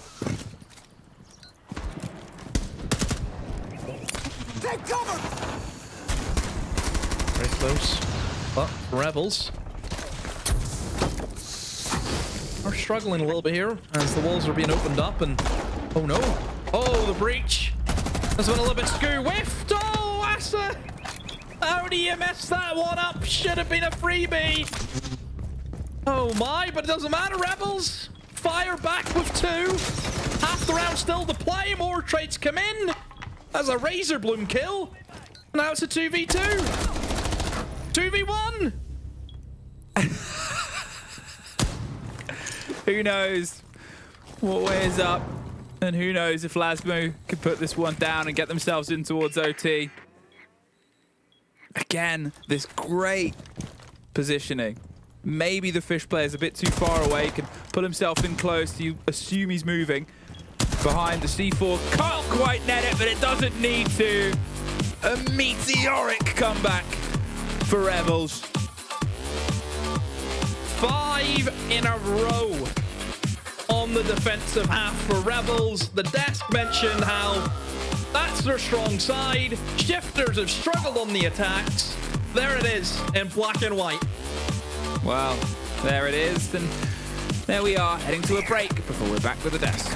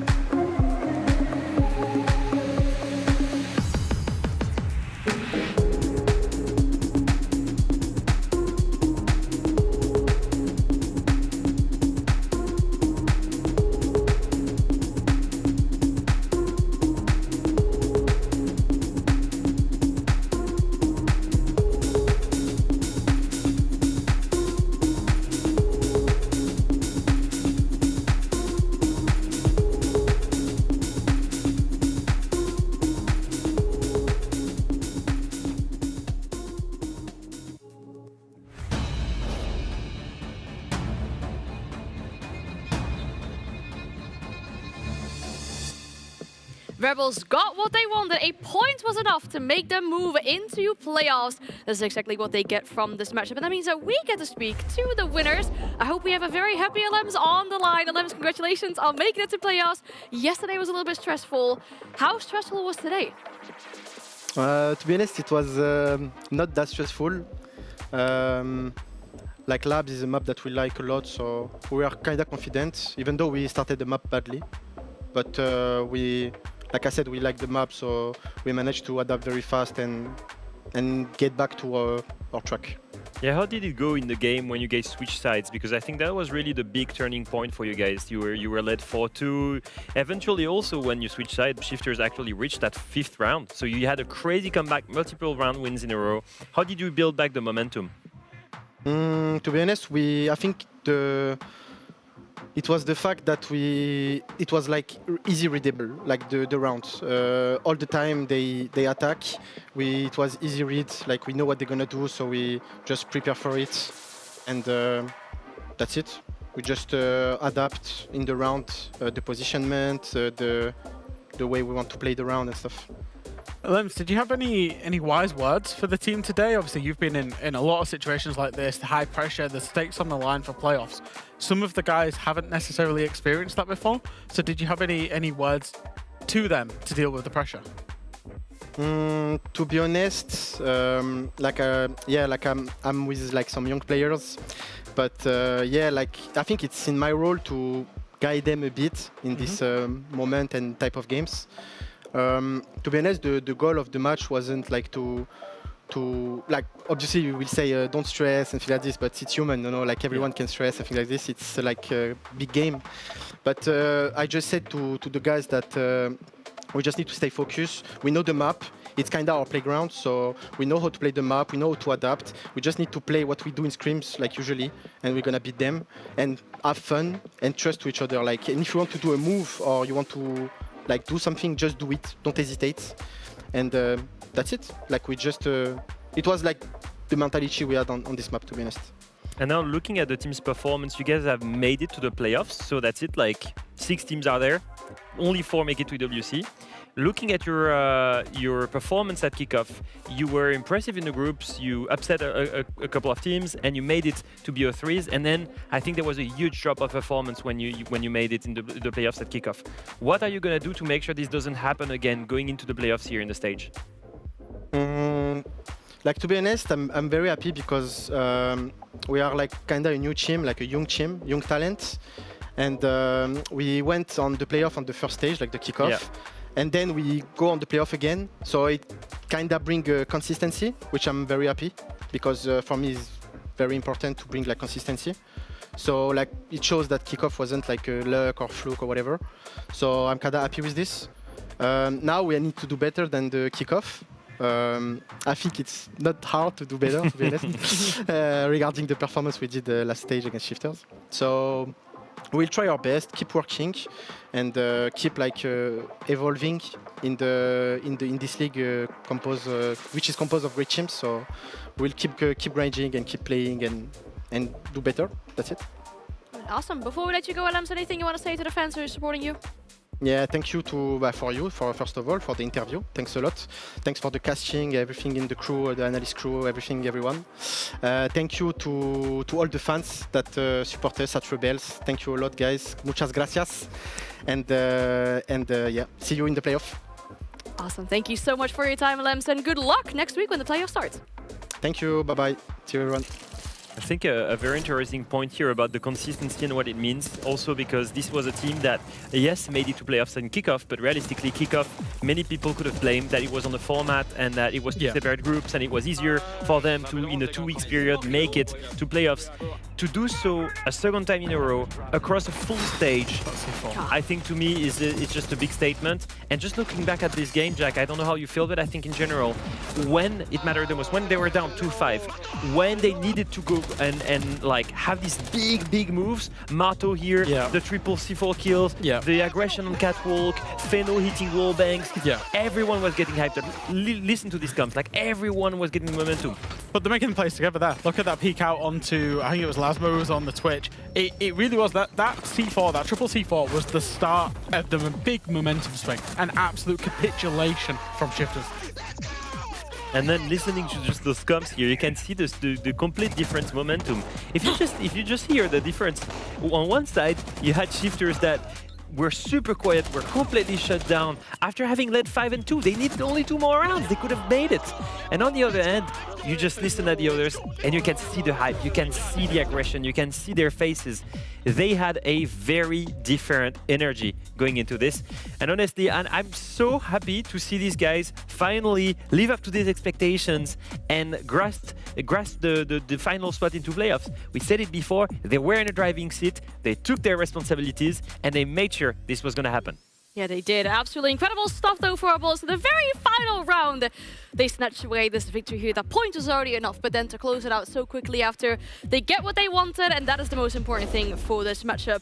In regards to the standings, though, unfortunately, for the tension of the rest of the night, that does remove a little bit of, stress regarding that 6th spot. We see there were 2 races, Jack. Yeah. One race has ended, and that is the playoffs race. Twisted Minds will be missing playoffs after being the best EML team at Salt Lake City. Shifters, who were supposed to benefit from Twisted Minds dropping the ball, who was supposed to be the consistent team that made it to Munich before, should have been making EWC realistically if you just looked on paper at their performance in the last few stages, have missed playoffs as well, and out with the old, in with the new. I think the one thing it's shown actually is that we've now got a much more competitive EML than what we started with, or what we thought we started with all the way back play day 1. We thought Secret might be weak, we thought Heretics might be weak. That transpired, but that kind of cluster all the way from 8th place up to 4th place now is absolutely anybody's guess as how that's going to shape up long term. All right, well, I would love to have a look back at the power ranking that you made at the beginning of the stage at some point and see how that's kind of like made its way out. But you know what the good thing is? Sometimes in this league, we sit down with players and we get to hear about their stories, how they got here, everything they've conquered to get to this point. But this time around, we were lucky to also sit down with our analysts to kind of see everything that goes on behind the screens in making power rankings, crash outs on the streams, and crunching the numbers.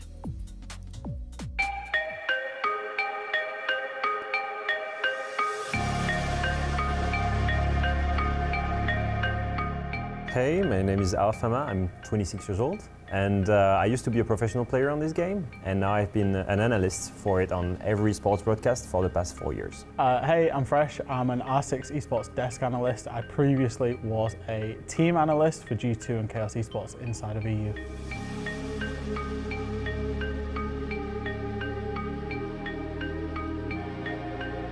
I think the one thing that Jack brings me is, first and foremost, he had the experience. So like when I started this job, I had no idea what to do. So like he took me under his wing to kind of tell me and I think he gave me a frame in which I could express myself. I think where he really shines is he will find a way to tell a story that I will never think about. Like sometimes I just throw an idea at him, like here's the story I'd like to tell, but I don't know how to execute it. I don't know how to tell that story. He's gonna find some cool ass statistics to just show out like how this player has done this thing or this story that I would never think of. So like that to me is like his superpower, like his ability to tell stories in a way that no one else can. I think what Leo brings to the broadcast and what he brings to the analyst desk is an unwavering commitment to be better in everything that we do. He's always striving for how do we do this process better? How do we make this better on the broadcast? And you can see that through the telestrations that he does. That's the first thing that came on, and he was like, I'm gonna make telestrations amazing. So we went from it just being a top-down drawing some lines to now we've got these cool cinematic shots, and we really get to tell that story and express it. And that's been a big reason why, for the EML, the EU desk, in terms of the growth that we've had. When I was a player, when I started, I think I already had a great game vision, but I was never one of these guys that will have a crazy aim. So the way I did things to make sure I was going to go pro is I specialized in being a support player, having great comms, and bringing synergy to a team. Joining G2 was kind of crazy actually because I'd never played the game at professional level, and Pengu and Fabian were two massive names on that roster. And I realized that they were big jokers, but actually they would listen to me as long as you had valuable input and wasn't afraid to tell them no. There was one time at the Six Invitational 2020, I had to convince Fabian for 4 hours to play Glaz on a site where he just did not want to do it. And he was sat in the corner room going, I'm not doing it, I'm not doing it. I was like, Fabian, you are and you will, and it will work. And eventually he did it, and it worked against BDS at the time. And he was like, I should have listened to you sooner. So I was with G2, and then I moved on to Chaos through 2020. And then after leaving Chaos, to be honest, I was actually a little bit done with the game. And that's when Ubisoft UK came to me and they said, hey, we've actually got a fill that we need on our tier 3 broadcast. Would you like to fill for a couple of days? And I thought, okay, yeah, could be fun, why not? I'd never even thought about doing anything on camera. And then I enjoyed it. And Ubisoft sat me down the next week and they said, you really know your knowledge, you've got a lot of knowledge about the game, but your on-camera presence is terrible, but we'll work through that with you.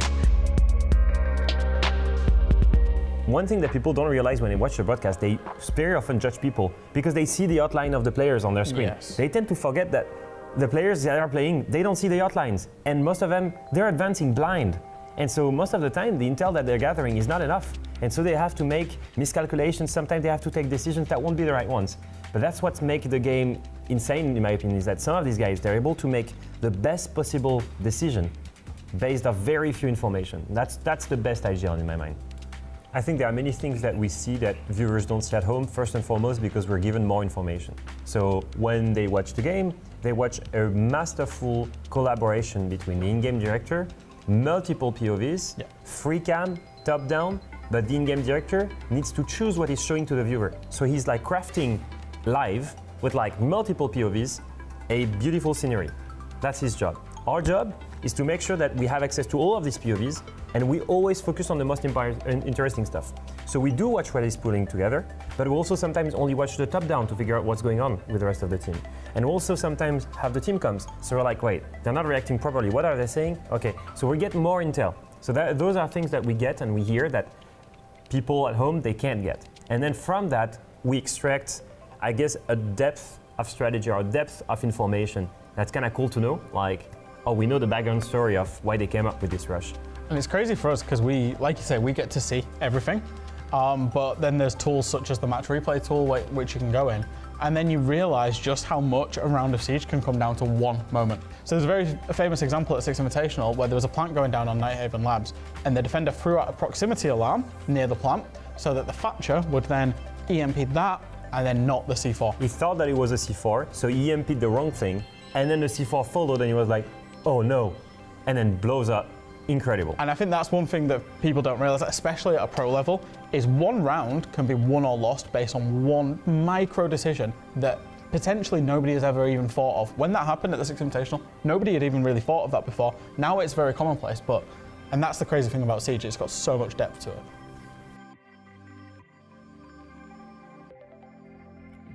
And that is exactly why you two are sitting here to really describe every intricate detail, all the in-depth and stuff as well. But something I really enjoyed in this interview too is you two kind of being very humble and thanking our production as well in all the little details that go into creating the things like the Telestrator segment. Yeah. And all of that, the work that production does behind the scenes. We got to have a peek in production as well, which was quite interesting as well for our viewers at home.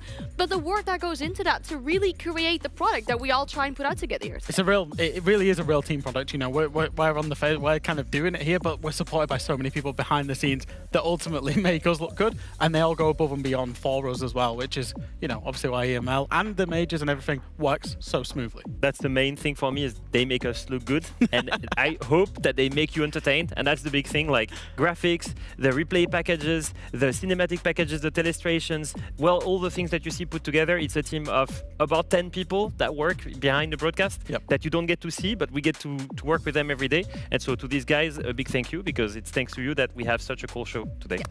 I like to think that collectively we strive for being better than just good enough, right? That's the kind of idea that we have with the broadcast here, but that's also the stuff that we expect from our players, because just making it in the top 4 is not going to be good enough. You want to make sure that you get even higher to then force yourself against an easier opponent for the matchup after that. And that is going to be the story for our next matchup here between Falcons and Virtus Pro. The last time these two teams played, it denied Virtus.pro the chance of playing main stage in Salt Lake City. And this time around, Virtus.pro might have the chance of denying Falcons and making it into a top 4 position. Yeah. So a lot is on the line for that, but Virtus.pro need to lock in order to do that. A 7-game win streak ended yesterday. What was the big reason for them losing out that game? Well, I think we saw their coaches go on Twitter and trying to explain what was going wrong with that team. I think, it was a real big test for them. And Dark said, we lost to G2 today. We started very unfocused and it just kept getting worse during the attack. We definitely didn't play to our full potential, while G2 was very confident. The next match will be a great show. Apologies to our fans. And I think it's exactly the direction we expect, right? For VP, it's a team that was super consistent, flawless up until yesterday against G2, and it was supposed to be a big test. Here, Jack, today, they're facing Falcons. I need a reaction for them. If they don't win, I need them to be combative, and at least another time. One of the things to ponder really is that they're very likely to play Falcons next week in the upper bracket for a spot at EWC. So this game is a precursor to that. You already said Falcons have denied them once. They can now deny them 3 times, over the last 3 or 4 months. So I think for VP, it's a big step up. And then just a reminder for that top 4 race. Falcons, they do need 1 point to secure top 4. If not, then it will go on to the next match in the Fnatic result. So 6 rounds is going to be enough for Falcons here to get that result that they want, to get that life in the upper bracket as well, which we keep on talking about. That is the importance of making it to top 4. But since this is a bit of a preview of a best of 3, today we're actually just in a best of 1, and that means we only get to go to Lair. I don't know what's going on with these two teams, but every single time they play each other, it's Lair. The last 2 times that Falcons have played Lair was against Virtus.pro, Jack. And then they're going to Lair a 3rd time in a row. Like, what's going on with this? I don't know. It's a weird one. And then also, by the way, it's been really back and forth. Like, Falcons, they won the last one very close 7-5, and VP, they won the last one 7-4. So, like, it just keeps on changing between the two of them. The top teams will often have one map that they just seem to always end up going on, and maybe Lair is it for these two, Leo. It's a weird one. I don't know, but it's really back and forth. And so out of the last 2 times they played it, we'll see who is the one that wins the best of 3, I guess, of Lair, and who makes it and who's the king of Lair between the two. And then we'll see it as a decider next week in another best of 3. Imagine we can see it in a BO3 then. That would be cool. A technical best of 3 inside a best of 1. Well, we know that this is a very likely matchup to get next week as well in a best of 3. That is too many numbers. I say we get the game going. Send it back to our casters.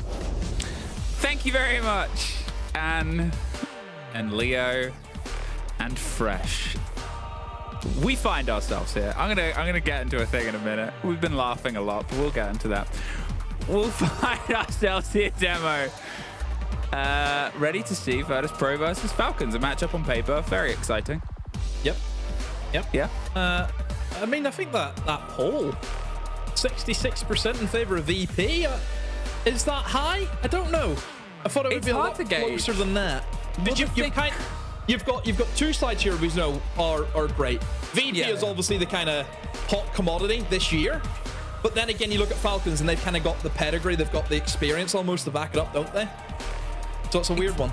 It's the weird one in that we've seen obviously Falcons struggle, which we're not always used to seeing. The fact that they haven't secured sort of top 4, yeah, it's the same play day that GK have done it, fine, but GK have done it, and you have them, taking some uncharacteristic sort of losses and long matches, and yet Virtus.pro unbeaten until they got beat by the other unbeaten team. On paper, as solid as anything, right? Yeah. But, there's even the split that Virtus.pro could end first for all of this. Falcons, this is a game where you sort of get yourself driven and you find everything balanced. And you could find, on the best day, you would look at this and be like, this is going to be an all-timer matchup, right? And it often is. It's just Falcons haven't always been on their best day recently. They're still trying to find their shape after obviously the big roster change earlier on in the year of Jumin. I think for Falcons, you can get at them, can't you? They're not the same unstoppable force where they come in every stage, year after year, and pop the pops. Yeah, they've obviously had that shift. Shaiko moving away from the side this year has obviously been the biggest change that we've seen come out of this side, really since CFAC joined. So I think whenever you can look at the Falcons, yes, it's kind of new territory for them. They've made a big roster change after a long time, bringing in Jum, and they've just had to kind of work through that. But like I said, Falcons still have looked at some points a little bit wobbly and certainly can be taken advantage of, whereas for VP, like you mentioned, outside of the G2 game, nobody has really been able to touch them. Well, let's see if they will be humbled, Demo. Deploying Selma. Could take 2 losses in a row here. Now, the immediate pressure, the impact trick on. Get rid of the hard breach on the side. Dan, more than practiced and able to get rid of that. It does give them, obviously, the angle they can open on, put the pressure on, and stop people going so aggressively on certain swings. But in the meantime, it's not an entrance route, right?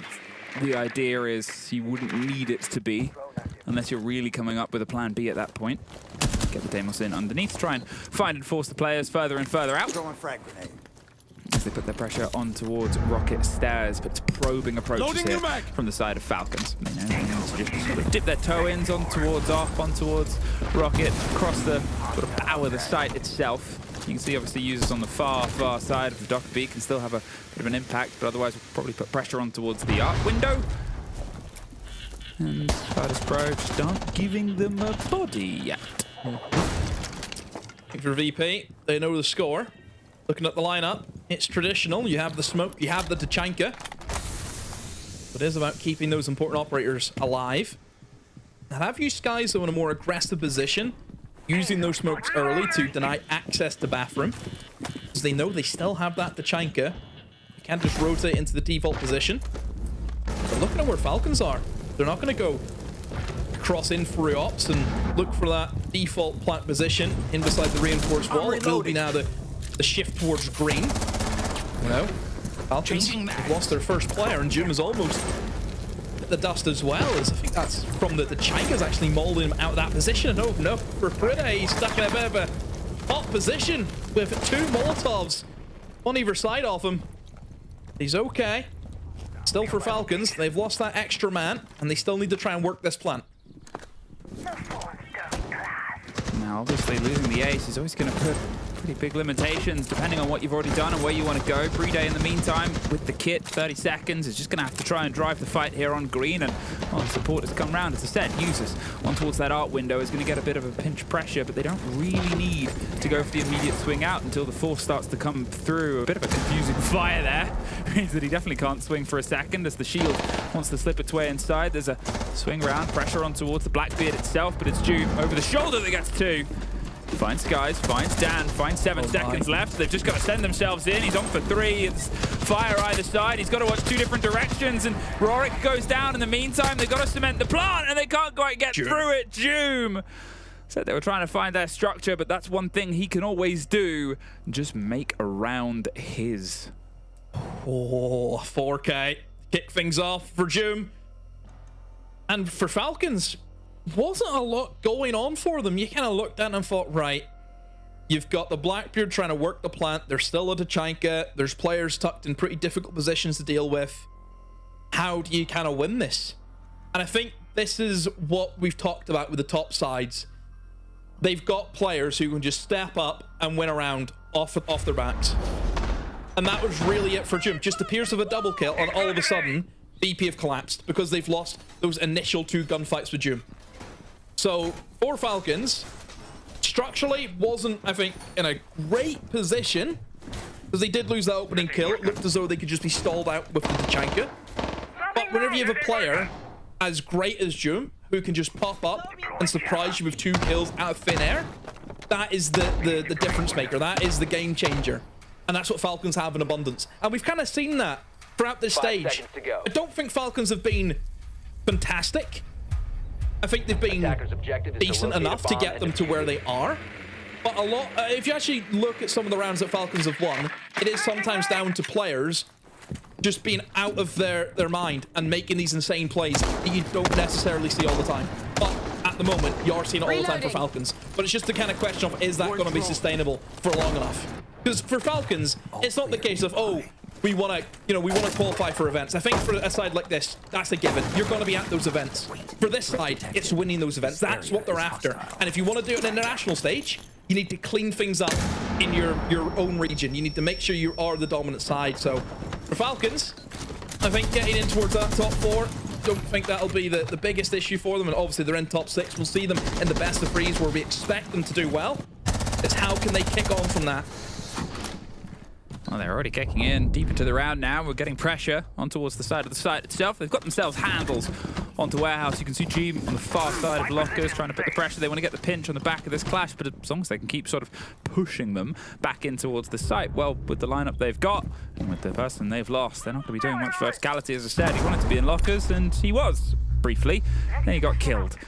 Now, the man deficit and Clash still on the board. There's a lot of awkward that they're going to have to try and just wiggle their way around here and go for the pressure itself. They can still see the pings above. There's still the vertical being watched, and it's actually 2 stories of it. Pasha with the Solace has a long, long lineup and a easy drop on towards the Falcons player to try and slip their way through. Users takes a bit of damage from a swing through the fire. And what is going on here? Nomad. Sorry, mate. Bit of traffic on that fire line. Feels like my rank games. Hold an angle and there's a clip. Excuse me. Wait. There needs to be a clip played right now. It's just Des and Tim and Ollie, Exile Troika, playing ranked the other night. Hilarious team kill from Tim. I think it's on Des's Twitter. So I'm glad it exists, and they're kind of glad that Clash is still standing here, Demo. Yeah, right now, VP, it's just holding the line. Backstab is there from EFAC, he finds 2. And now it's potentially doable here for Falcons, and he could just put the shield on you, mate, but no! Tried to play gut up, oh, it's the reflank! It's a flank on a flank! Rorik for 2! And now Solotov! In the 1v2, it's been spun on its head again! Up and down, back and forth. Solotov, he should know where Rorik is, and Rorik thinks, well, I'm out of here. I'm gone, 10 seconds. I'll leave it in the hands of Pasha. He's above in the Solace. Should be able to stop this. Sees the plant position, has the shotgun. But Rorik beats him to it anyway. Wow, almost a turnaround there for Falcons with VP. Rorik especially able to hold on. Flank on a flank. It's like a hat on a hat. Just got out of there as well. It was great call. Great read. Was like, oh, I don't want to give him this fight. I don't want to give him a 1 versus 1. Every time we turned back to Pasha, it just seemed he was doing a little bit more home demolition and trying to find his angles above. But most importantly, he was there when they needed him the most. EFAC obviously getting the 3K, almost getting things back in. It's just brilliant. There's the drive. Gets himself one there and just swing after swing, and the clash with the shield. Not where they kind of want the shield to be at that point. And there, the flank on the flank. Massively important kill there. Obviously, if EFAC had been able to get himself 4, it's probably the round. Even with the Solace above.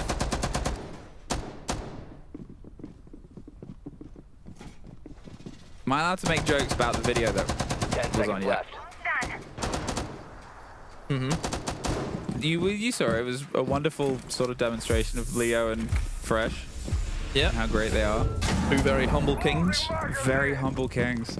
It was 2 minutes about how great, and they are great at their job. And then I ends with "You're so humble." Meanwhile, it's the Glaze Fest and they're being humble. Yeah. We don't even get on camera nowadays, mate. Changing. The economy's in shambles. Oh well. At least you can hear us. That's true. And like, what? They're only on cam for like 2 minutes max. That's true. Yeah, that's it. We're making these jokes because they might have their earpieces in. Yeah, hopefully. I'm excited to see my WhatsApp light up. 1 apiece. We love them. 1 apiece. VP, they're able to snatch back that round. As you said, you know, the delicate balance of great teams comes down to clutch moments, right? When you have 2 of the best teams against each other, you almost expect to see more of these pop-off plays because they force it out of each other. They force that extra mile. That sprint at the end of a marathon can only come because you've got somebody hot on your tails. And that's where they're sort of getting themselves set up here, back towards Master Office in our 6th room. Shotgun. Popping its pressure around, but otherwise uninterrupted, unimpeded work. All the fight beyond rockets theirs. He was not aware of it. Pasha actually round on the back. Yeah. Another flank. Setting a mind. It's a lot of those so far in this game. Good target though from VP, realizing that hey, There's going to be a Deimos downstairs. We need to try and get onto him and make sure he can't do what Deimos does best. Clear players out of those strong positions via the vertical holes that he can make, of course, with that pistol. So now for Falcons, how do you clear away this player on Rocket Stairs? Rorik is in a great spot right now. He's even lost his phone, so there's not much that users can do against them. And whenever it is a shotgun, who really wants to challenge it? I dare say nobody. Salazar gets one on towards Dan. They're caught out in the smokes. They try and put their pressure along the side. They've got the C4 over the top, which will buy them a second. That could not have been a tighter margin. As I said, the modicum of success here is those 2 to 3. And they're on each other's shoulder, but they've got 30 seconds to try and crack into his sight. Now, they've done some of the hard work, but the problem is that Chanka and that smoke. They cannot just plant on the default. There is no way that that can happen whilst Virtus Pro are paying attention, and that's probably what they're discussing right now. 20 seconds. Do we just send it? They've got to see if they can try and bait out at least one of these engagements, but they're covering the door as well. Why not? They still have 12 canisters and another smoke. Set everything on fire. Make it literally impossible. And what can they do here, Demo? Absolutely nothing. But watch the seconds slip away and watch the bodies follow suit. Yeah, solid from VP. Never in doubt. Good utility at the end there to make life a misery for the remaining Falcons players. Obviously, that opening pick doesn't help them a lot in this game so far for Falcons. They've lost every engagement at the start. So certainly a stat that we're always interested in. And at the moment, VP on top of that. 3-0 on the opening picks. So Falcons falling behind just a tad here. Obviously, this was the issue. It was that Rorik, wasn't it? It was the Warden. Just sit here, cause a lot of pain and misery. Shotgun close. I said, who really wants to challenge it? And then you still got all that util in the back pockets. You can just stall out the round with. Yeah, clear and dry, I think, there for VP. No issues for them. Does force them now into our third bomb site choice.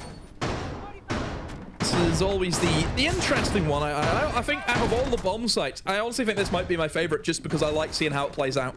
Because you have to be very, I think, precise in terms of what you're going to go for. Yeah. 2 ways to attack it. You try and clear above, which, as you know, has its own problems because then you're basically attacking the top floor again, and that can be a bit of an issue. Or you try and go direct. You try and ignore the players above, but then you need to bring in certain operators. You need to look at your sense. Your Yings, for example, who can block the lines of sight, impair the vision of the players upstairs holding the vertical angles. And, I mean, you look at the Falcons lineup, I see the sense. So they can go direct if they want to. They take in towards green.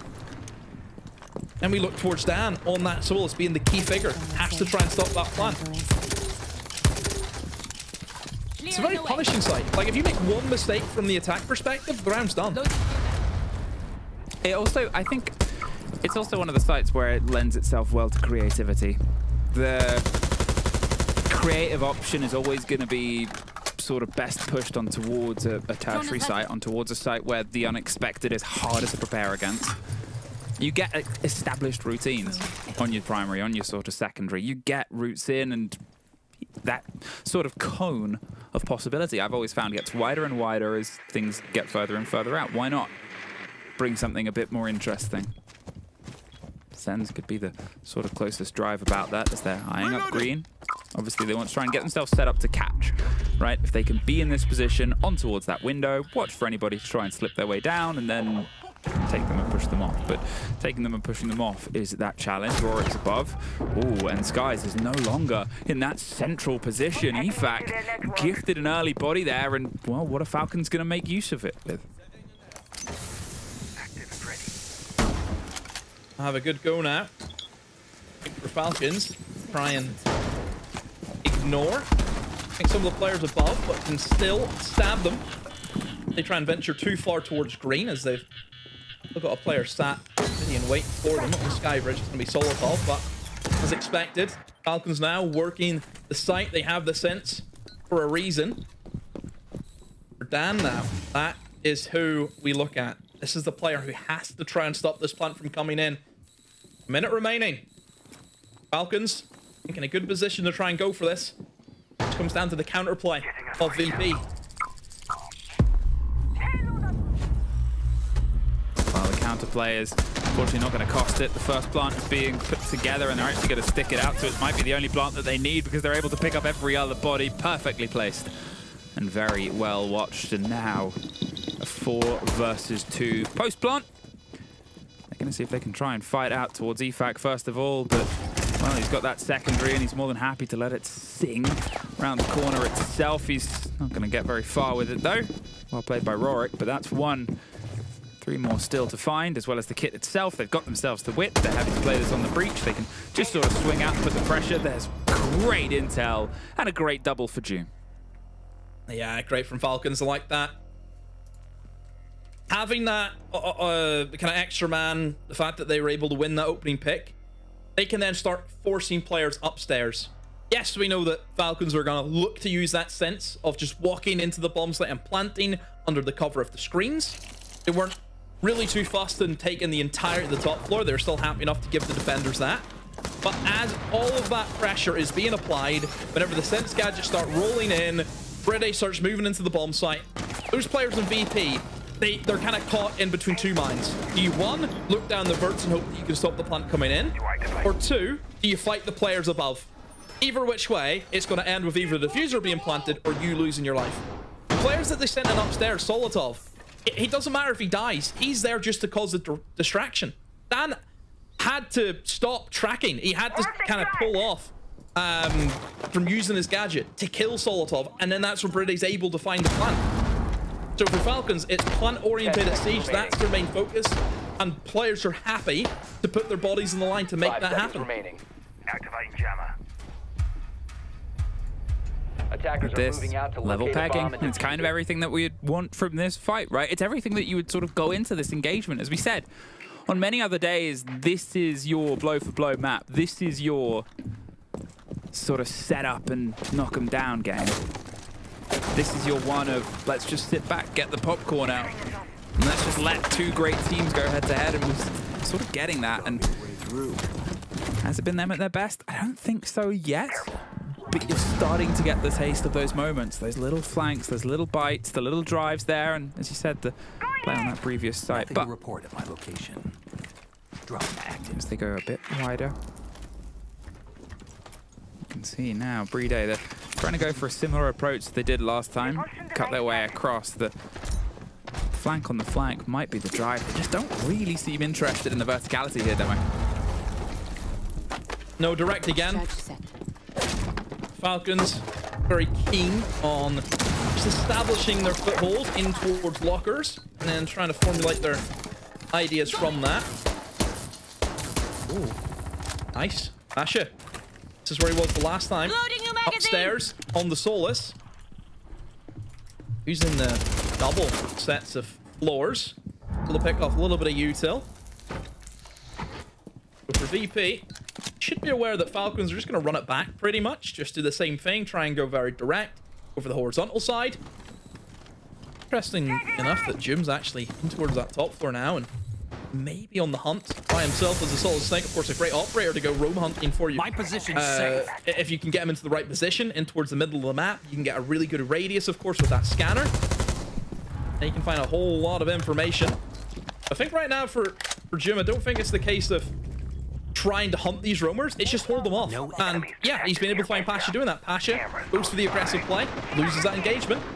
And now for Falcons, they sit 1 man up. A little bit of vert they can still work with. They've got hatches now that they can utilize. But for VP, maybe have to try and go a little bit aggressive here.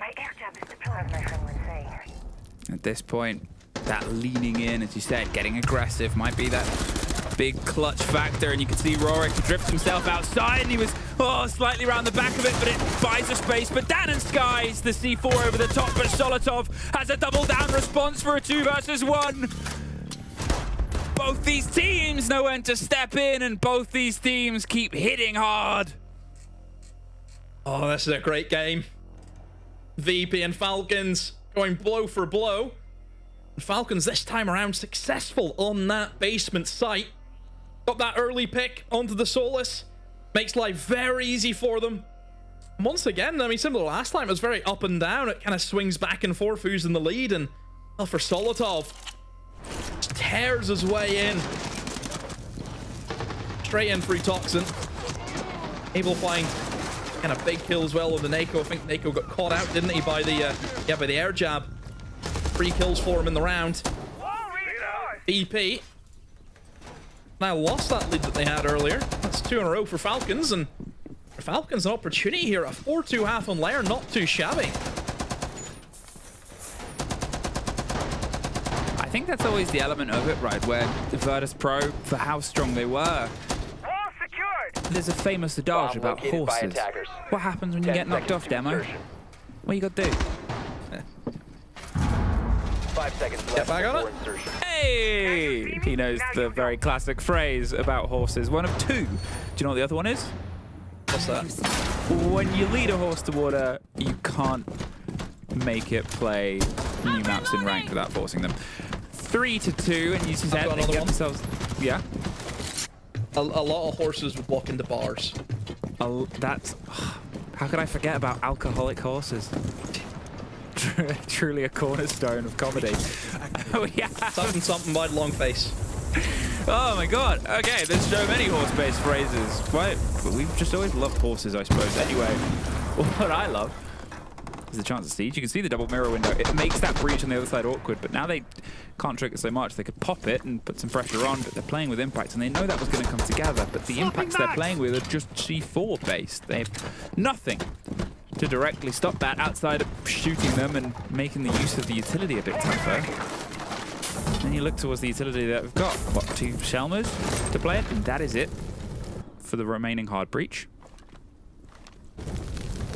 I love that. Users just watching Doom slowly enter the building. Letting a kid go into school. There's the mobility of the Janker is causing problems on the approach of the top of green.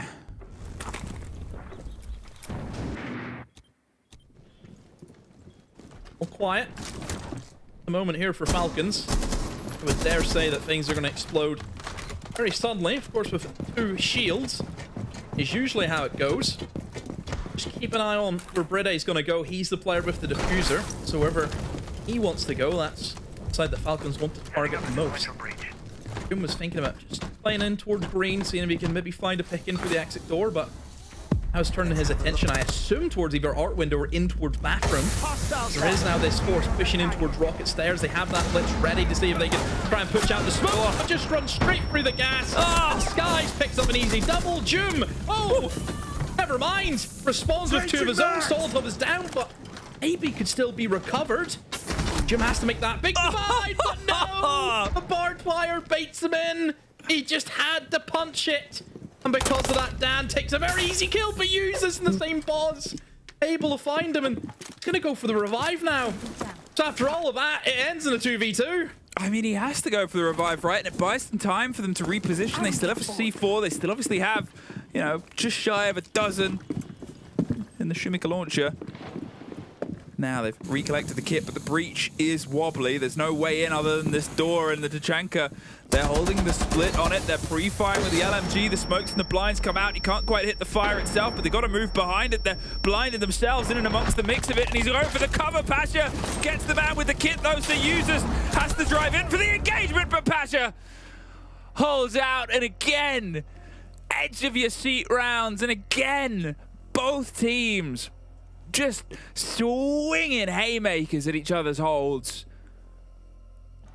And we will send it to our studio to break it down. I feel like this final round was such a good display of everything we've been treated to so far this game, the excellence, and we expect this game to go the full distance, but even these rounds are going the full distance as well. Yeah, it's high-intensity gameplay from 2 teams that are exceptional at this game, and it goes a lot of the time in the late rounds, because that's the win condition for VP realistically. If you look at this round, round 3, you see Rorik sending C4 to hold this position onto main stairs despite the fire. He will get a second pick here, and eventually, just like in that very last round, he gets traded. It's the same scenario. Yeah, 2 kills on main stairs on a trade. But the thing that we see here, like, look, the gas grenades, the fire, beautiful, right?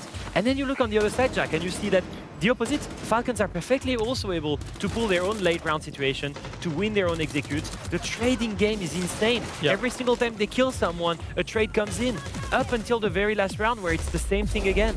It's beautiful. This game is a Siege purist dream, isn't it? It really is. It's teams taking map control, allowing map control, getting to the execute, testing the execute. There's no hubris plays, there's no mindless aggression. Everything's calculated, everything's timed to perfection. Except for when you punch a barbed wire with a shield and you expose your head on the side. Okay, yeah, apart from that. But genuinely, these two teams, and it's like watching a chess match unfold in real time, with the two IGLs going at it, with the two teams going at it in sync, in synergy. And I think it's really, really high quality, both for these two teams. And I think from a Falcons perspective, especially, I'm really happy to see that. Because we've seen a lot of them play, we've seen them play a lot of maps, you know, such as Border, for example, where actually they've, you know, but it's about gunfights, it's about aggression, it's about showing off individual ability, and we've had seen Solotov, the guy on the screen there, drop crazy numbers. We've seen them play those kind of maps, but then to go into a map that's a bit more strategic, a little bit more thinking, and a little bit more working through and problem solving, it's been great to see, especially against a team with VP whose strengths are just that. And then going into the second half here, any kind of operator bans maybe we expect to be taken out on a map like Lair? I absolutely love the Azami ban. I feel like teams don't do it enough on this map. Azami is so strong on pretty much every single bomb site, but especially on that top floor bomb site, apart from the one that you showed, Leah, where you can now double impact with the Zofia. Apart from that, you know, I think Azami is strong, but we don't see teams go for it. We tend to see them go for Bandit and then Cade, and I would imagine that's exactly what Virtus.pro will go for. And on the side of Falcons, no surprise, removing as many shields as possible, because they're gonna play VP, and we all know how they abuse them. It's almost like you guys are, you know, this is your job and this is something that you do on the daily basis, talking about the expected operator bans. But let's be honest, this game so far has been an absolute feast to be watching, and it makes me very excited for the eventual best of 3 that we get between these two teams. But before we get there, let's continue with this best of 1. Well, we will, as we find ourselves back in an even half demo. Yay! Something that you and I have felt allergic to, or maybe hydrophobic of. It just slips on past us. But here we have it, and here we have it with two great teams in great moments as well. Don't get me wrong, you know, you sort of look towards Doom 9 and 4, Rorik 7 and 5. They both had these big moments, but it's never really felt out of hand for either team to take a round. 10 seconds to insertion. Yeah, I think it's been a great display of Siege from both sides. And I think obviously for that first half for VP, they put the roadblocks in place. You know, they knew what they were doing. They had some really strong power positions. And Falcons just smashed into it. And they came out of that. You know, sometimes worse, sometimes actually pretty good. So both teams have not shied away from one another. There's no timidness at all inside this game. It is very adamant of what both teams want to do. But now we have the side switch. This is where things are going to change it up.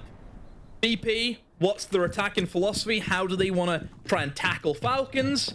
See, Falcons, I would say, are very worried about the shields, because you've got, obviously, Neko as being the kind of resident shield main in VP. For the first time in a while, there's no shield. You know, Neko instead is on the glass, so the Clash isn't going to get as much value. Same with the Ela. I mean, obviously still is going to have its benefits, of course, but I would say those two operators were brought specifically to counter the shield play that VP like to have. And this, the play against, or what can otherwise not be there, is going to be instead a Kali stepped up into the mix. Not the most common operator, but I guess, yeah, when you're playing against the Clash and when you're playing against the chance at maybe just trying to put some slightly deeper destruction element towards these mirror window holes, these swings that are otherwise a bit more uncomfortable. There's an impact play, but missed. Yeah, missed and just sort of hit themselves a little bit. It's all right. That's what keepers are for. It's pretty default right now from VP. Walls are being opened up. Now you move in towards the site walls. Bit of an issue though, of course, that mirror window being placed there. Asher, opening pick for him. Just sitting out, enjoying a good time in the rappel. And Rorik also makes some pretty big strides with that shotgun in hand, takes in towards Rocket Stairs. So everything now for VP is going well. They have what they need. They've got control of mezzanine. They've got the breaches opened. All they have to do now is burn out some of the util and start working plants. Doom takes a lot of damage, but is still standing and can still try and be a threat. We know what he's capable of with a single bullet. Can try and do the same with a single bit of health. You can see the Clash is trying to be a problem here as well, but as the pressure comes in from that swing with 2 rifles, it's Skies that actually rifles through him, finds 2. Rorik The first to go down technically, but not entirely out. Nefat can't quite finish the kill off either way, but Dan's going to plant in the meantime and draw the focus and aggro and attention away. They're watching, well covered and baited. The fire is too little too late, and he can't catch them on the way out the door. A wonderful execute there from VP, and they've just sort of disappeared now in towards the Aether. Fine, they found Pasha, but look at this for a retake. And look at all the nightmares you're going to have trying to get it. There's at least one. That is all. Yeah, fantastic from VP. Using the util really well. They knew what they wanted to do. Again, very traditional, very default of a take that we're used to seeing, but done to an extremely high level. I think the fact that they knew that as soon as they have that man advantage, they can just start overwhelming the players in sight. You know, Brede has to make a decision. Does he hold the Chanka? Does he just sit there, keep using the Molotovs? Or does he have to play gun up because he starts getting pressured, thinking, I just can't sit here. If I have my launcher out and a guy swings me, I can't fight back, I'm dead instantly. And I think that was the difference maker. Because VP were able to find some of those picks. I think it was a 5v3, wasn't it, that they sat as they were kind of starting to work the plan? Then they know they have the extra 2 men they can just utilize. And they do it so effectively. And yeah, for Falcons, maybe should have put up more of a fight, I guess, in towards Rocket. But at the same time, whenever you're being grimmed and being yinged, and a Glass is also there, I would probably fall back. I think most people probably would fall back. You don't really want to sit in that mess. Well, at this, they're going to fall back to a different site if they can try and get their luck elsewhere here, Falcons. It's the weird sort of split of how everything is pieced together for them, right? Obviously, we've talked about the expectations of these teams. We talked about it when we had, at the very beginning, the sort of split of how well they've been performing as teams, and the fact that it was, I think, what, 70% roughly people favorited Virtus.pro to take the map itself. But then you get into sort of the breakdown of it and how they've been operating as a team. And it's not that they're a million miles away. They're the 3rd best attacking team out of everybody. The problem is they're the 6th for defense. It's where they really sort of disappear. In the meantime, Virtus.pro, joint best attacking team with G2. Sort of started the play day, and the 2nd best defending team to, you guessed it, G2. Ooh. That's not how they want to start that approach, at least. Ooh, and almost caught. And, well, that's 2 of the 9 lives for the cat there.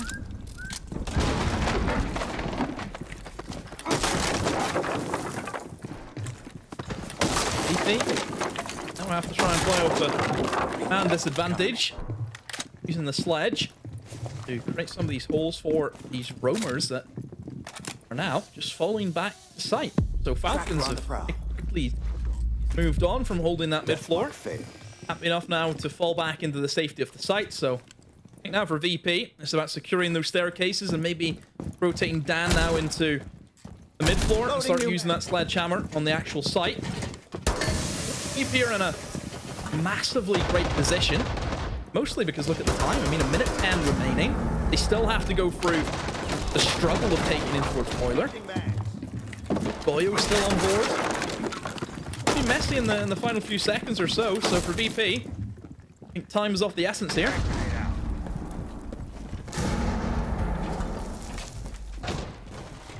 You can see the width that they've applied. Do they know about the Solace Doom? He's holding off towards the warehouse side, and he's about to find some pressure on the door, but, well, that'll know about him. Tracked by the Deimos, wants to try and step in towards the fight before the catch really comes together. They're well aware of each other, but there's always the pressure that can come from behind Doom, so he's got to try and fight his way out. Look at the support that's come through, but he can't quite get out of there in time. He did buy a little bit of precious time, though, and is it going to be enough to try and convert them? No, says Pasha, as he cuts past one, and the shield drives its way through on towards the heart of the site itself. It's now a 2. No, it's a 1 versus 4 demo. Virtus.pro, another brilliant collapse, but in the final 10 seconds, the dying throws of the round itself, they just cement it. Virtus.pro, 2 attacks in a row. Oh, so good from VP once more. Their attacks so strong. I mean, again, for VP, you kind of looked at it and they've only just gained mid-floor control and they have a minute left. And yes, they have to move really fast. And they're able to do it. And now for Falcons, that's 3 rounds in a row that they've lost. I mean, the tide has certainly turned and not in favor for Falcons. VP in this attacking half. Absolutely mustard. Well, now what do Falcons do? I mean, the top floor hasn't worked out. Basement hasn't worked out. We're going to go for the mid floor. Going to keep up the rotation. All secured. At this, I mean, you just kind of have to play as it's landing, right? It's the first time that we've really had a distance between any of these two teams. Obviously, we've actually got a really nice pattern going on. Falcons got 1, and then both teams got 2. Now Virtus Pro have 3, so we are people that love to track patterns, and those pattern tracking brains that have got us so far, maybe. Falcons are about to get 3 rounds. Maybe that's just wishful thinking. Virtus Pro. I'm not going to say that we go back to horse stories, but at this point, they're very much well on their way of galloping towards a decent result. The 2 attacks in a row, and how they're able to make it work with such a little bit of time left. Actually, something synonymous, you could say, with some of the players on this roster and the org itself of that late time execute, right? There's a little bit of time left, but they've done all the work to lead up to it, and then they just trust the collapse. And here we're getting that through, right? Here we're getting on a map that sort of offers itself well to prep, offers itself well to build and cook time. Simmers like a delicious stew. Don't tell me we're going to be in a lot more horse puns, are we? No, I've moved on to stew-based things, and oh, Skies has moved on to killing EFAC. 2 stock, 2 needs them. Yeah, again, it's a situation here for Falcons, where for EFAC, he's had a bit of a mixed bag here in the opening kills and opening deaths. Has been involved in 4 of them, and he's 1-2 and lost 2. This is where now it may cause issues, because you see what Falcons were able to do on this side. Whenever they had the man advantage, now VP, they've got 2, make that 3 players ahead.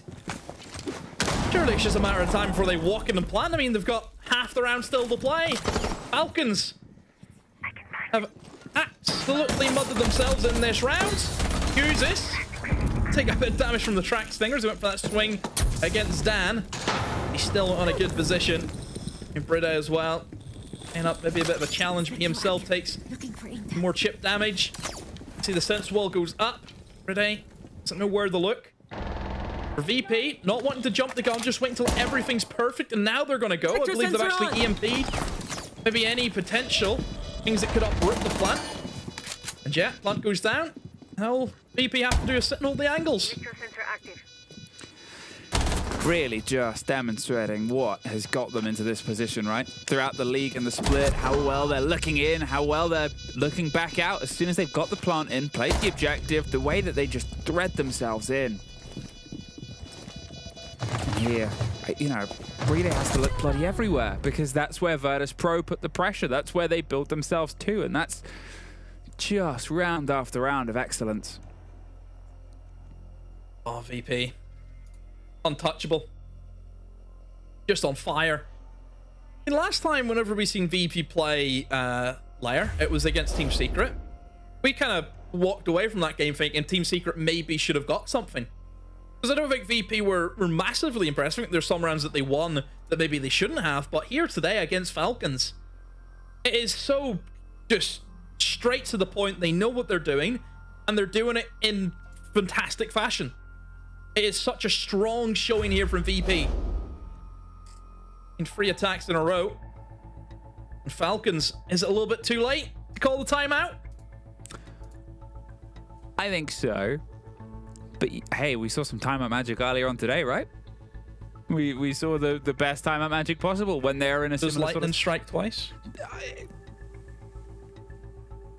Trying to now think of different lightning-based sayings, but there's not as many as horse-based sayings. No. Damn. You're having an absolute mare, aren't you? Oh, well done. People have decided that they think horses are cooler than lightning. Please leave your feedback in the comments. Falcons, they've decided that, well, it's not too little too late. There's still a way to teach an old bird new tricks. And even if it is with 1 round left, that, again, it's going to be one of those kind of deaths that frustrates Liquivac, right? Just being caught like that. Beautiful take by users, but at that point, too little.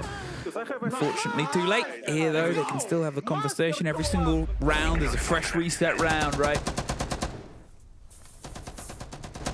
And obviously, you know, the fact that this game is sort of going its way, and, well, I'm not going to say they have an easier time of it. They don't.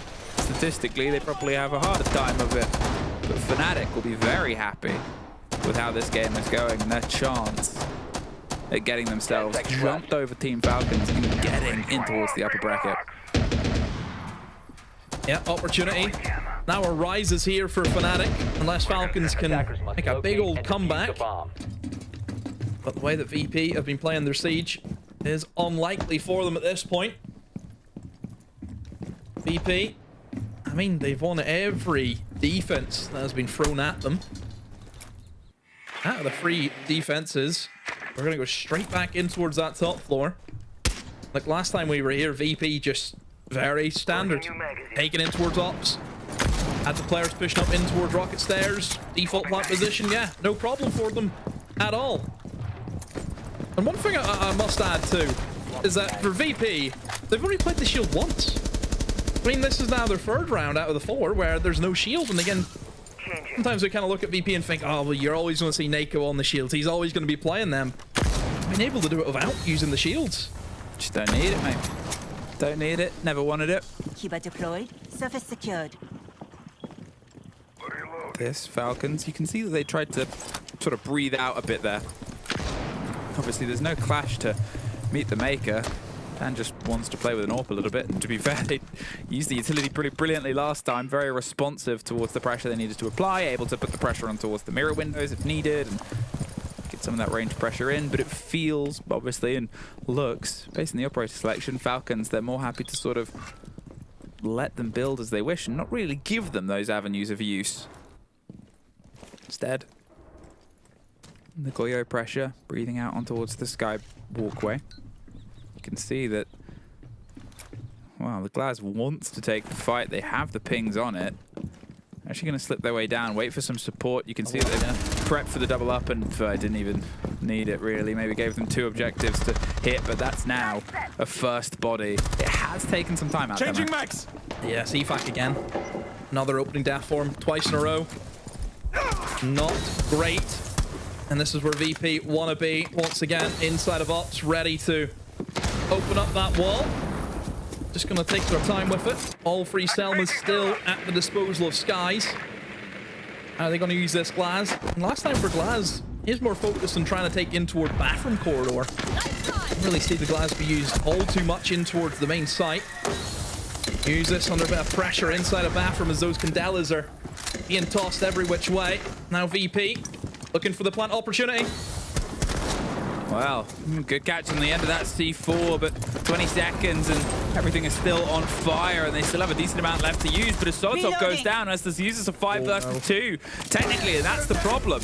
They're playing on the back of a bit of trust here, and now it's just Bree they left.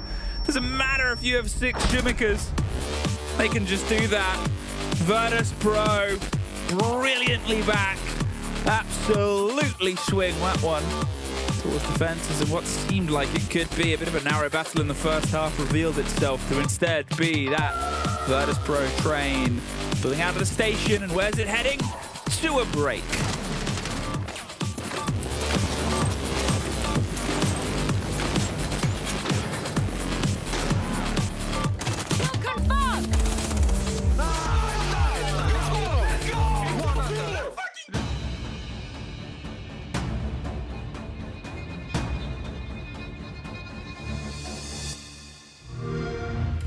Pick up the pace, ain't no time to waste.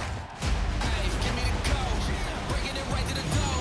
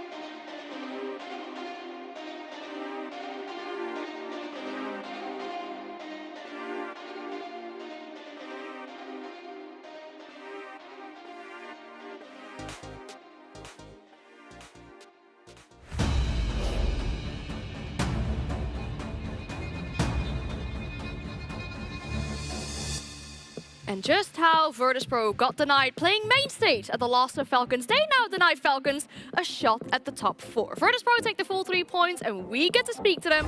We have Nico on the line. Good evening, Nico. Congratulations on the victory. Evening, guys. That's the group stage done. How are you feeling? Yeah, group stage done. I mean, feeling great about beating Falcon. It's a good team, so it's always feel good. And also, like a good feeling because we recover from like yesterday performance. Like we played very bad yesterday, and like today I think we came back and just played like VP plays. So I'm happy with that game. Yeah, speaking about the game itself, I think really the attacks were incredible. Like to quote something that I like very much in your team, Masterclass Bliet. I think that's what he said at some point. I was actually saying Masterclass at the same time, so I just found it really funny. Weren't you guys afraid to show these attacks to Falcons, knowing that you might be playing them in the playoffs? Because I saw some innovative stuff, the Ying on main stairs, the Kali to stop the clash, the Ying shotgun from below to kill the one playing behind the desk. There was so much new stuff. I loved it. But I'm like, are you showing all of this now? I mean, I'm gonna be honest. It's not like crazy hiding strat we showed. It's just like it's just depend on what people ban. Like they ban my shield, so we'll spam the good ops we have, which is like Ying, Glass, and about the Kali. Like we always have that crazy Kali player doing probably the one and the only one. But yeah, we already had him. I don't think we showed like crazy strats, so yeah, I'm fine with what we showed this match. In terms of the game yesterday, Nico, obviously it didn't go to plan. What did you feel went wrong in that game? Because potentially that might be something that you maybe need to fix going forwards, or was it just completely a one-off?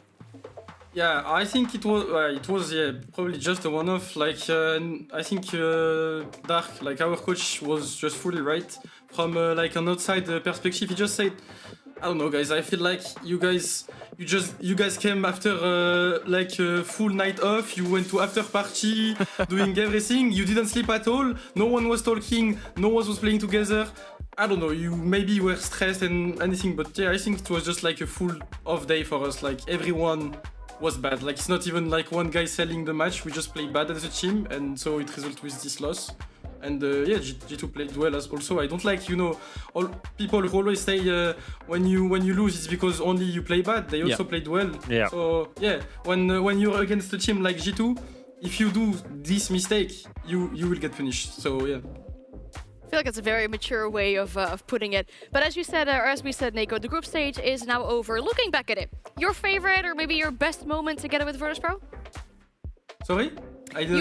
Your favorite or your best moment, in your opinion, with Virtus.pro in group stage? My best moment about this stage? Yeah.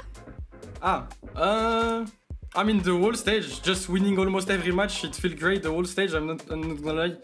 And if I have one moment, I don't know. Yeah, just winning, after winning a match, I always have that good feeling. So yeah, just the whole stage was feeling amazing. And yeah. That's awesome. I'm very glad for that. Nico, thank you so much for your time and good luck next week in playoffs. Thank you guys. Have a good evening. Bye-bye.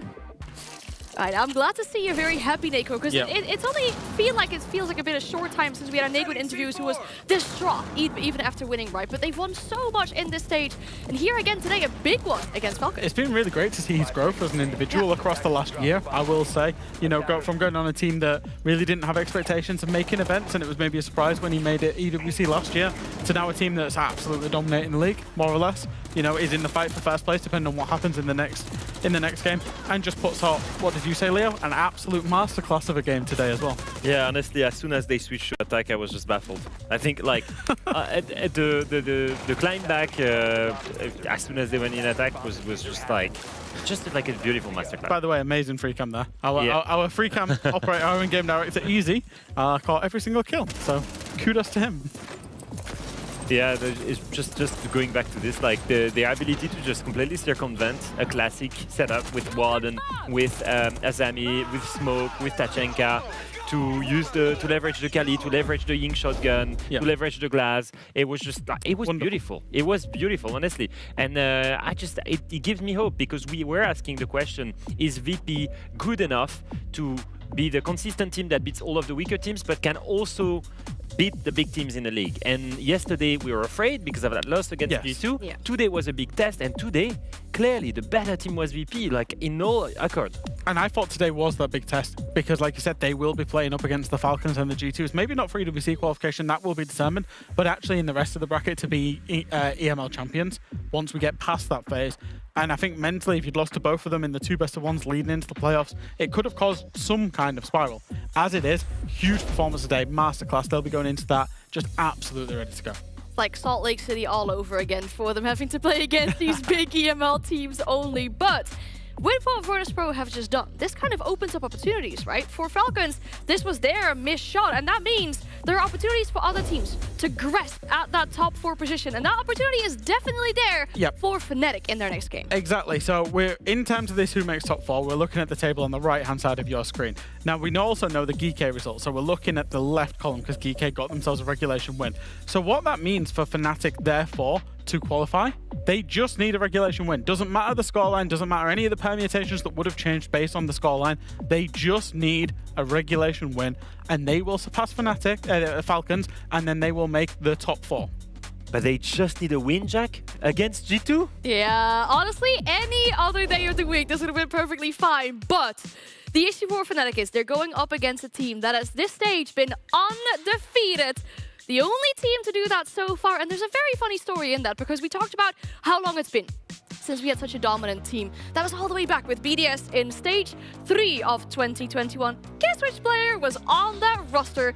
That was Shaiko. And now he has a chance to do it again with G2 5 years later as the dominant team to go flawless in the group stage. Speaking of legacy, can you imagine like going through a full stage, not losing a single match 5 years ago, and then 5 years down the road, you join a new team and you're still in a position to still go undefeated? It's actually insane. The longevity of that player is incredible, and also they're doing it after having played, you know, Falcons, VP, like the big names.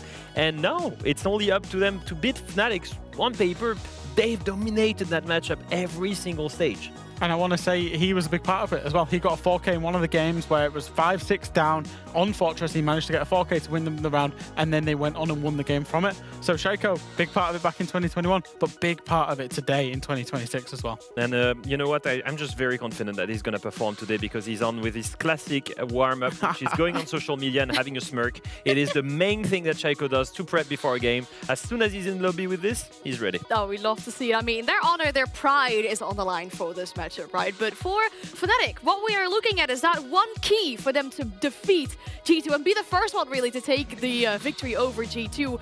It needs to be done with clever plays like we saw yesterday. Yeah, yesterday I have one example I want to show of the team play that we see on the side of Fnatic. You're going to see Solid Snake, that citizen that is able to track if someone is going to play behind the desk. Pay attention to the comms. There's one on the desk. You can double impact desk right now. It's like left side by the bomb. I can tell you where. Look at this, the double impact from the Zofia. And look at Azami, the main strong position that needs to be removed, gone from that goal. Wow, that was genius from us, bro. What the fuck? We've never done that before. That's genius from us. We've never done that before. That's a cool mini play, a cool innovation. We've just seen plenty of attack innovation on layer with VP. It's cool to see that Fnatic is also able to bring on some new stuff. We all know about the Zofia double impact from below, but I don't know, for some reason it was not a classic to be brought and to remove that strong position behind the desk. That's now well done by Fnatic, and I just love the synergy in the comms that we're hearing. That's a new Fnatic that we're seeing. Speaking of those comms, the play you heard there at the very end talking about this masterclass, something genius that they've done there. He has to have some kind of information on the very specific player on the side of G2, right? Yeah, Citizen, who was just on your screen, going up against an old friend in Doki. And they have played together on multiple teams. Oh, that is cursed. That is cursed. They were on 3 teams together. They were on G2, obviously, back in the 2022-2023 era. Played Berlin Major, played a few different events together during that era. They were on Na'Vi, of course, when Citizen was on Na'Vi back when they won the Pro League Finals. Doki obviously didn't play that event, but was on the team with him at the same time. And back in the day, back in Tier 3 of the UK with M&M as well. And they will be playing together come the end of the year at the Nations Cup as well. So these two players, long storied history together. They'll be friends looking to get one up over each other. All right, then let's dive into the map that is needed for this best of one here. 2 2 more remaining in this group stage. Last time around, it was a 7-0 for G2. Do you think Fnatic starting on defense on Cafe can get any rounds on the board today? It can probably help them a bit. I will say this. These two teams, they've tried to play the map recently, and both times against Twisted Minds, and both times they lost it to Twisted Minds. That was the old Twisted Minds, of course, the one that was very strong, not the one that missed on playoffs. G2 tried to play it against Shopify Rebellion at the Select City Major. It went kind of well. They still lost the map, but it was very close. So overall, they have the upper hand. They're still the favorite in this. And Fnatic have barely played it. The only example we have is the one game they played against Twisted Minds, which was a hard loss for them. Just a quick reminder on stakes here. Fnatic need a regulation win. They get their regulation win, they'll be in the top 4. That's 2 chances at EWC. G2 already confirmed top 2. They get their win, they get the flawless streak, and they will finish first place. But the downside of that is they'll probably have to play Falcons, if that is the case, next week for their EWC spot. All right, well, the objectives are clear, though they are very different. G2 can go undefeated, and Fnatic can grab a spot in the spot 4. Let's find out who gets it done on Cafe. Thank you very much, Desk. And we find ourselves, wow. Demo, wow. Did you do this poll? If I did, you'd see a fat 100 on one side. Yeah, I think so. Yeah, you lot have your favorites. People at home, the Desk have their favorites. I think the only people that are favoriting themselves right now is potentially Fnatic. But Cinderella's story starts with a couple of things, and one of them is being an underdog, I guess, or having ugly stepsisters. I don't know. It's a long time since I've seen the movie. Fnatic. All I know is they're starting on defense on Cafe, and that is partially a pumpkin turned into a carriage. I do find it a bit crazy that there's an opportunity here for Fnatic to finish top 4. Wait, we've never seen that before. That doesn't happen. No, not traditionally. You know, it's... But not traditionally. If you could talk about recent Siege in EML, Secret don't finish last. That's also true. I think that's the thing about EML is currently there's been so many big roster changes and so many fundamental changes of the cores of rosters that we're in a little bit of a an alternate universe of EML this year compared to last year. Yeah. It's a weird one because I'm just looking over the previous kind of stage results for this Fnatic side since the organization joined us here inside of EML. They've went from 6th to 9th, and then a 10th, a 7th, and then kick off a 7th. So for this team getting top 4, it would be the best result that they've had. Hey, that's pretty good. Growth. We love to see it. Even though, yeah, it's sort of come with some roster changes in amongst the growth. Some roster changes. Some roster changes. A lot. There's only 2 people remaining from the original lineup, and that is Deepek and Safus. There's only 2 that are the remainders. Everyone else has been chopped and changed. A lot of people who have came in for the chopped and changed that then have also been chopped and changed. And even those guys, they got chopped and changed too. So it's been a very long process over the past 2 years for this side, and you have to give credit to them. Finally, things are clicking for them, and they have been a very enjoyable side to watch this stage. I think 2 sets of things have noticed that change. Every single person watching and playing, and also their ability to win maps, which has truly never been higher. And what a way to start it. See you later, Shaiko. Sit outside, mate. You're not needed this round. Impressive. Good opening pick. Good operator as well. The take down being the Flores. For Smith and his Loyal Shield. Maybe a little bit more safer. Wizard with a second on to stomp in a C4. And G2, this could be a stall out for them as they've lost the Ram. Thankfully, they have still got the Buck, who, of course, can do the vertical work. But, I mean, losing 2 players and in return, getting nothing is not a great look here for G2. So they really need to try and dig deep here and find some picks first and foremost. But that can be difficult. I mean, for Fnatic, look at the util that they still have. They've got plenty of denial. They've got Goyo. They've got smokes. They've got an echo. So in terms of going for a plant, that could be out of the option here for G2. I was going to sort of say there, obviously, you know, you've got them opening up there with the double kill. You've got them sort of stepping themselves up, but they're doing everything they need to, which is don't let them get comfortable. It's Cafe, it's G2, it's a team that, let's be honest, they've probably come into this map 100% sure they're going to win it. And they might, but we also know that they're a team that can get pressed. They're a team that could be on the back foot. They're a team that can sort of be struggling at points, and everything that you do to sort of put the pressure in is going to be a benefit. There's Wizard for his third for the round. He's finally put down by Alamau. Changing mags. But it is just Alamau left, and well, the bar is trying to catch the swing round onto him. They're just leaning in. Citizen is further and further pressing the pressure in towards the bottom of Brown stairs. The impact would have been his end, but it couldn't quite get the catch. But you look at the fact there's still smoke canisters. Smith was on camera. But 9 seconds. The barbed wire, if he just ran through it, would have killed him. At this point, they've got the split. They're down the corridor. Look at the position of the Citizen. He can just do that. Yeah, easy enough there for Fnatic. I mean, Wizard putting his team in a great lead at the start of the round, taking down Shaiko in the C4 to eliminate Stompin. And we knew that G2 were always going to be chasing the round after that. So a really good start here for Fnatic. G2. It's a bit of a slow one there. Again, the way they were playing it was pretty traditional, pretty default, I think, on the side of G2. Looking to play in towards that vertical game. But as always, you have to be careful of those C4s. So Fnatic, that's the kitchen. Done and dusted. Where are they going to go to next? I mean, it was very quick as well, right? There's almost this element of blinked and, oh, we're one round down there. I mean, oh, that's unlucky. Yeah, you could see he was far away from that. Aware of it, right? He tried to get as physically far away from it as possible. He was tucked into the corner on the solid ground, and it's one of those things where if he had an extra inch, he might have survived. Yeah. 10 seconds left. Oh well, unfortunately, that's the nature of the game, buddy. Talk about the bans as well.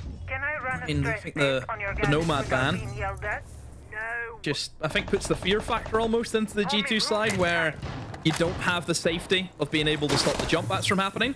Oh, it's a great ban on this side. Great ban on this map. Makes you feel a little bit uneasy. So that's one thing that G2 need to be wary of course. But look at the lineup. I mean, they're even bringing Claymores. They're happy enough to allow Fnatic to jump out if they want to. So that'll be an interesting situation. See if that maybe comes back to bite them in the long game. C4. They're early use to that C4, but Vincent's not going to catch anyone for it. And you think about a jump out here, but instead it's going to maybe look for the run out. And that garage wall is opened up. You could maybe look for it. Just depends if Alamau is going to be in the exposed position or not. This is tense. This is tense. He's going to go for it. And oh, Wizards whiffs it. Banjo. Will live to fight another day. Oh, he's double dipping. Oh! Citizen outside the building as well. Lived up to the cursed graphic we saw on the desk by cursing Doki. Further and further they push them further and further back. Shaiko found as well, and G2. What's going on? It's like a haunted house they've entered. There's ghosts and skeletons jumping out every corner. Alamau's cut his way through the site itself, and Stompin's there for moral support on the shoulder with the shield, but Fnatic, they've got the kid elsewhere. Dropped by Benja on the catch of it. A clash is just being a problem. The shield away. Dropped down on top of it. Didn't even see it. I said it was like skeletons. Maybe it's ghosts. Oh! Citizen for 2. And Fnatic. They don't care about the fact you gave them 8%. They've already done better than that. Oh, I love the webcams as well. I mean, I think Citizen surprised himself with those kills. He was impressed himself. And then it kind of cuts to Smith, and Smith is just no emotion. I play Siege. I play Shield. I mean, for Wiz, big cojones going for that, isn't it? Oh, but like, his whole story this map has been that, right? Look at this. That's like a shot and a half, I guess. Bang! Oh. What the fuck? We are so good. As surprised as the rest of us. I love it. Hey. 2-0. Fnatic, they've come out swinging. Oh, G2 undefeated up to now. And look, I think for G2, still want to finish first in the league, no doubt about it. We know the goals and ambitions of this side. Oh yeah. VP winning means VP are back on top, but G2 have the opportunity, if they win this, to go first. So for G2, have to go and still do the business against Fnatic. Yes, it may be viewed, and certainly the public view it as a bit of a one-sided affair. You still have to go on and do the job. And right now for G2, this is not the start they're looking for. No. There's the sort of thread of the elements of it where, you know, there's a lot of up and down, a lot of wobbly, and who would you rather face at a best of 3 as your first game? G2, not to say that they have the choice, obviously, they're G2, they want to win. Every team that locks in wants to win their games, but no more than G2. They don't care who they're up against next. Do you think it matters what team is in a lobby against them? No. But they have the sort of fate of setting up the game for Virtus Pro as well. And as Doki gets Deepak. Oh, there's at least a bit of that sort of sprinted pressure through. They found one, they found that opener, they found a breath, and they've also found themselves in towards the site, Benja, with the kit. Might I add, the drone's just going to buy him some safety. They're going to see if they can get a plant as the sort of E1D works away, but gang, you've missed the bus here, it's off. Benja might be able to get out of the site. He's actually going to get the fight elsewhere. They pick up 2 kills, but now the timer is on, right? They've got to try and maneuver and move a clash closer and closer, and they're able to watch it. Deadshot with a great rebuttal, but Shaiko is the end of that sentence. Less than 30 seconds, and well, Stompin can just sort of keep playing that, moves in through the smoke and drives himself close towards the site itself. There's the smoke pressure, and Shaiko, he can't quite sit there, but instead they're going to go for the fight. They're doubling up, and they're doubling down. Oh my. G2. Certainly a case of the lights are on, but there's nobody home. Benja found himself alone with nobody near him, friend or foe. He was just by himself. Gets the plant, and I think there was a moment for G2 where they realized, hang on a minute, he's planted and he's died. None of us were near him. They could defuse. And I think that was almost the stress for G2. I mean, we've seen Doki just running upstairs, full sprint, trying to get into a position where he can stop a plant, but then he gets gunned down. We've seen Stompin was smoked outside a pillar door, has to run through the gas to get himself in a position to stop that plant. I mean, the key person there was Shaiko. All Shaiko had to do was stay alive, because as long as he was alive, he was an issue for Fnatic. If he dies, then you could just go for the defuse. This was who they wanted to target. But Shaiko just played hard to get.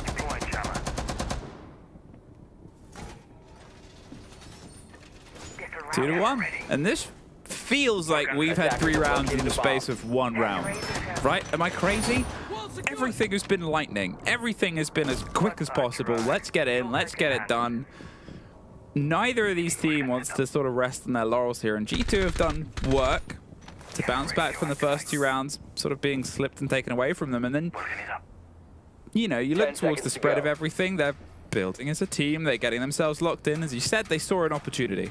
No one in the site. Let's try and put a plant together. Great teams spot opportunities, and the best teams capitalize upon them, and that's what G2's been able to do there. But it's down to Fnatic to make sure that that just becomes a slip in the road on their cafe defenses and doesn't become a lifeline for G2 to grab onto.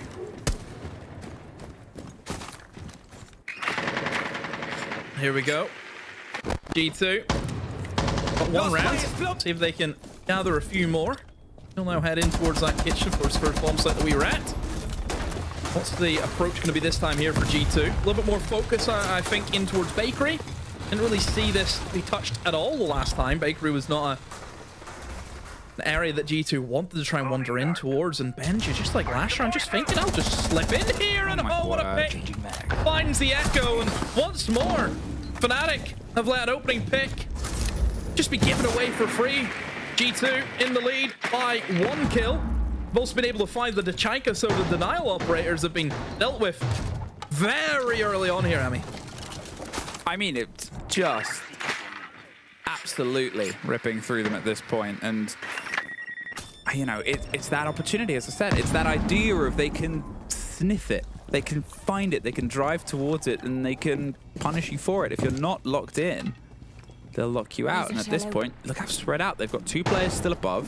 Deadshot and Wizard are just going to play off of each other's backs and make sure that they can't get a clean approach. But otherwise, they have nothing to deny this other than guns, right? They're just going to hope they can catch them as they slip their way through. Obviously, yes, vertical angles can be an issue, but don't forget what Operator Doki is. He's a Capitao. He can use the smoke bolts on the verts. So I don't really think that players being upstairs is going to be that much of an issue. And look, they're just leaving Alamo up here just on an upside-down rappel to stop them taking in towards red. We're happy enough to give them the vertical play, and well, it's just down the Wizard, and he knows the player's right in his window. Alamo's not aware how close he was, and stomping and holds the verts. So in the end, Fnatic, they've attempted a retake, but Alamo, who was pretty much just being Batman for the entirety there of the round, able to stop that flank from happening.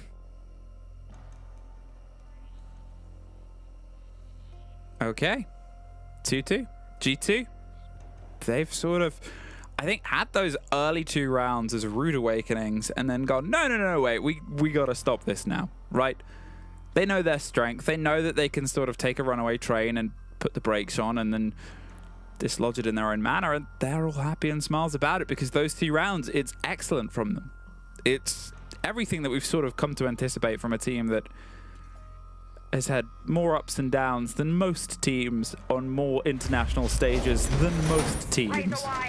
Bomb located by attackers. But Fnatic, what can they do now? Because it's a defense side on Cafe. They want to try and get as much as possible. They're obviously qualified for the top 6, but they want that extra chance. They want that extra lifeline, because either way, every team looks at any other team in the top 6 and goes, I have to beat them. If they want to get their way towards the top place, you got to beat everybody. Objective is to defuse a bomb. And it starts by getting that extra lifeline.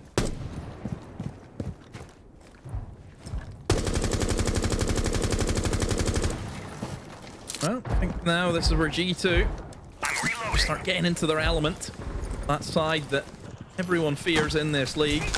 Meant themselves as that #1 side. I mean, certainly there is an argument here, of course, for G2. Depending on kind of who they're going to play inside of playoffs. If they finish second, they're going to be playing GK.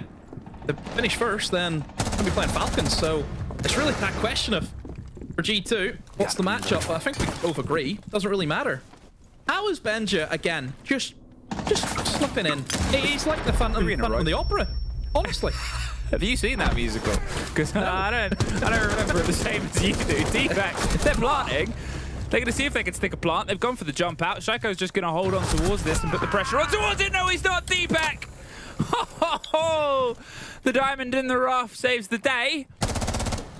And now, that risk not quite paying off. They're in a 3 versus 2. Smith is doing his best to get out of there. He's either side of a narrow fight and maybe didn't need to take the risk in that manner. Oh, and they'll be a bit irritated for not quite getting that kill, but you could see Benja well aware of it, but Doki, this opens the door for his movement round the back, gets the drop onto 1. He's still on the camera, he's still on the catch, the C4 to bait the play on towards Deepak, who will just call this. But instead, they're playing this smart demo, use the intel operators for their strength, get the track on, force them further and further back. Now, they do not have the kit, obviously, because they tried to cement it inside the site for Citizen. We've seen his cool hand played before multiple times, and we know the history he's got. As they still prep up, it's a minute. It's so much time for them to operate with, and I'm not sure if there's... I mean, they're obviously getting a read somewhere. There's a bulletproof camera that's got some perspective on them, but not enough on towards the white stairs. They've got the kit in towards the site. They're going to do the track and go for the plant amongst it. It's a very clever bait, but it's a bait that he's not quite happy to accept. Doki's instead going to cement it. There's the cover, there's the C4, but it's a TK! And at this point, Benja, all the pressure on him. The fight on 90 is going to be a pre-fire around the door, but look at the health! And look at the finish! And look at the smile! Citizen! I mean, beaming. Oh, he's done it. Great 1v2. Citizen. a great game here today up against G2, his old organization.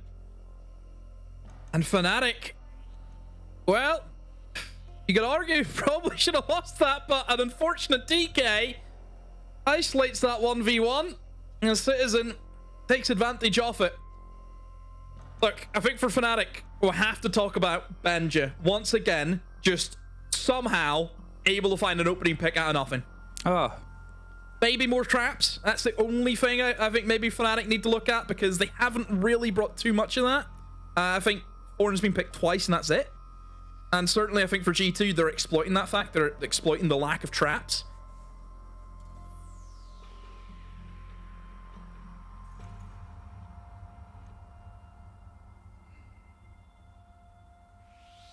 It's the sort of time and time again about it that causes the biggest problems, right? The cause for concern isn't that it can happen. That's why they have the player, and that's what he's done so well for them, G2. But as he said, the fact that he's been able to do it 3 rounds in a row and almost cemented 3 rounds. Oh, gosh. Look how narrow that fight was as well. Let's go! Oh my god! Okay, bro. It's fine, I tried to get out here, but...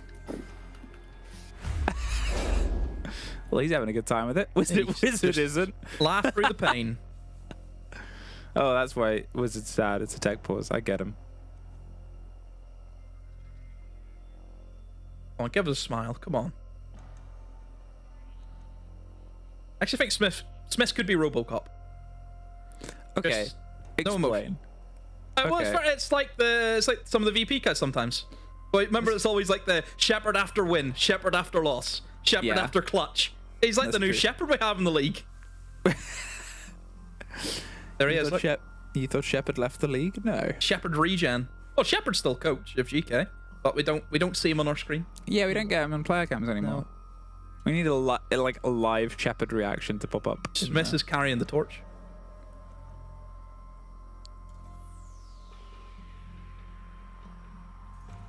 Sorry, G2 players just eating their fingers. Is that? How do they build that synergy, as pointed out by our in-game director? Easy. By eating. I didn't expect this. 3-2 for Fnatic. That is not what I think people had predicted so far. Do keep in mind we are dealing with Cafe. It can sometimes be a very turbulent map, depending on what side you start.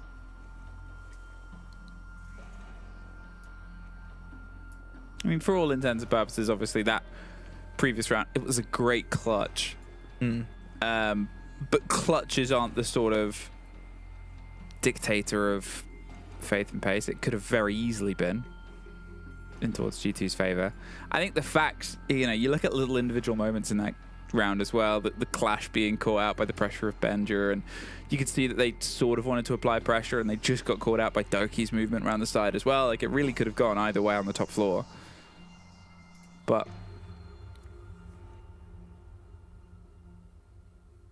either way, we'll hopefully be back in but a moment. There is the element that the 3 rounds Fnatic has won.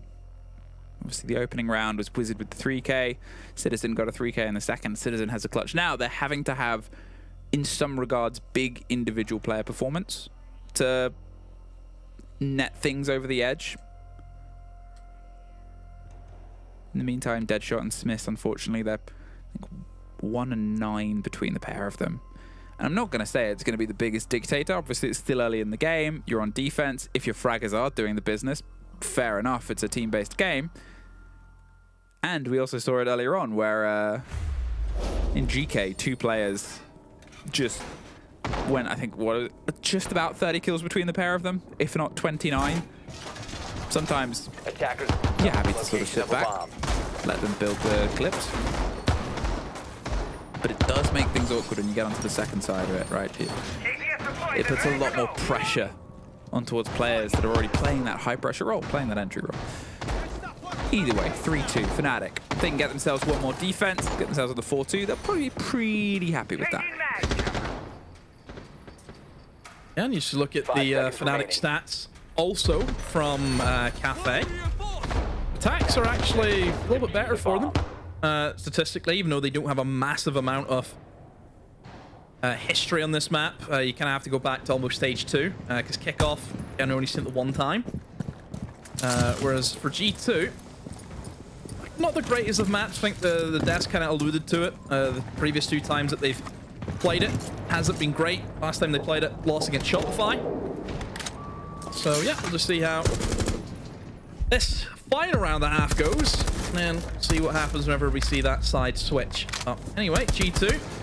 Last time they were here, Benji was able just to plant the diffuser and nobody was kind of near him. So I think for Fnatic, I'm happy to see the trap operator in the form of the Melusi, so it will just stop any of those little sneaky plays that Benji wants to go for again. Oh, miss Selma though. It's going to get the second one though.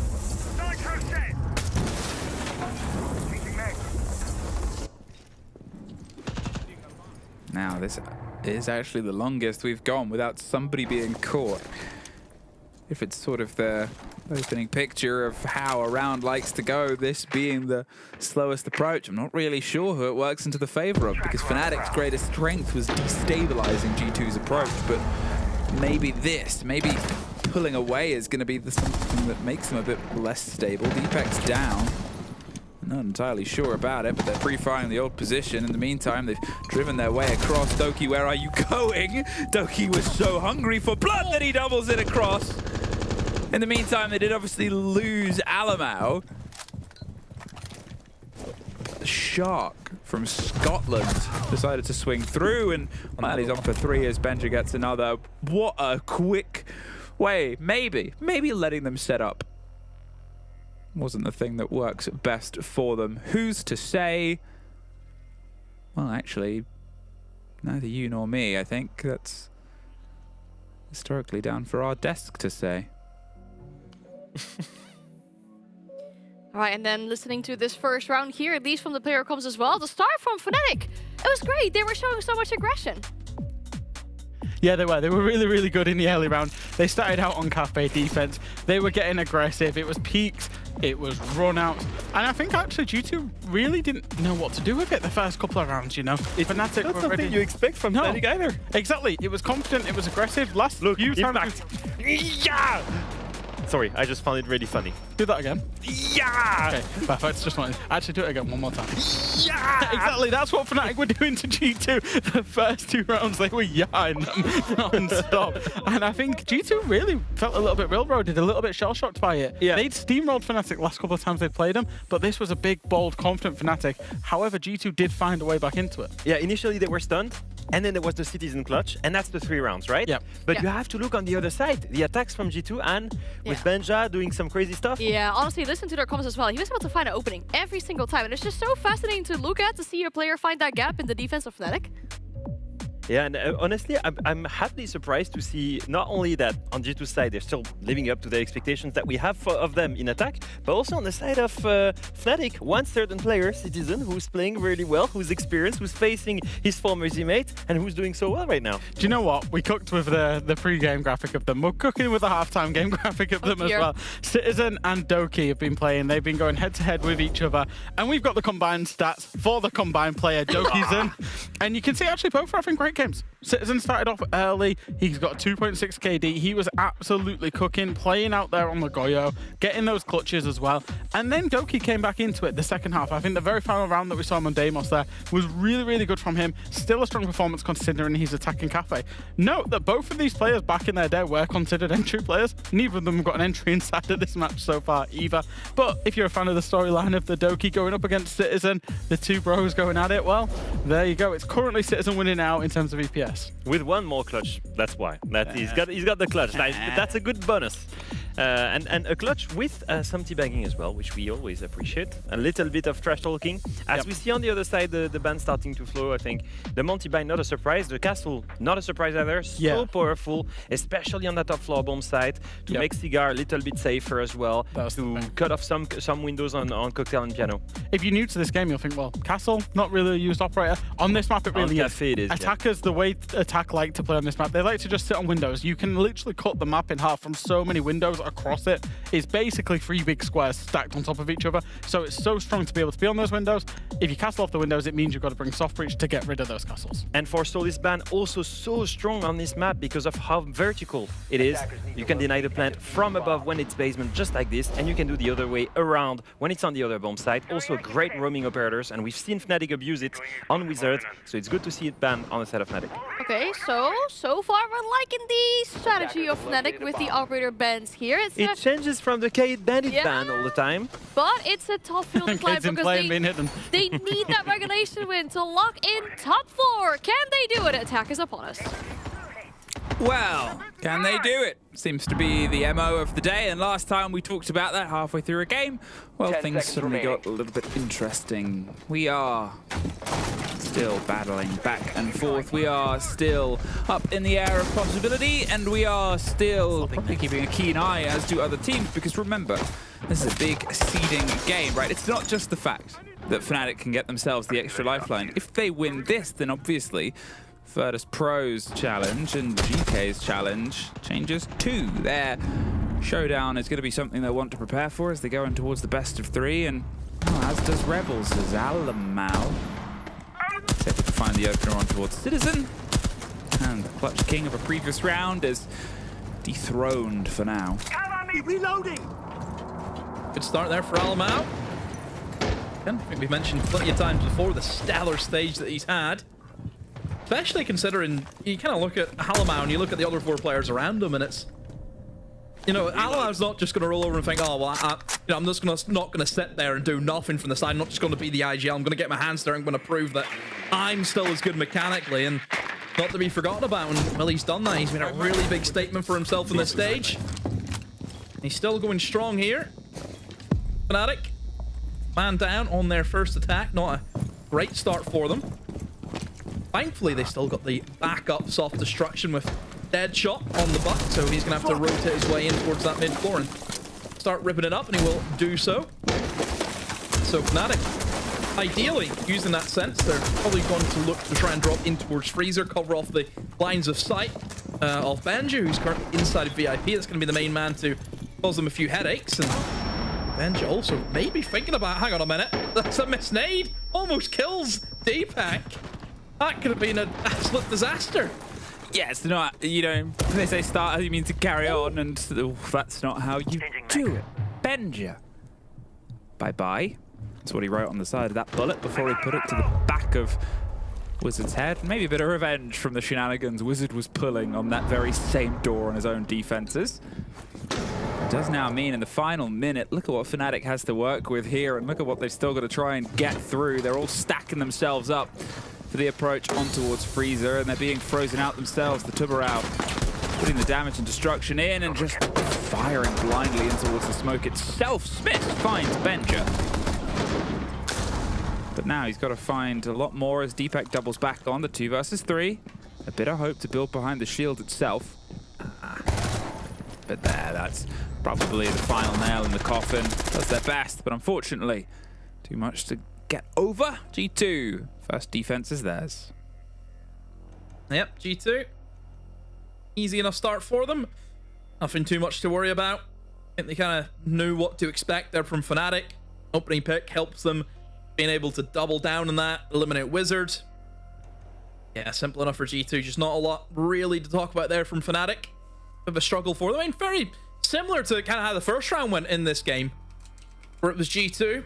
A pretty slow start, just really couldn't get anything going in the round. Same can be said here. Ooh, good night, Wizard. But yeah, well, again, still a long way to go yet in this half.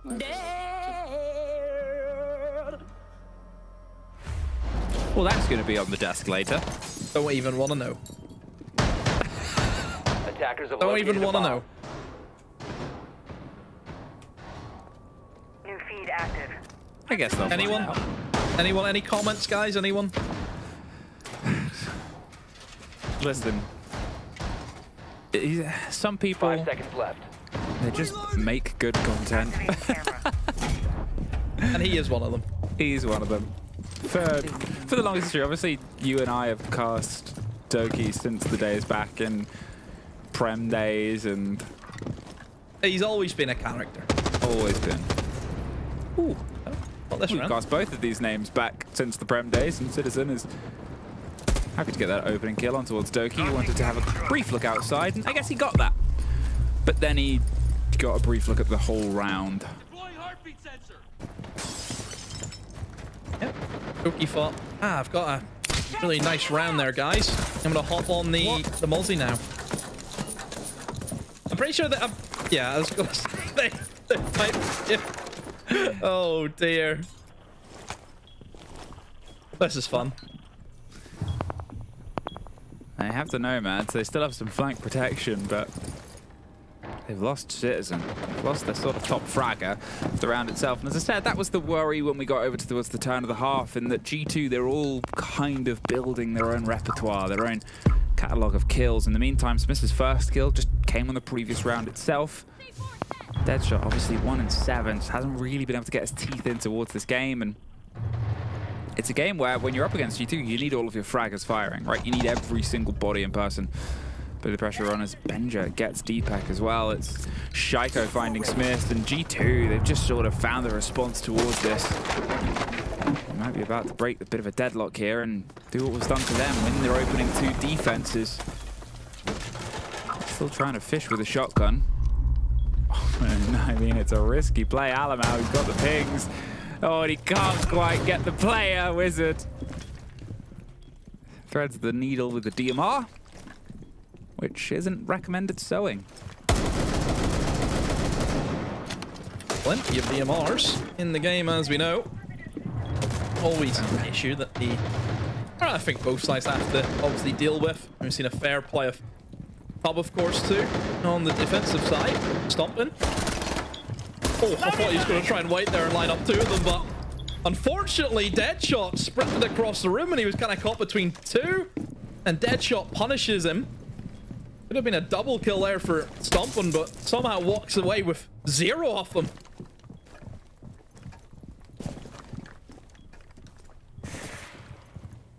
That tight position that Ben just holding pre-fires round. He was so ready for the surprise, but so is Deadshot. As I said, it's the map. You need all of your fraggers firing. He's found 2 this round so far. Benja with the final 10 seconds. Oh, he's just an easy pick. Deadshot. Maybe check that boy's headphones. How Fnatic got away with that? No idea. It's a 3v2. I mean, Stompin should have had at least a kill. Deadshot sat him down. Again, it goes to 2v1, Deadshot of another, and then Deadshot with the final. What a funny old round that Fnatic have been able to claw out of nowhere. A timeout gets called by Fnatic.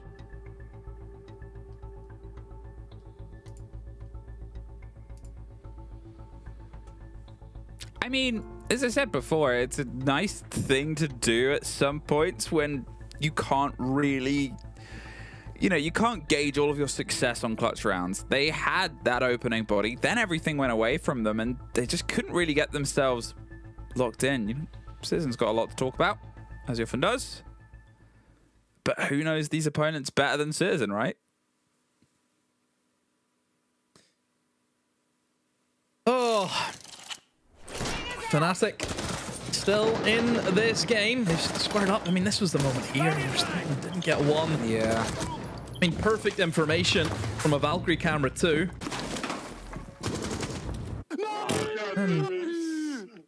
Well played, Jimbo. Feed active. Jimbo.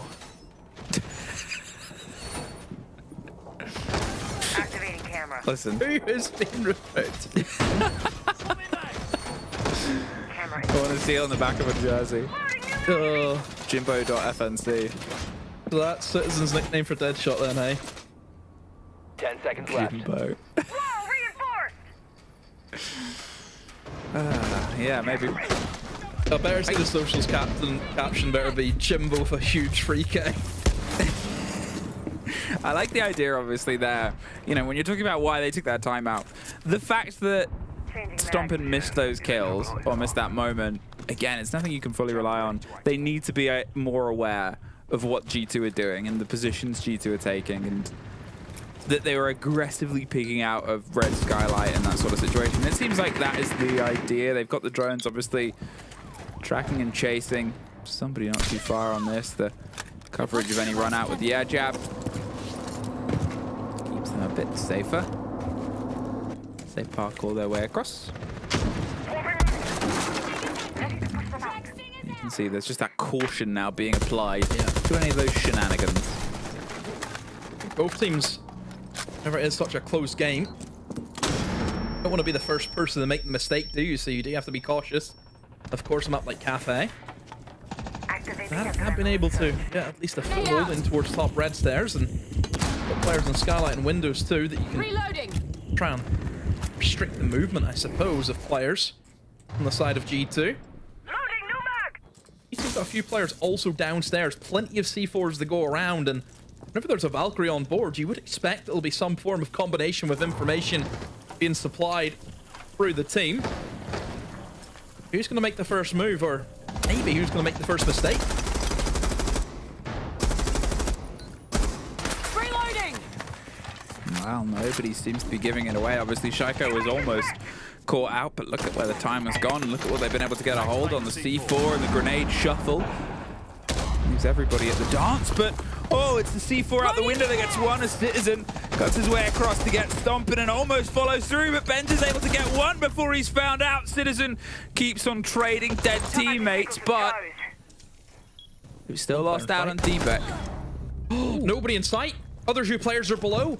And don't forget Operator Citizen, as he's gridlock, he was able to gridlock off the white stairs, and this makes it very difficult now for G2. And Doki has had to spend a bit of time clearing away the track stingers, and I think they know exactly where he is. He's been able to creep up, and oh my. Oh, never mind. Oh, he misses the shot, so Citizen still alive, still has to try and work that plant, has to reload the SMG, but they should know where he is, and Deadshot cleans it up. Fnatic, Citizen especially, just leads with a banner straight through the heart of the G2 defense. As soon as I seen it, two players off site and only Alamau on, that was it, done and dusted for G2. You know, how it was sort of pieced together. What did I say not too long ago of, I want to see more from Deadshot, and then Deadshot's hitting a 3K in both of the previous rounds. It's just, that's that little spark, that element. And yes, Citizen has been brilliant. The way he was maneuvering and making sure every single death went traded. Right, he's putting the pressure on. That happens, so he moves in. We could see him eyeing up that fight just before. Then this happens, so he keeps pushing on. He doesn't let them breathe. He makes sure that they can sort of keep reading that. And you could see, obviously, they had that position. They had the two underneath, but they had the read that he was on the sort of, you know, hell door. And the Repel player was going there to offer some support as well. They were like, well, let's kill him. Let's just kill. He can't get both you on the Repel outside and me on the sort of noob out at the same time. We can send this. And Fnatic, they've pulled themselves ahead. It is an exact sort of balance back between these two teams. It's just been, you know, pairs of rounds apart from Fnatic getting one little sneaky one in the middle, but now they have their chance to break them all and get three.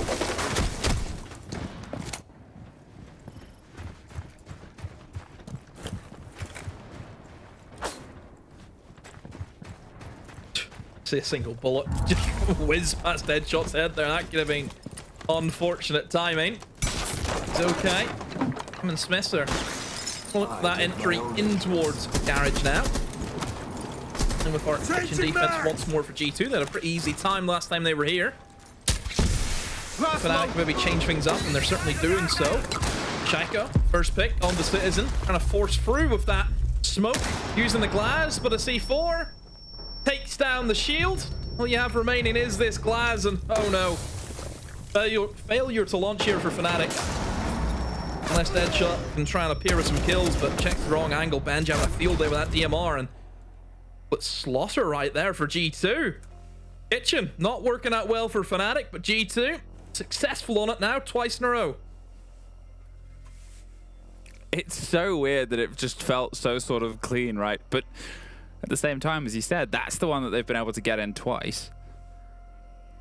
And at this point, they've still got to rotate their way around to ones that have been taken away from them.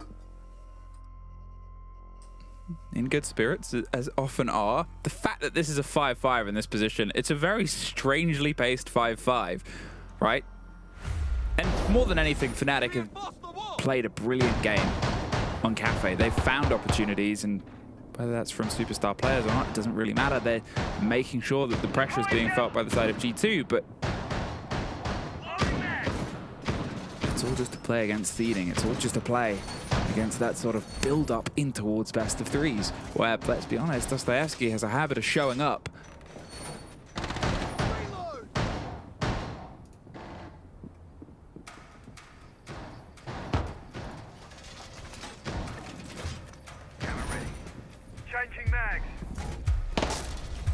It is a tight affair between Fnatic and G2.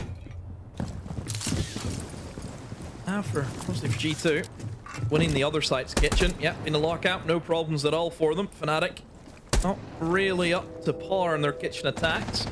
That's been the other sites where they have found the success. How they want to go about things here, Fnatic, looking at their lineup, it seems to be a little bit more slow-paced. Got obviously the gridlock again that Citizen has brought pretty religiously, for the most part, on these mid-floor and top-floor attacks. I mean, obviously, I think whenever you see the Nomad ban, you're gonna need to take it. Still had it whenever Nomad was up, but still would like to have it. And Shaiko with an early kill, but Wizard is there with the response on Pillar Door. We're seeing a Nemo straight up for a Legion. I would say G2 probably have won that utility battle. Yeah, I mean, I think it's sort of the takeaway, right? Especially with the Ted. I mean, Deadshot has been in a good position, fine, but is it an equal gun trade-off as well? The pressure that they can apply, but they still have intel that they can gather, obviously, with the line, but then, you know, the late round denial that, as you said, comes across it. You've got two ripped and ready to go C4s here, based on the back of that pulse. Ben just put his back in pocket, but Stumpin is ready to go. There's the EU1D, the catch on towards, but nobody is moving as of yet. Fnatic. Parcels and packages of land, but they're not being offered anything for it. Spinning up. Falls into a little bit of a lulled silence and wondering, where's G2 pulling themselves to? The pulse still has the read. Look at just the position. Yeah, really good. All of this is being fed. Oh, and they're trying to combo that with a C4. Toki misses that, but Stumpin doesn't miss his, though. And G2, off the back of the information that Alma's been able to provide, have the advantage that they were hunting for. And Fnatic, remaining 3 players, who's going to make the move? I mean, we have looked towards Citizen. Kind of move things in the direction that Fnatic want to go for. Wonder if he's going to be able to do the same. He's actually doing a bit of vertical work. Maybe a transport Wizard here who has slipped in towards Pillar. I mean, look, you've got one player touch. They have a rough awareness on where they might be, although maybe they're just pinging something further on. Do they know about Mozzie? Doesn't matter. Somebody else has got the kill in the meantime. Benja has the coverage, and 25 seconds in a 2 versus 4, and they haven't even been able to knock on the door of the site itself. It's pressure either side. Can't even find the pulse on the secondary. Gets one. Defect does get one for the trouble, but not for very long. G2. Hey, once again, tie another pair of rounds. Seems to be the MO of today. And, well, I mean, they've been able to win a site that they were not successful on the last time. That is good from G2. And there wasn't really much happening, I think, from both sides in that round. Yes, we had the kind of early skirmish, but it was, again, a trade, still a 4v4. But then there was the moment where Alamau made a great call, using the pulse, using the scanner, was able to spot out certain positions. Don't even know. Were they Were they sheep noises? I don't know. It could be anything. Yeah. Yeah. Who knows? Who knows? Yeah, as I was saying, all it takes is just that one call from Alamau. We've got the information. Go heavy with the C4s. One C4 nets the kill, and then G2 have the man advantage. And then Fnatic, yeah, I think they were just hoping that Wizard was going to make the play. Whenever the kills don't come for Wizard, gets flanked from Red. Brownstone.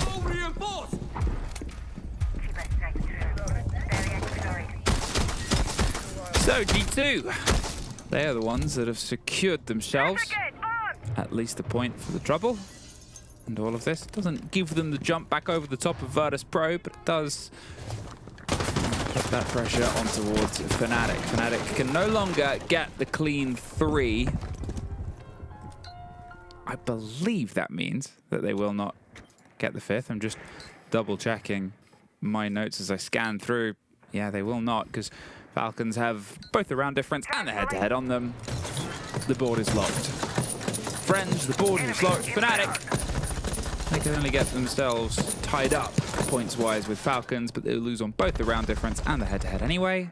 So whichever it's first, gang, doesn't even matter. Deadshot in the meantime. Well, they do want to try and break the unbeaten record. That's the fun thing to steal away from them. And as Smith gets himself a second kill of the game and unfortunately suffers immediately afterwards. Changing mags! It does leave GT, though, in the 3 versus 2. Now, Stompin is in prime position to try and tear away on anyone that might go for the swing-in. And towards the side of the plant, and Doki on the deep roam as the smoke. Not always the most conventional. Oh, big engagement, Citizen. Oh, a glimpse. Equally so did Shaiko, but Citizen turns his attention to Stompin and finds him, and Doki just drops into him. Almost got the hipfire drop shot, but Citizen shuts it down, and we are going into overtime. Who would have seen that?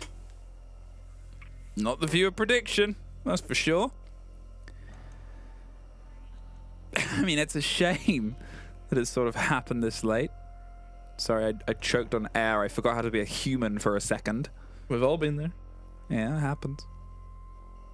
But they can still blemish G2's sort of record. You said it before, we have not had a lot of overtimes in EML at all, but G2 have been there twice and won both of them.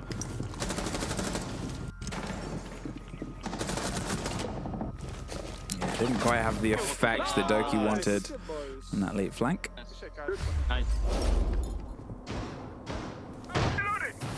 Still 6 apiece, everything's square, and with even halves, it's kind of impossible to even pull out who's gonna be the one that's ahead. As I said before, it's this beautiful pattern where everybody has been getting 2 rounds apart from one instance where Fnatic got 1. So if I'm to enjoy my pattern brain, as I talked about earlier, humans with their pattern-seeking brains, Fnatic get 1 round and then G2 get the 2 afterwards. Okay. And if that happens... Attacker's objective is to defuse a bomb. Another thing to mention, Fnatic can't get top 4. I did. I think that did you talk about that? Yeah, it was pretty. Yeah, I did. So I do talk a lot. I don't blame you. I'm just looking now at just the situation for G2 now, because obviously they don't get all 3 points. Because they beat VP, G2 probably still just need the OT win, and then they'll be in joint points with VP, but they'll have the round difference anyway. So still, G2 need to win it. They want to finish first. It's got to be the lock-in. I think there's the element as well, obviously. You know, if they want to get themselves first, if they want that sort of setup and position, like, who would you rather go against right now? GK or Falcons? Kind of neither. Like, GK are in a really, really good form, but we know what Falcons are capable of, and, you know, that top 4 is a very solid top 4. I mean, it's a very solid top 6, to be fair, with the form that some of these teams have started to develop on and what they can do. I think Rebels and Fnatic are going to have a bit of a potentially rougher time, but they're both in the lower bracket, and I mean, as we've seen today, Fnatic can surprise us. They might even still be the ones to break G2's record. No early catch. I said it before. Fnatic, they did very well when they're on the defensive sort of shaking the approach, and there as a trade comes out, Doki gets one, Smith gets the other, but Doki doubles down, just playing under the skylight. You assume he got the first, dropping in on the back of the flash of the noise, but otherwise he's looking for 3 and he's able to find it. Now that puts us into the 4 versus 2, and maybe the pattern has been taken and changed, and we're a little bit into the modern art territory. This round is closing now for Fnatic, and Alamar just gets the floor bang from downstairs. G2, especially Doki, makes light work of that attack. I think for G2, just shows the power that they have. I mean, Doki has already shown it in, I believe, round number 6. Just walks in, gets a free piece. He's done exactly the same. Walks in, gets a free piece. Listen, if you know what you're good for and you know what you're good at, do it. They say if you do what you love, you never work a day in your life. That's incorrect. You still have to go to work. You just hate it a little bit less.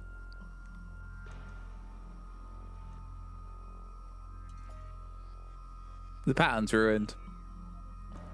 Oh. Unless...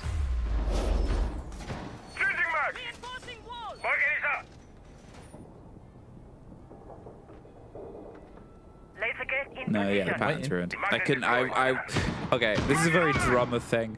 I was gonna see if it would still be one of the 51 drum rudiments. Shout out drummers and percussionists listening. It's still not a rudiment. I'm sorry. It's not a paradiddle. It's not a flammadiddle.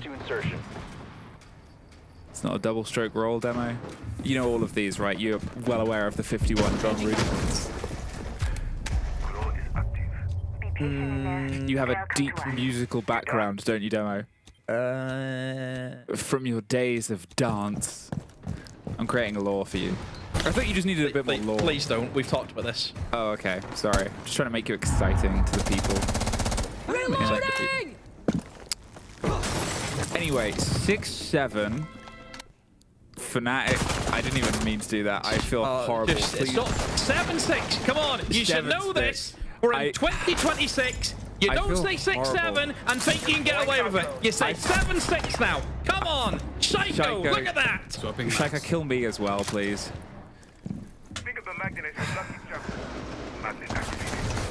7-6 and it's a 5 versus 4. They've lost Wizard.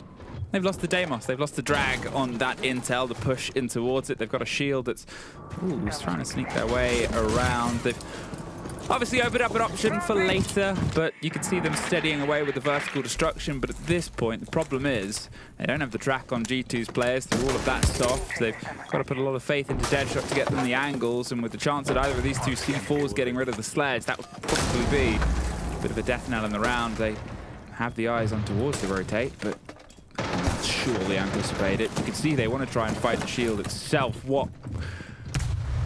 Don't know if Shaiko intended the pocket Goyo. But he intends to find a fight, damn it. What he's looking for, isn't he? He doesn't know. Does he want to walk up red? I think that's where he wants to go. Starts across though with towards.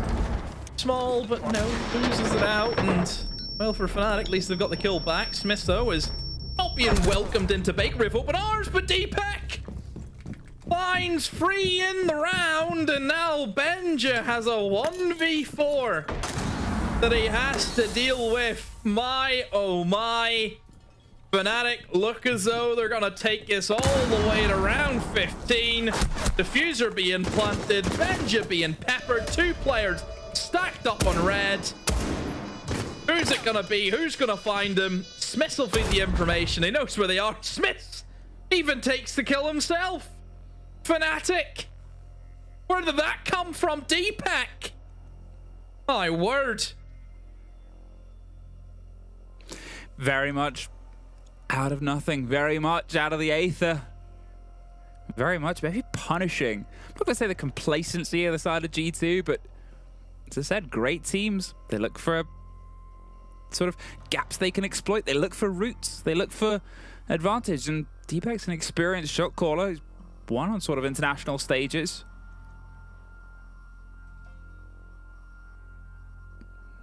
No singing this time, or buying, or whatever they were doing.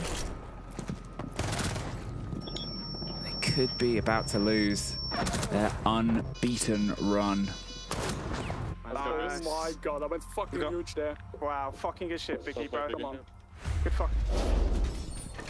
Initiate jammer. 7-7. Here we go. Morgan is ready. Use it if you have to. Fnatic on the defense. Gonna go into kitchen. Now their kitchen history has been they've played it twice. 10 seconds left. And they've won it once and lost it once.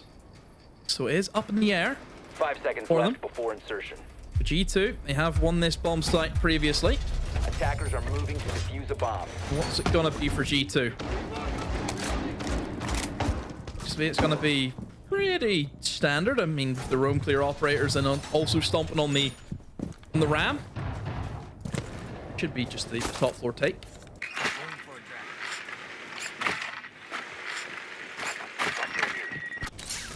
At this, with everybody stepping themselves in, obviously Smith playing the echo drones, lead the team further and further forward. Shaiko is almost the first off the board, just sort of playing their way in. Flores,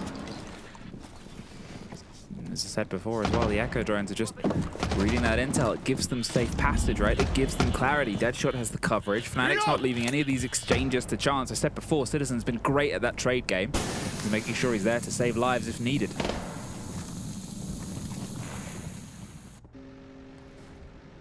Sending out sources. Hostile inbound.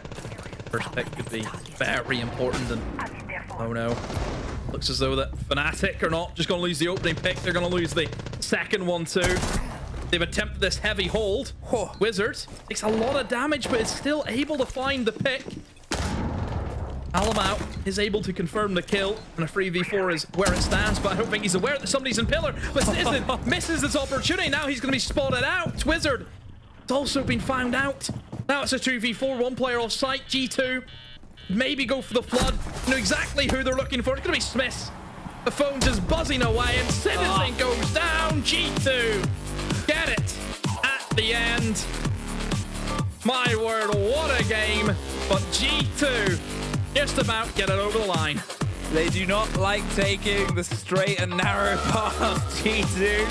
That's for sure. 3 OTs, 3 wins in them, and 3 long games for them to go through, but they are still, at this point, in best of 1 phase, undefeated as they progress through it. And we, for the 4th time tonight, will head to a break.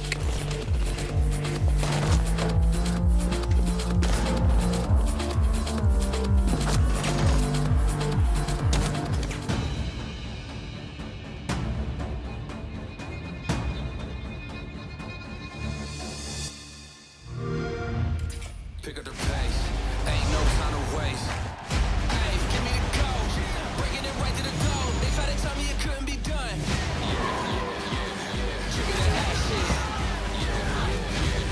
We want the action. Lights, camera. Give me the action. We want the action.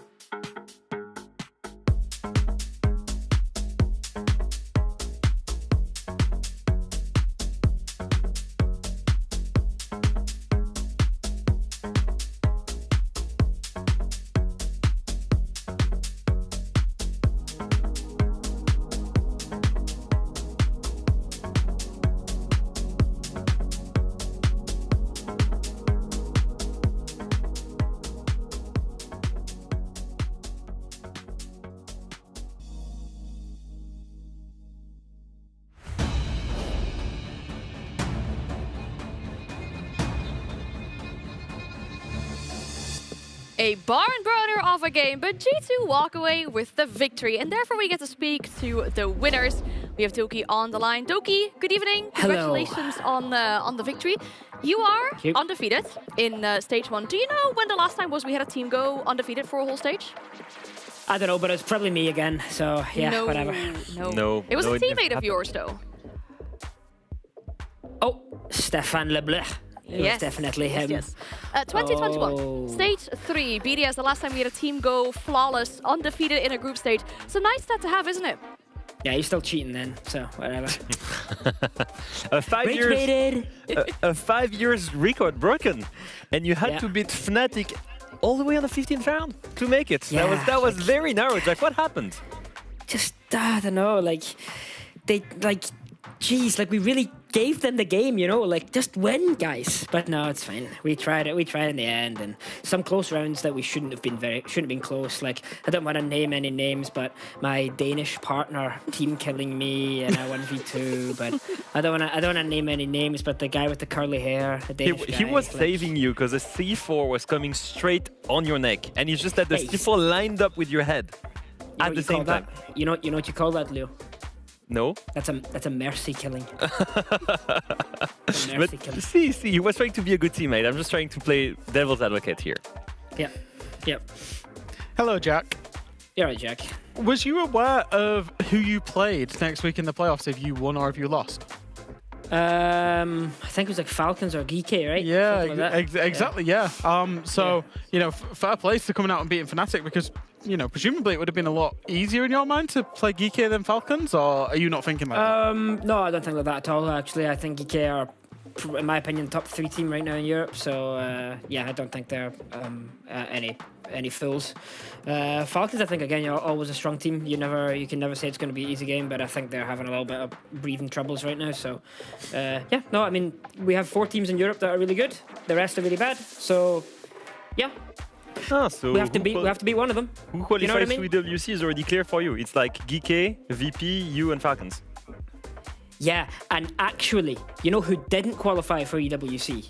All the teams that cancelled scrims on us. All of them. They're all gone. That's it. Gone. We have names. I might not even see them next stage because they'll be gone. Pisses me off. Doki, Don't cancel last minute. Sorry. It's okay. That's right. Carry on your rant. Go ahead. Go. Get it out of your system. Use the platform that we're giving to you. It's just I'm not here to name names, guys. I'm not here to name names. But there is a specific team that cancels scrims 20 minutes before the scrim starts. Go 3 ahead. weeks in a row. Go ahead. And they begin with a T and end in Wasted Minds. It annoys me. Stop it. Oh my god. I wonder who that team is. I really wonder. Doki, one more question before we let you go. Before your game, we listened to Falcons comms. And during your game, we listened to your comms, of course, as well. Okay. It was a stark difference. At some point, we thought we were disconnected from you guys' TeamSpeak because there was no talking at all. How comes? We're so in sync. It's like a Neuralink chip in the brain that send the signals. Kill him. Comes that via brainwaves. There was times during prep phase and 50 seconds into the round on your defenses and it was just silent. We were like, are we gone? Have we disconnected? Yeah, and then the timeout comes, the 2-minute break between, and Ramalho comes on and he's like, hi guys. And that's it. 2 minutes. Just 2 minutes. All right. Well, W comes. They still helped you in the game out here, though. You remain the undefeated team, and Doki, we wish you best of luck in playoffs next week. Undefeated. See you next week, guys. Bye-bye. Awesome. A lot of words, some threats to some specific teams, but hey, we see it consistently. Oh, this moment, look. Oh, there we go. I don't think the C4 would have killed him, actually. I just realized. Oh, no. Oh, well, It's he was fine. trying to defend Benji. Whatever helps them sleep at night. But hey, a barn burner, but G2, it is a big step for them. 5 years since we had a team go undefeated, and they managed to do it. Yeah, and I think realistically, G2 have I'm not going to say G2 have been slept on. That's probably the wrong way of putting it.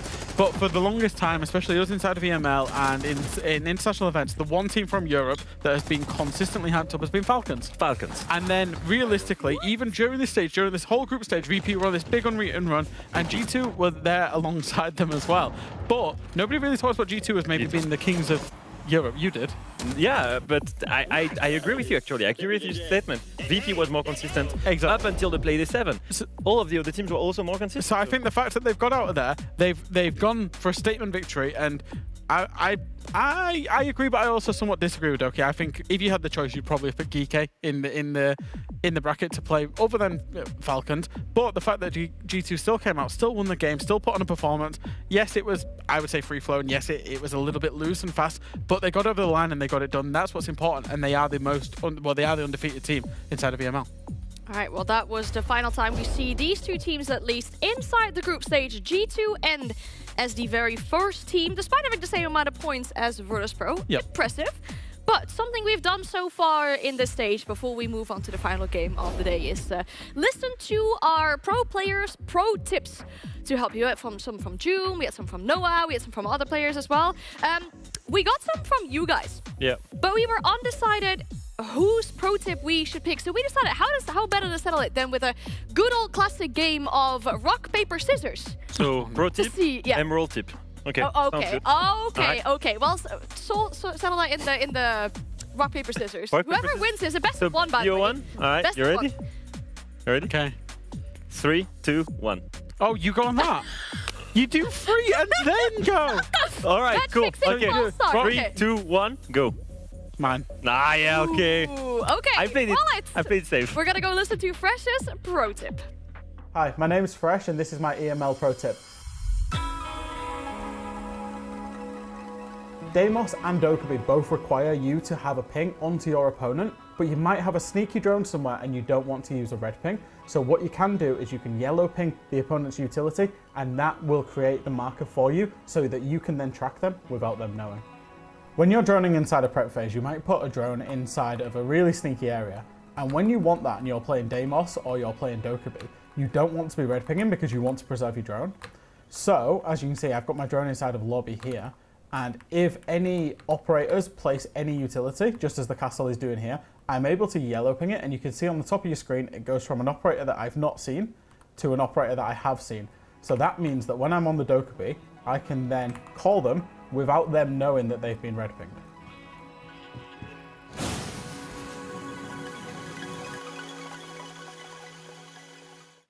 Great tip. Emerald tip or no?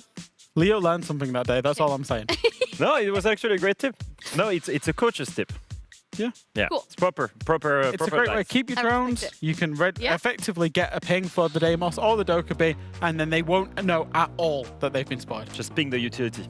I'm glad they were getting these kind of little gimmicks and kind of tips and tricks to help us at least win some rounds in our rain games. Maybe the two teams are playing in our final game of the day. We'll need some of these tips as well, because let's be honest, it has not been great for both Heretics and Twisted Minds. Due to results earlier today, Twisted Minds no longer have a shot of making it to playoffs. This is the last time we will see these two teams inside of stage 1. They better go out with a bang, because we don't see them anymore until September. We'll dive straight into the map veto, because I hope we can settle this for once and for all on an exciting map, but we're going to the most default, basic one there is with Clubhouse. Yeah, and I still think it's interesting in the sense that I think that Twisted Minds have thrived on the map recently, and also on the side of Heretics. They tried to play it quite a lot, and they lost it twice already. They did make some of these games a little bit closer, but I will say this. The only hope I see for them is them starting in defense. However, one thing that we've seen from Heretics yesterday was they made things closer by being super aggressive. You remember Akui getting super aggressive, getting a triple kill. You remember other players on the team trying to, I guess, bring the pace to the lineup and try to disrupt the team in front of them. I think that's something that they will be able to achieve in defense. The main weakness of that roster still and has been ever since kickoff, the attacks. So it's good news that they're starting on the defense here. Just to remind the viewers, no playoff implications whatsoever of this game. No standing implications. I think for actually the only implications that this one is for is come relegations come the end of the year, because it will impact points. That is the only thing, and maybe just a little bit of team self-worth. Now, we know that these two teams will not be going into playoffs. We're waiting on the final players to join the lobby for this final matchup for the day.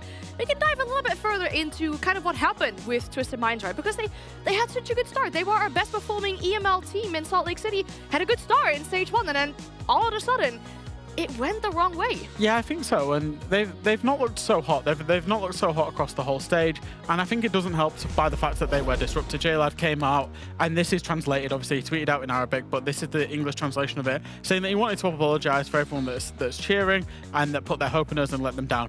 Doesn't like to make excuses, but we went through a lot of circumstances. This league, it's not public what the reasons were for the fact that they had substitutes, and this might actually play into the fact that they did have to cancel scrims, as you know.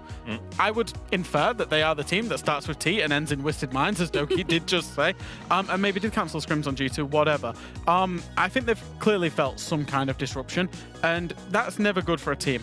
But it's not about how hard, it's not about getting hit, it's about getting back up once you are hit, and that's what Twisted Minds effectively are feeling. They've been hit, they're going to miss EWC. You know, they're going to miss the event that they will have set their goals on. They would have wanted to go to that. They've just been on that high of Salt Lake City, been a top 4 team in the world, but now it's about how they bounce back from that. Yeah, and I also think that from the organization's perspective, it's an event that they care a lot about because they Twisted Minds, they want to be involved in as many games as possible. And realistically, every time this team was playing at EWC, they had a deep run. And even then, before it was called Gamers 8, they also had super deep runs. That's when we first got to know this roster, being able to play at international all the way back, being able to beat some incredible international teams when no one knew them. So obviously for them to miss that huge events, it's a huge problem for them. So I'm hoping that at least they go out the big door. Ooh, the French expression making its return for the very final game of the day. Well, we already know it's going to be the last time we see these two teams inside Stage 1. The good thing is we're seeing smiles on their faces still. It is time to go out with a bang. Clubhouse is ready. Thank you very much, and to be honest, I will actually jump back a little bit because I know that you gave the pro tip to either of those two, but let's be honest, you're the one who pops up in the middle of the screen saying you give teaching lessons. They are in your shadow, and we are in the shadow of a good final game demo. Yeah, and I just want to add on to what Jack was saying as well. Implications are still, I mean, a few SI points in this game, don't forget, you know, depending on where you finish, and with shifters slipping up, it does give Twisted Minds the opportunity of finishing 7th, which, I mean, may not seem like a lot, but you do get an extra 25 SI points, so you would walk away with 100. So there is still, I think, something to play for. Well, let's see how much play they've still got. And I think it's very fair to say, obviously, Twisted Minds, you know, they didn't hit the level we expect, but there's reasons for that. Reasons for that we don't know. They're a roster that has changed quite a lot inside the server, obviously. They've had multiple different swap out days and pulling things in and putting themselves back together. They just couldn't play at full strength, and unfortunately it means that they won't be able to get themselves in and they'll have to sort of sit out and watch. But otherwise, it's good spirits and a good run, and those SI points, that's the sort of pressure swing because we know what they can do on an international stage. I think it was the furthest a MENA team has ever been. Was it earlier this year? Yeah, making, I mean, I think the players that you see on the side of Twisted Minds, they've made leaps and bounds everywhere. You know, you think back to, was it Atlanta? I think is where we kind of seen like the first showing of, you know, what the MENA region can do on a big stage. And also, I do think it's quite unfortunate as well that, you know, Dov is obviously back in now. Thankfully, he's back. But it's a little bit too late, isn't it? Which it's a bit sad. You know, it would have been great if they didn't have those issues, especially inside Super Week. But it is what it is. What can you do? You can only just play the game ahead of you, and that's what they've done. You know, and they'll find themselves watching on sort of online. But we know that it's a team that will be back and back. Heretics, in the meantime, obviously they've not sort of finished bottom of the board in terms of how this has come together, but they've definitely had their fair share of struggles. They haven't really been able to sort of get themselves into the pace of it all. And, well, of everything, I think they're the only team that, obviously, when you're looking at the grand scheme of things, you're looking at the affiliate teams, you're looking at the chance of getting points to keep themselves sort of surviving and away from the bottom of the board. They are on 0, and they will stay on 0 in that grand scheme of things. You know, there's a chance Twisted Minds, they're, because of how things went on earlier on in the year, and it will change, top in the overall EML rankings, I believe. And Rebels and GK, they've been able to pull some of the points themselves. And that's that sort of split. They'll put the pressure on. Secret don't really have to worry about that. They're a partner team. Here, Dora watching and waiting on towards dirt. But they're just not rushing into anything. In fact, Riaz is going to rush up towards the top floor, and the fight is around. And quickly put down. There goes P9, there goes the Nomad, and there goes the perfect start for Twisted Minds. First start for Heretics. No, there goes the perfect start for Twisted. Oh, there goes. I thought you said, oh, I missed it there. No, there was a there goes there. All right. I was like, oh, okay. My mistake. Well, I mean, it's getting worse for them, isn't it? There's another one for Dora, and well, for Heretics, it's looking pretty good. Oh, that's a great swing there from Riaz as well. And Twisted, not looking great for them, and they're all dead. Oh. That happens. That was quick. Happens sometimes. It was very quick. I mean, Heretics. First round's theirs. Very calm, cool, and collected, right? There's also the element, obviously, now that they're playing with Dove back in, they still need to get themselves back around onto it, and they'll play to have fun. And they're a have-fun team, but the thing is, Clubhouse is a map. It's going to be one that does play towards, I think, in some ways, the favor of Heretics. Because it's a very fundamentals-driven map, right? It's something where they can, I guess, have that peace of mind, have that sort of close down. You don't want Twisted Minds on a loose mobile map. You don't want them on something that they're gonna have hash on, just swinging every single angle and putting the pressure back on. Here you can build formula and make them have to solve it. Either way, that's the first in towards their favor. Only 5 more to go, mate. And then 1 more. 10 seconds to insertion. I can count. I can count to 7. Stop telling people I can't count to 7. Left before insertion. Who accused you? No, I messed up, and I expected you to. No. Changing mags. I'd never. Too polite. It's like there was a video Parker I saw when he talked about casters. We tend to not like correct each other on mistakes because we say a lot of words. And occasionally you'll make mistakes and you'll lean in. Incorrect. I think him and Jesse are too nice. Every other caster is just in it to get one over on each other. Is key. Yeah, accountability is key, and a clash on a window. Hello. Is making me the way he came around that bend of that window was. Oh, there's like. What is this? It's a Hibana trick. It's Pengu's Hibana trick. I hate it. Oh. They put the pellets on and they wait to pop them because they put them on all of them. Ooh, goodbye, Hasham. And then you just rip down the castle and put the castle back up, and you've removed their Hibana pellets. Well, now the castle's not going to do any more of that because your lad just kills the castle, ruins the castle trick, really. Yeah. The fact that he's got away with it is, I think, just the impressive thing, but Heretics, it will give this clash a little bit more safety. But Lolo, not really interested in holding construction. Said they back in towards the bomb site, and all of Heretics are accounted for in the bomb site. Now for Twisted Minds, see how they want to try and approach things. They've still got their own shield as well. Don't forget Dolv on the Blackbeard, trying to make things happen. Grenade goes in, try and stem off that clash. And oh, be careful, foreign gadget, Razor Bloom is there. And Jalad now, gonna be limping for a little bit. Still for Heretics.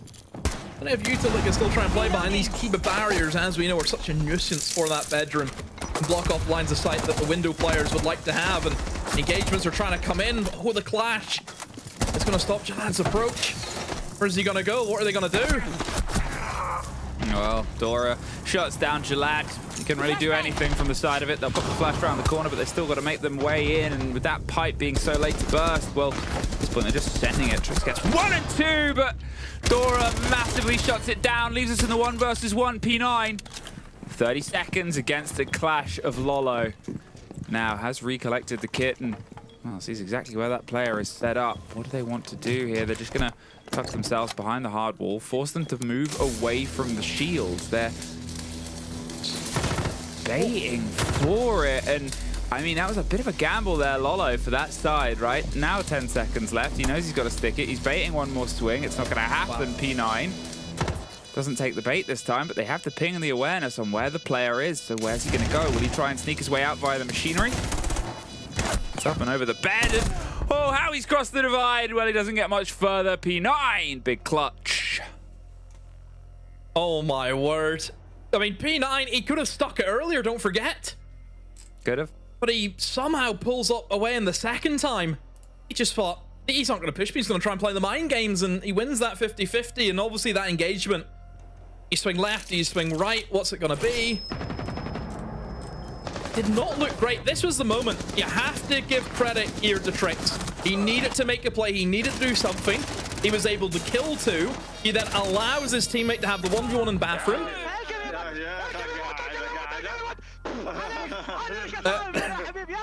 What's going on in there? I had a BB in amongst it. What was that? I need Milos. I need Milos to translate. He's just screaming. Oh. Yeah, it was well played. Well played from P9. Attackers have discovered the location of One a bomb. apiece.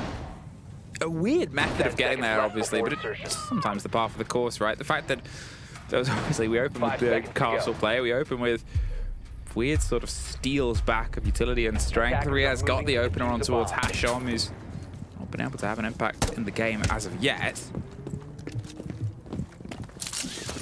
Still, big clutch, big play.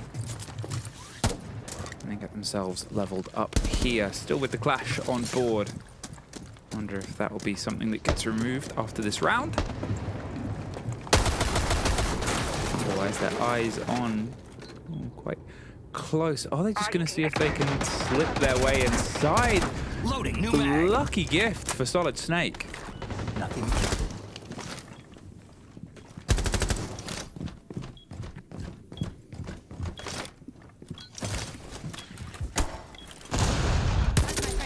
I think the clash can certainly be targeted as the ban right now for Twisted Minds, as that has been the second time that Vola was picked up the operator. Obviously did cause some issues the last time for Twisted Minds in their attack. Here comes the glass.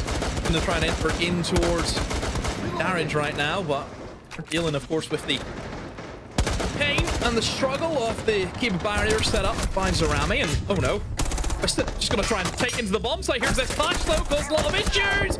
Oh, do you have enough ammo? Do you have enough ammo? What's going on?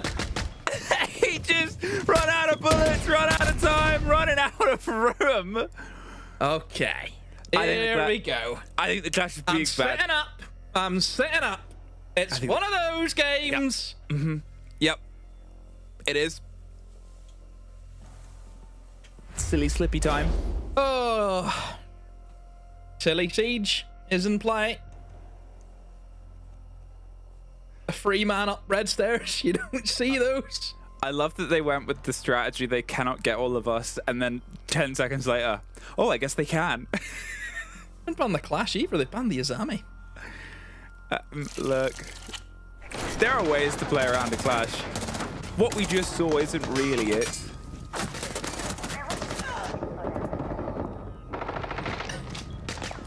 Love the way he had 2 bullets left and he still had a go at the one tap. Nice. Bravi. Madre santa, guardate, guardate come lo... 2-1 at this point, and everything feels a little bit fever dreamy. But to be honest, that's sometimes what I love when you get into games like this, right? When everything's locked, everything's cemented. And it's not that they've just had their hearts broken. Obviously, at the start of tonight, Twisted Minds had a chance. It was a narrow chance, but it was a chance nonetheless. That got cruelly ripped away from them, what is hours ago now. They've gone through the 7 stages of grief, and now they're charging up red. 3 bodies at a clash to see what happens. That's the energy that we need. No Hibana, more limitations on the hard breach. And Noah's army, as you said, no more Kibas, which, I mean, just always useful.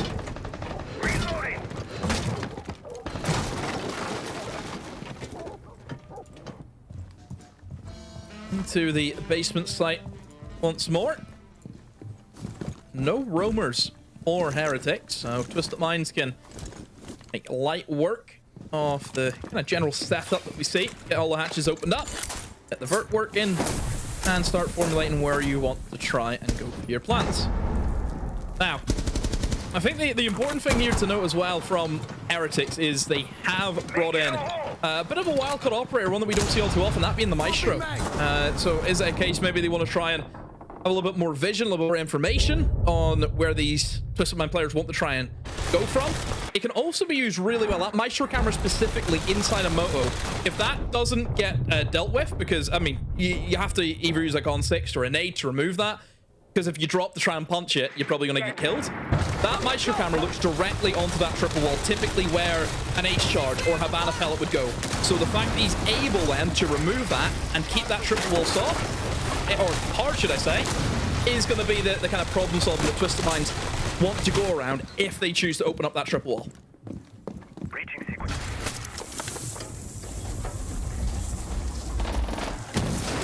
Lad takes the next chunk of damage. Not quite knocked out though. They've been able to have a little bit of better survivability, but a Maestro bubble.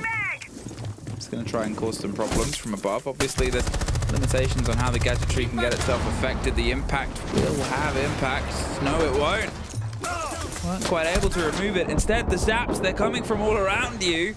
There's a chunk of damage, one more, and it would have been the end of dogs, but instead it's a trade out. There's the smoke that gets the end of the man that's trying to plant in the meantime. Less than a minute, but a 4 versus 3. Slipped inside the smoke and across the side itself to find one. But now you can see them all prepped up, ready in dining room, and they want to eat something delicious. And the Italians sure know cuisine. Riaz gets on towards Trixt. Finally ends that run. They're just sat waiting for P9's approach. But Hashom's on the far side. Can he get a gift from down the main side? They're sat waiting for him, and they're not quite able to get it out. It baits in, but trades out. And now Hashom. Oh, no! Oh, I was about to do some play-by-play about he's always got the capabilities. And then he reloads and he gets swung, and he ends 0 and 4. He's just been decapitated by the Bailiff. And for Heretics, they are successful once more on that basement. Twisted Minds maybe feeling a little bit of heat here and are now going to go for the timeout. Again, pretty generic of a take, isn't it, from Twisted Minds? Wanting to drop in towards the hatches. It's just the blue take didn't really take off the way they wanted to. Yes, they're able to get a guy in the blue, but I don't think they had the impact that they were probably hoping for. Other thing as well is that Jalad now has been able to get the opening kill twice. So Heretics have had that man advantage lead, and they've squandered both of those opportunities.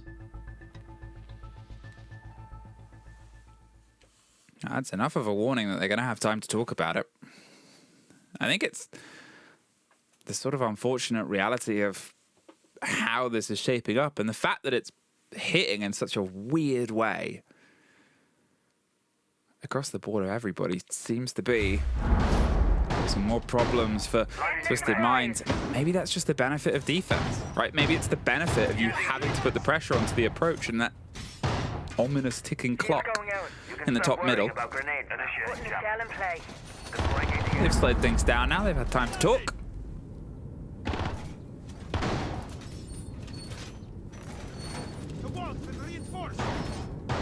Let's see if they can try and capitalize upon something that they weren't quite able to make happen before, though this was the site, obviously, to take away the conversation to entry kill, but to be fair, Riaz got it on towards Hashom, but it's the site that P9 clutched it out. 1 versus 2, made their way on through. It was narrow margins for that, I'll say. It wasn't a sort of post-plant 1 versus 2, but he fought to get himself there, and he played against the clash and the dying throws, so they've been able to make this one work even when the water's been sort of against them. Let's see if they can try and make an approach.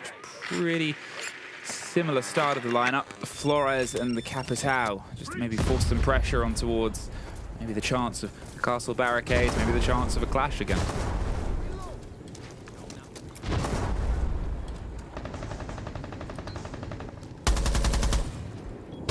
Lad's looking for a bit of a sneaky kill. He's going to ask his teammate to destroy the barricade for him so he doesn't make any sound and maybe just go for a quick little peek into the bomb site and try and find a kill.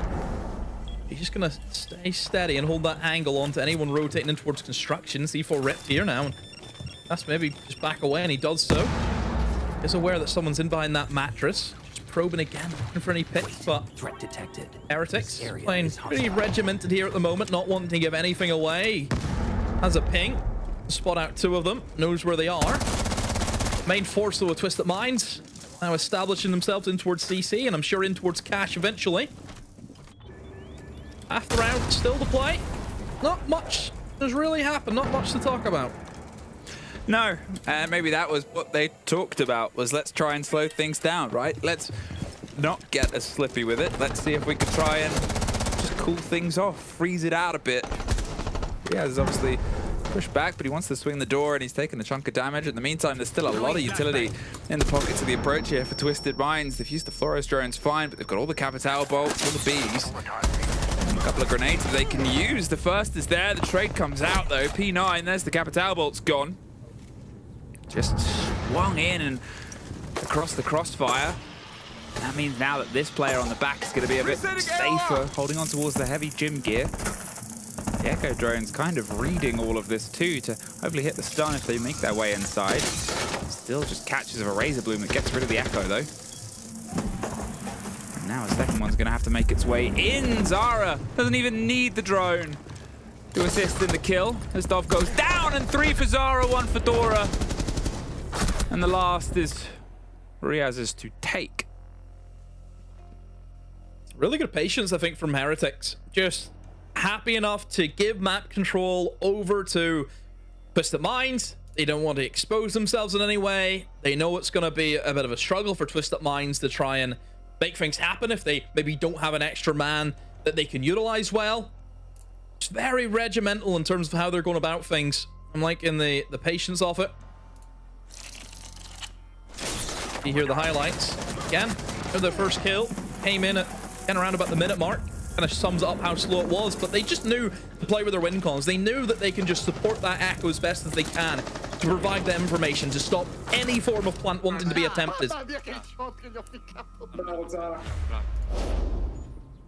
Yeah, well played by Heretics. Just sometimes it's a bit frustrating for me, because Heretics just look so loose and they look like they have a bit of freedom. Whereas really the whole stage, they've been pretty uptight.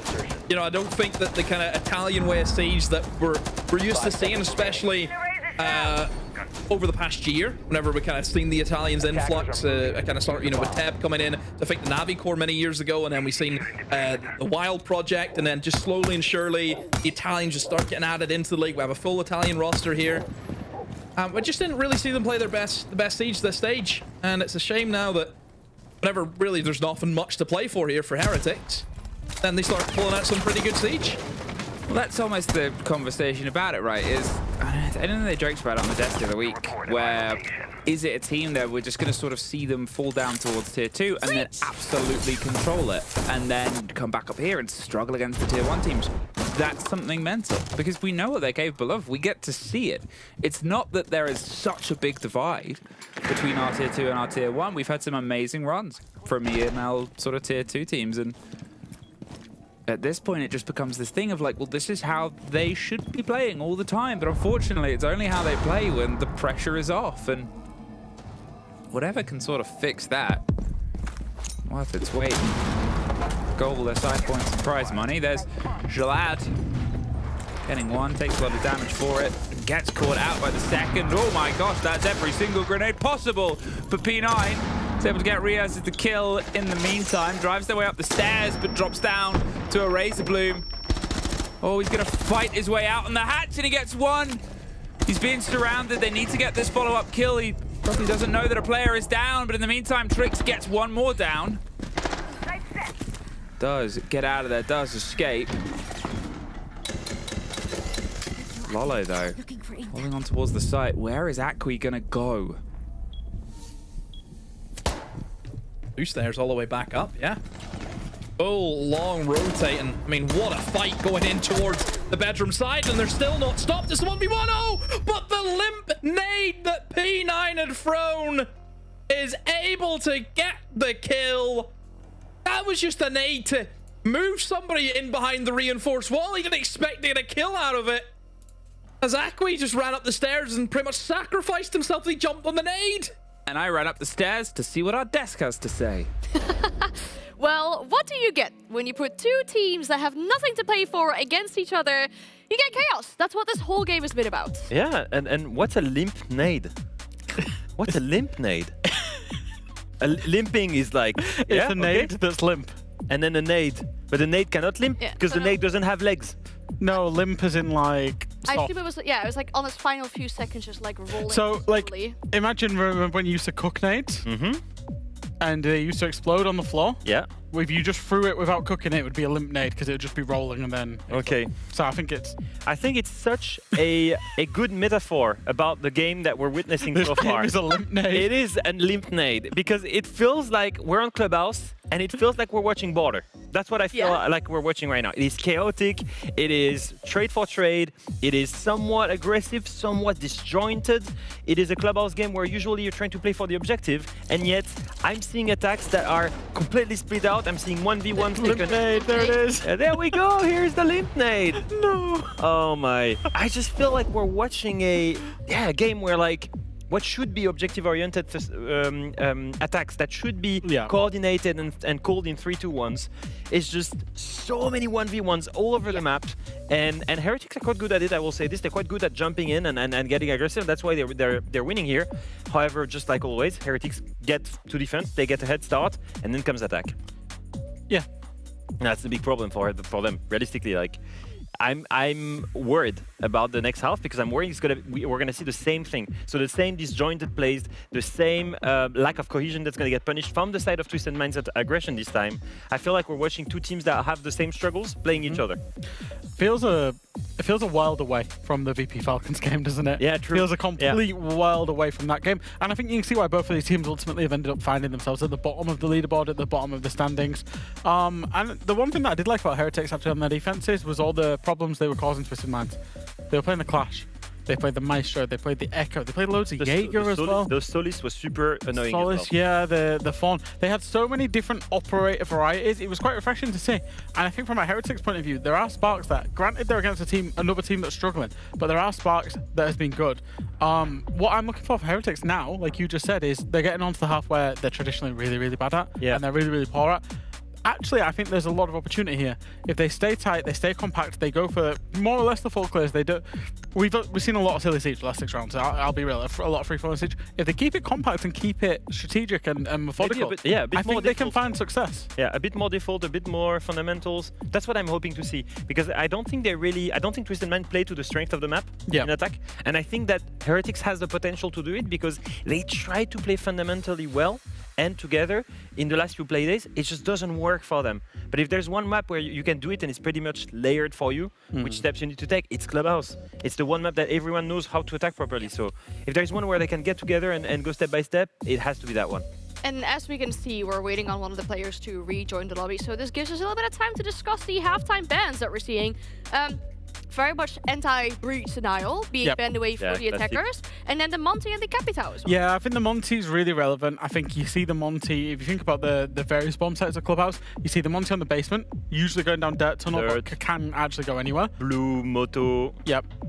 Always useful. You think about the gym bomb site, you see the Monty doing the cross clear and walking all the way across, then going for logistics, and then Cash, the garage tech. So Monty's really, really good. The other shields, I would say, a little bit more situational. So that's why you see the Monty taken away. And the Capitao's the same. The Capitao's so good for removing that garage position as well, particularly. For blue on basement, so strong. Yep. Blue from stock hatch, obviously you have one guy pushing oil pit. Also that as well. Half of the time when you're playing against BDS, it was Shaiko who was playing there. I can tell you did not want to play blue against Shaiko because it was super annoying, or joystick. So it's always the same thing. That Capitao is gonna firebolt behind the kind of like vents machine. I don't know what it is, like the generator. Yeah. Useful on every single bomb site, honestly. Even Jim. And I think that's why this is 2 really good bans for Heretics, thinking about it. Because in terms of, sorry, 2 really good bans for Twisted Minds. Because if you think about that, it's kind of you get rid of the Monty, you get rid of the Capita. It allows you to actually play those positions. It allows the defenses to be super strong against a team that's got pretty weak attacks. And the main thing is, because Heretics go for the default bans again and again and again, and I believe that personally, I think it's a mistake. Because when you're a team that's going to struggle, I think that you need to go for less default bans. I think that removing Kaid or Bandit on Clubhouse, everyone knows how to do it. When we didn't have the bans, we knew how to do it. It's kind of easy to do it. And so the thing is, when you do that, what do you enable on Clubhouse? Azami will be playing in the rafters. Azami will be playing in blue. Azami can be playing in gym. What do you enable then after that? Mira can be played at the same time. Mira for basement, Mira for gym as well. You know, all of the strong things are Rooney with DMR, like all of these strong operators, they're completely available. We're obviously just theory crafting a little bit whilst we wait for the players to get back in the lobby. The Eagle-eyed amongst you might have seen that there was a couple of players just dipped out during the halftime there. Quick one for you, Leo, actually. Well, as you take a sip of your coffee. Coffee in the final. Sorry, I'm just a bit French. It's okay. It's okay. Un café. 2 bro bans. Why? In my mind, it makes so much more sense to ban 2 Barao plus Azami than it does to ban Bandit and Kaid. Because you can always deal with a Bandit and Kaid with many different methods. Mav. And a Mav, especially on Clubhouse, yeah. It's, you know, if you're dealing with a 2 Barao plus a Bandit or a Kaid, I understand why you wouldn't want them there. So I understand why you just get rid of the Bandit and the Kaid and then the 2 Baraos left in play but useless.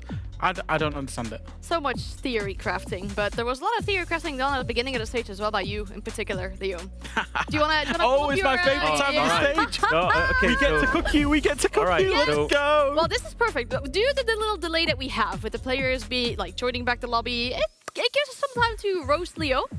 Okay, can I preface this by saying that I had not seen a single match from any of these teams since Salt Lake City. Okay, that's your only preface. So let's just run through it. Yeah. Falcons, your number 1 qualifies to EWC. They ended up finishing in 4th place after looking. There is no ranking here.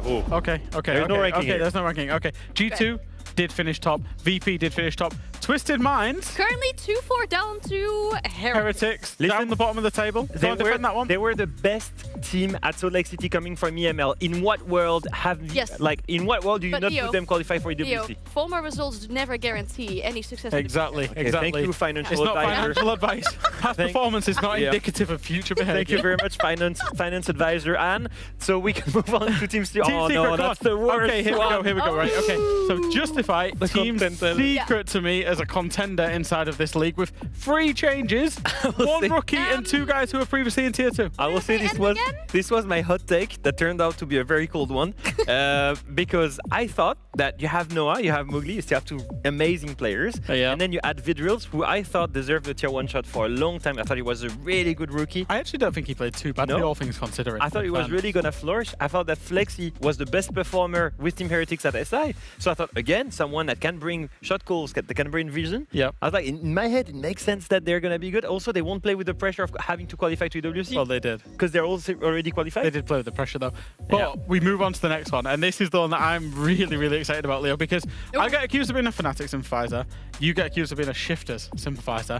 You put Shifters in contenders, and they failed to make the playoffs. They contended for playoffs. Yeah, and I put them in top 6. Realistically, I put them in top 6 because I believed that there was the last team in the last stage of EML that made it to the major. So I was like, if one of the big names is dropping, Shifters has to be taking the spot, and you agreed with me. I actually agree. On paper, it made sense. Yeah. I think they were a huge disappointment. Do you know who should have been the team snapping, absolutely snapping at the heels of this Twisted Minds demise? Shifters. They're the most established core. They're some of the raw talent on that team, you know? Think of Robbie, think of Frek. Even Blast. Blast can shoot really hard. Like, and then how's that team Nate had the experience as well. How's that team not? How's that team failed? Yeah. It just shouldn't have. It just doesn't work. But it just doesn't work, ultimately. We can spin it more positively, though. Because there's a team you put in needs a miracle. And, well, don't be honest, they got a miracle. Oh, we've not got through the dark horses yet, Yeah, true. We've got the dark horses, Geeke. Geeke was a dark horse. I think it's pretty fair. They had made 3 roster changes, so it was a question mark as to was it going to work or not. I think that's good. That's positive. And for Fnatic, it was always up and down. You never know which Fnatic you're going to get. And eventually, they landed that G2. We saw that today, yeah. And they just landed just the right amount of points to make it into playoffs. So I think it's only fair. I think I should have swapped contenders and dark horse. Okay. And then for Rebels, I think it's more so that I think, like many people, I expected that they managed to go to playoffs and kickoffs also a little bit because of the format, and they proved me wrong. And I'm so happy about it because it's a French team that performed well. It's players that came through, first maybe revealed themselves in Tier 3 in French lands, then made it all the way to Tier 1. It's a beautiful story. 3 rookies on that lineup. Like, honestly, if I had to be proven wrong, I'm glad it's that team doing it. Yeah, I agree. I also think, in fairness, I think we thought that the top 4 of EML was going to be so strong that they were going to be night and day difference. GK, we just didn't know. They came in and slotted in that 5th slot, and then the Fnatic even again probably overperformed the expectations that Leo had. I don't think this, as much as I am taking piss, and I do absolutely revel in the fact that your tier list actually went to shit, I don't think it was too off at the start. At the start, it was pretty good. But like many things, you can start well and then go very wrong. I have a question, one more, before we hopefully get back into our game very soon, because all the players are in the lobby. For the teams that didn't make it to playoffs, we've had some crazy roster windows, especially before kickoff.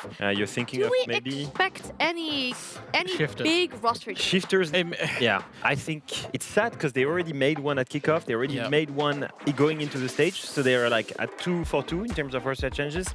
But I just don't think that this team is going to gel with longer time. I think we're very, very privileged as we get into the game. We're very privileged to listen to the team comms. I think they need a vocal voice around Yeah, Nath. true. I think they need a vocal voice around Nath that's really, really good at giving them the information. I don't think they currently have that between probably Lasmo and Blaz, that, you know, depending on the roles and the sites or whatever. Decisive. They need somebody decisive that can give him a very clear picture. A lot of the calls today, a lot of the shot calls went wrong because he felt like he was operating in the dark. And we'll spin it back to the game that is currently starting here, though, because as we already mentioned, these 2 teams will not be making an appearance inside the playoffs. We will see these teams maybe, you know, we'll see the teams in stage 2, but we will maybe see roster change. We heard it from Heretics themselves. They were trialing different players going into stage 1. And I think both of these teams have barriers to making roster changes, particularly if they were going to. They both play in a non-English language, which really limits their roster pool of players that they can go from. I'm not worried for Twisted Minds. The talent is there. It's the team that went to a semi-final at Salt Lake City. They just need to figure out things in that team. And we don't know what the circumstances were, but like I don't think it's a problem within the roster. I think if I look at the Italian roster of Heretics, the player pool is a little bit more shallow. So do they stick with an Italian roster? If they need to make roster changes, can they speak English and can they go find English-speaking players? It's a question mark. I love to see a full Italian roster though. I think it speaks of EML. And as we go back into the game, let's go. Yeah, somewhere in the back of the minds of these players that might be playing a part. This might be their last round inside EML. They gotta give us their all in the final half of a group stage. Well, thank you for our wonderful expert desk holding the fort down as we hold ourselves steady and ready, screaming ahead towards the final half of our best-of-1 set. 10 seconds remaining. Now, as they said, not really much to play for in terms of the immediate, but there's bigger pictures demo and there's so many other pretty prizes upon the mantle. Attackers must locate and There defuse is the bomb. still SI points you have to try and compete with, of course, if you're Twisted Minds. I think 100's a lot better than 75, and again, you never know what stage 2 could bring. Twisted Minds could have a complete turnaround, and maybe those 100 points, they're probably thinking, yeah, good thing we did get those at the back end of stage 1. Heretics, though, will open up with the first pick. They've got the Ying, plenty of util with that Ying and that Prim. Maybe lacking, I think, maybe the nades, because there are Goyos on board. That might be the only issue that they'll struggle with, so I think for Akwi, was he again, reinforced? the way Solid Snake is, you have the 1, so you maybe have to try and collect others.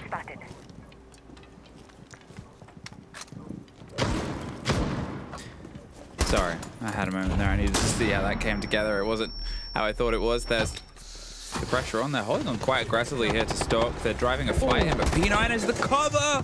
That's baited in, thinking it's a free fight. And in the meantime, now they could double up. And Akwi entirely caught out there. Eyes bigger than his stomach, and a gun smaller than his opponent's.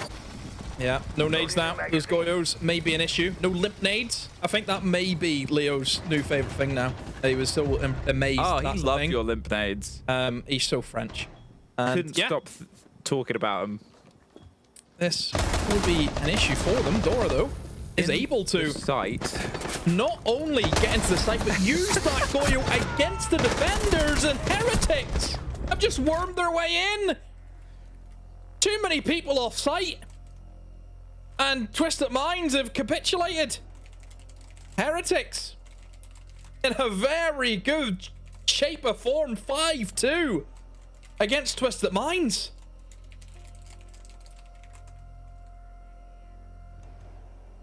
Well, suddenly, again, we have that moment where it's, oh, suddenly they're inside the site.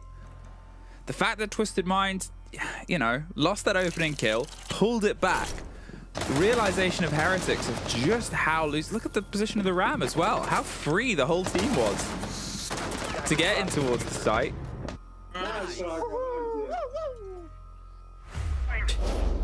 There's a wolf in that team. 5-2. 5-2 for Heretics here. See, look, Anne is the real big brains of the three of them. This is the point I was making earlier. Reinforcing wall.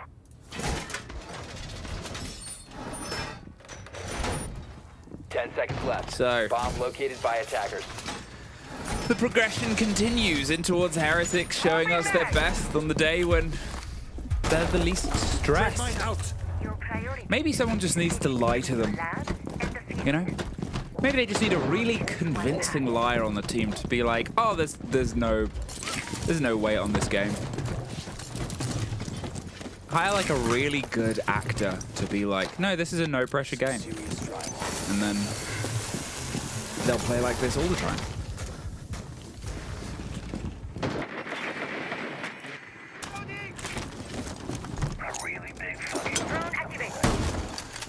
Well, bit of a struggle to get that wall open. That tub is there. It's the only form of real denial that you have based on the bans. Band and Cade off the board. Free real estate for Zarami on that thermite. Oh, mirror window was attempted to be opened up and just barely misses out and shooting off the thermite charge. Oh, they're maybe gonna try and send the Blackbeard down in through Logi, but no, just gonna be an angle hold right now. So for Heretics, they're just giving themselves as many options as they can. And almost I was a little bit worried there. Really prone if I might have missed out on the kill, but is able to pick up Trinks and Heretics in a really good spot right now. They know where the majority of players are, in towards Cash and holding top red. You can maybe just try and ignore them. Maybe try and flood in through Jacuzzi and in through Logi. I mean, there's 3 players over here, and that's exactly what they're going to do. They're going to try and flood and find the solo player in Jalad. What is going on? It's just Hasham left. He's as lost as anyone would be. A flawless here. 6-2. I mean, Heretics, you're giving your fans this hope, but just remember what you can do, right? It's that real underline. Remember who you are, Simba. Italian Simba.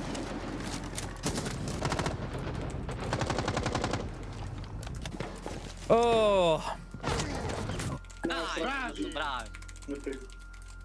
This is turning into a bit of a whitewash, isn't it? Just the Minds have not came up par. 6-2. So much space for Heretics to win this out. I mean, really good opportunity spotting as well. Being able to see that, hey, there's 3 guys over here. There's 1 guy in the site. Let's just go for the one guy. Trying to hold about 4 different ways into the site. And my word, they took that opportunity really well. Just that Minds maybe have just thrown in the towel, have put up the white flag. 5 seconds left before insertion. It's, you know, I guess it's the double-edged split of it, right? Where they're trying to throw themselves back in. They obviously use their timeout. They're having these conversations, and then since then, they're just rebuilding, putting the pressure back on. But it's just the Heretics have got this extra element. They know the cost and the weight of this game. And then the cost of what can come next. This is their last sort of teething game for a period of time, right? They've otherwise got to sit and wait and go back to scrims and sort of balance on it. Twisted Minds, they've had a rough and rocky season for different reasons. Ooh, and Azara, he doesn't get anything out of them, but they don't get anything out of him. Well, they have the breach. How far through are they going to try and drive with this drone and the E1Ds? They're about to meet Hasham at the end of it, and he's not shy for things like that, Devo. That is the El Clasico, the Hasham peak. in effect by the Krayer, and two of them stacking up against the shields. One of them can't see, but thankfully the other can. Heretics have tried to send in the shield, and it's been repelled. And Heretics now in a pretty difficult position, and for Dora now, he has to contend with a player to his left, two players to his right. And nobody wants to make the move here from Twisted Minds. Got a player on his shoulder. I just think it's gonna be a bit of a stall out here unless Twisted Minds are gonna give away freebies. And now Dov will retake position in towards Generator, and look at this rotate though from Riaz, but oh, he's actually been clogged up by Hasham! He's left a gap in his own keeper, and he's died because of it. A 3v3 now. Yeah, it's in with the lull. In towards the old chat of confidence we've not seen from Heretics. P9 though, he's round the back. He could do a backstab either side, oil pit or the shield itself if he can get rid of Dora. Fair job. Oh. Longer. Lolo in the meantime is getting the kill inside. He's been able to isolate a Nomad, and oh, he only just gets it, but the split is across. It's a 1 versus 1. Riaz, as you said, has the kit.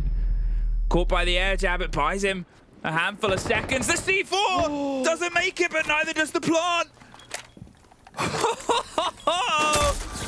Knife edge margins. The bees will give him a bit of an early warning, but he's ducked in underneath the Kiba. They don't know. Another tricked Kiba can be the cause of dismay. Oh, but the game is given away either side. On to secondaries. Both of them. No, back to the primary, but he's running out of bullets to make it an extended fight. More of a bite round the back, but it's ring around the rosies. Oh. And who will stand the single box? It's P9!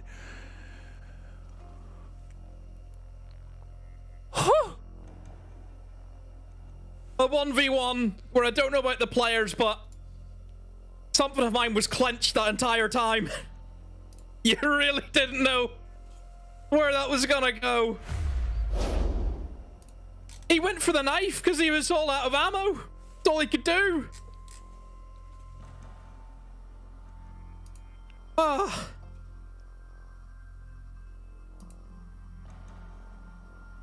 Breathe, everyone breathe.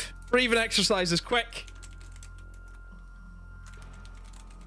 Hello, are you alive? Are you with us? I'm sorry. Emmy can't come to the cast right now. Get the defib. It was the drop shot. This is where it was that little probe. And look at his HP. One shot left. Nice. See how quickly his arm was moving for that flick as well. That arm was putting in overtime. Oh. I think it's the case for Twisted Minds is how long can they keep that up?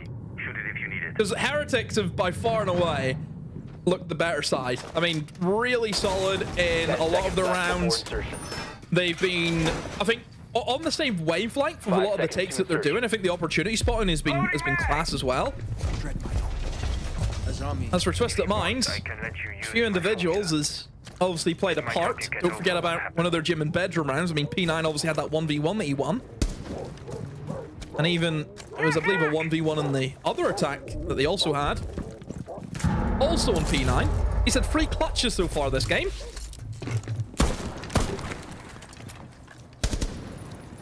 Time to make a new door. Here we go. Stay back. I'm back. I'm back and feeling good. 6-3. Maybe this will be the spiciest end of the day. It's great to get a rush of adrenaline this close to 11 p.m. Even later for these two teams, to be fair. Reloading. Looking across, waiting for just a catch here, Heretics. But you can see, obviously, Twisted Minds, they're getting themselves closer towards the heart and the core of the site itself. The breach comes across, almost gifted, but in the meantime, Lolo takes a lot of damage elsewhere. Slipping around and underneath, but it's only really Heretics that are suffering until I say that. Rios gets to land. somehow a delicate dance on the window isn't paving the way for Twisted Minds, but it's brick by brick built here by Heretics inside the site for the plant, and they have the others caught on the other side of the site, but still, we've seen surprises slip on by before, right past. The catch on somebody repel, but Dora doubles down. In fact, it's a flawless end to a very chaotic final sprint. And a very chaotic end towards our best of one, Demo. Oh, fantastic. Heretics, what a game. I mean, Twisted Minds, credit to them. It was entertainment at its finest. Well, and that is our finest done, and that's our other finest, our fine desk. Oh, wow. Thank you very much. What a game that was there at the very end. Chaos is what we saw in the first half, and it kind of continued as well. That big 1v1 we saw in the 1-2 final round had us at the edge of our seats, just wondering what was going to happen. I thought that Limp Nade was going to be the most important round of this game until there was that 1v1 on basement that was completely crazy. Are you ready for it? It's coming now. It's coming now. Oh. That one we out of ammo, look at it, 3 bullets. Yeah. Had to rush him. And then the bailiff.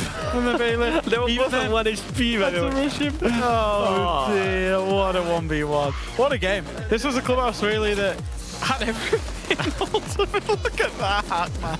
It had everything. It was aggressive, it was fast-paced, it was full of exploiting gaps, it was not a typical clubhouse that you see, and it was very, very happy and surprising to see Heretics not only get the defensive half that they wanted, but then follow it through on their attacking half. Getting 3 out of 4, the only one that they lost was that unfortunate 1v1 for Riaz. And I think it's something to hold on to, it's something to grasp onto for them. Yeah, standings didn't look great, but it will be mega for them. They did just beat, if we draw this all the way back, and if this was play day 1, we would all be going absolutely mega right now. The Heretics beat a top 4 team in the world, and that shouldn't be underestimated because Twisted Minds currently are a top 4 team in the world. It's a good final goodbye from them. And as we say that, we also get to speak to them for one more time. We are joined by Dora on the broadcast. Good evening, Dora. Congratulations on the victory here. Dora, the stage didn't really go your way, but you end the stage with a victory. We see all kinds of emotions on your face as well during this game on the player cams. How are you feeling? Well, it's a victory, so obviously I'm feeling well, but it's just not what we wanted for this stage. So yeah, just feeling disappointed really, even if we won. Dora, I think we've seen some glimpses of hope throughout the whole stage for you guys. I think we've seen you like go and get some overtimes against some big teams, and today I think was a statement of how you can play, like these attacks especially, which was your biggest weak point throughout the whole stage. These attacks were really good, like finding the right opportunity, finding the right gaps, rushing on basement when they were doing an extended hold, pushing here in gym and getting the plant down when you've gotten exactly the control you needed. That's exactly like the potential that we see from the team. It just does not come up alive. I guess it's not that consistent yet. Do you believe in I guess, the potential of the team to make that consistent into stage 2? Well, consistency is the hardest thing to achieve in this game. It's very hard to have 5 players on the top level, 5 players always performing. And that's what you need to be very good at this game. If someone makes a mistake, just a little mistake, all the round can go bad for everyone. So I believe we can do it because we have shown we can do it. Yeah. It's just a matter of practicing more, getting comfortable doing it. So yeah, I believe we can do it. Do you think pressure maybe played a part, Dora? Obviously, when you had things to play for, maybe people on an individual basis felt pressure, maybe had some hesitation. Whereas today, when effectively there wasn't a great deal on the line with playoffs having been missed, you put in probably the best performance of the stage. Possibly, yes, because I don't think I do feel the pressure, even though there is always pressure. Yeah. Everyone that says that they don't have pressure, it's false. Maybe they don't feel it as much, but there is always pressure if you're playing at this level. So it's very possible that pressure does a lot against us. Yes, and today it's a great example of it. So possibly, yes. Dora, when you first came into Tier 1 with the Matchco roster, in the first stage you managed to go to the playoffs and you were, if I remember well, 1 game away from qualifying to a big international event. what do you think is missing for this team to achieve the same heights as for your first stage in 2025? Well, again, I think consistency. We've already talked about it, but especially being consistent on communicating with each other. Like there are some, I feel like there are some games where we're very active in the comms, and some games where we're just dead. We don't say anything, and therefore there's nothing to do. There's nothing we can do in those games if people are not active, if people are not confident with what they're doing. That's the main reason why you lose games. Seems like you have a clear idea of what needs to be improved for stage 2. But before we let you go, Dora, anything you want to say to the fans, especially the ones in Italy that have been supporting you guys? Yes, well, I'm just sorry to disappoint. That's all, really. All right. Dora, we know interviews like this are not easy. We appreciate you taking your time and talking about your emotions with us. Thank you so much. And we hope to see you again in stage 2. Thank you, guys. Have a good night. Thank you. As I already said, interviews like this really are not easy. And I think you can see it on the face of Dora as well. And the way he speaks, the emotions are, well, getting to him in a way that this was not the stage they were hoping for. But you got to really appreciate that a player comes on here and talks to us about, even when things go wrong, just telling it how it is. Yeah, and it is fun in games for the viewers at home. You know, they turn up, they watch these pixels, they watch the game, and they go, yeah, these teams are good, these teams are trash. But for every single team inside of our league, they're full-time professionals. They're working day in, day out, trying to improve. They're putting their profession on display for everybody to judge it, including us. And for Heretics, it didn't go well. It didn't go right. And even though they won, ultimately they failed on the goals that they set out as a team. So yeah, it's very, very hard. And then to come on here and ultimately defend that or be asked why it didn't go right is a very difficult thing to do. So, you know, big props to Dora. Yeah, it's finally a pro player I can relate to. Because when we interview, you know, major champions and stuff like this, I can't say much, but I've been a team that is all the way at the end of the standings. Same, yeah. Yeah, and honestly, I know how it feels. It feels horrible. You feel like you're working hard. You think that nothing is taking. Every single play day, you change what you're doing because you think that what you've done previously is not changing, is not working. And then you're like, but maybe we're losing because we're changing stuff all the time. And it's a nightmare. Yeah, you start thinking about things. You start hesitating inside the game, outside the game, changing your plans, keeping your plans when you should change. It can all go wrong. And like winning and losing are both habits. And, you know, unfortunately trying to break those habits, especially when you're on the losing side of things, very, very difficult. There's time for our teams to fix those mistakes and really iron out the kinks going into stage 2. But as we look at our results from our final play day of groups in EML here, we had our overtime, big overtime with that G2 Fnatic game. But in the end, you know, seeing Rebels make it into playoffs, is that what we expected starting today? Maybe. Yes, they were. Like, I think, in my opinion, they were the favorite out of the three teams that could make it. Yeah, Rebels had one more point. Course, but they were in the driving seat, like they had everything. But they were 5-2 down. Yeah, true. You're right. They were 5-2 down inside of that game. So yes, on the before the game, it pretty much expected where we expected it to be. We expected the top 4 with GK coming in because they had the statistical advantage to be in the top 4. And we expected Rebels to make 6th. That is exactly how it ended up being. But inside of the games today, it was a little bit closer. You know, you think about the GK game, the Rebels game going up against Shifters. Shifters had full control of that and arguably should have won it.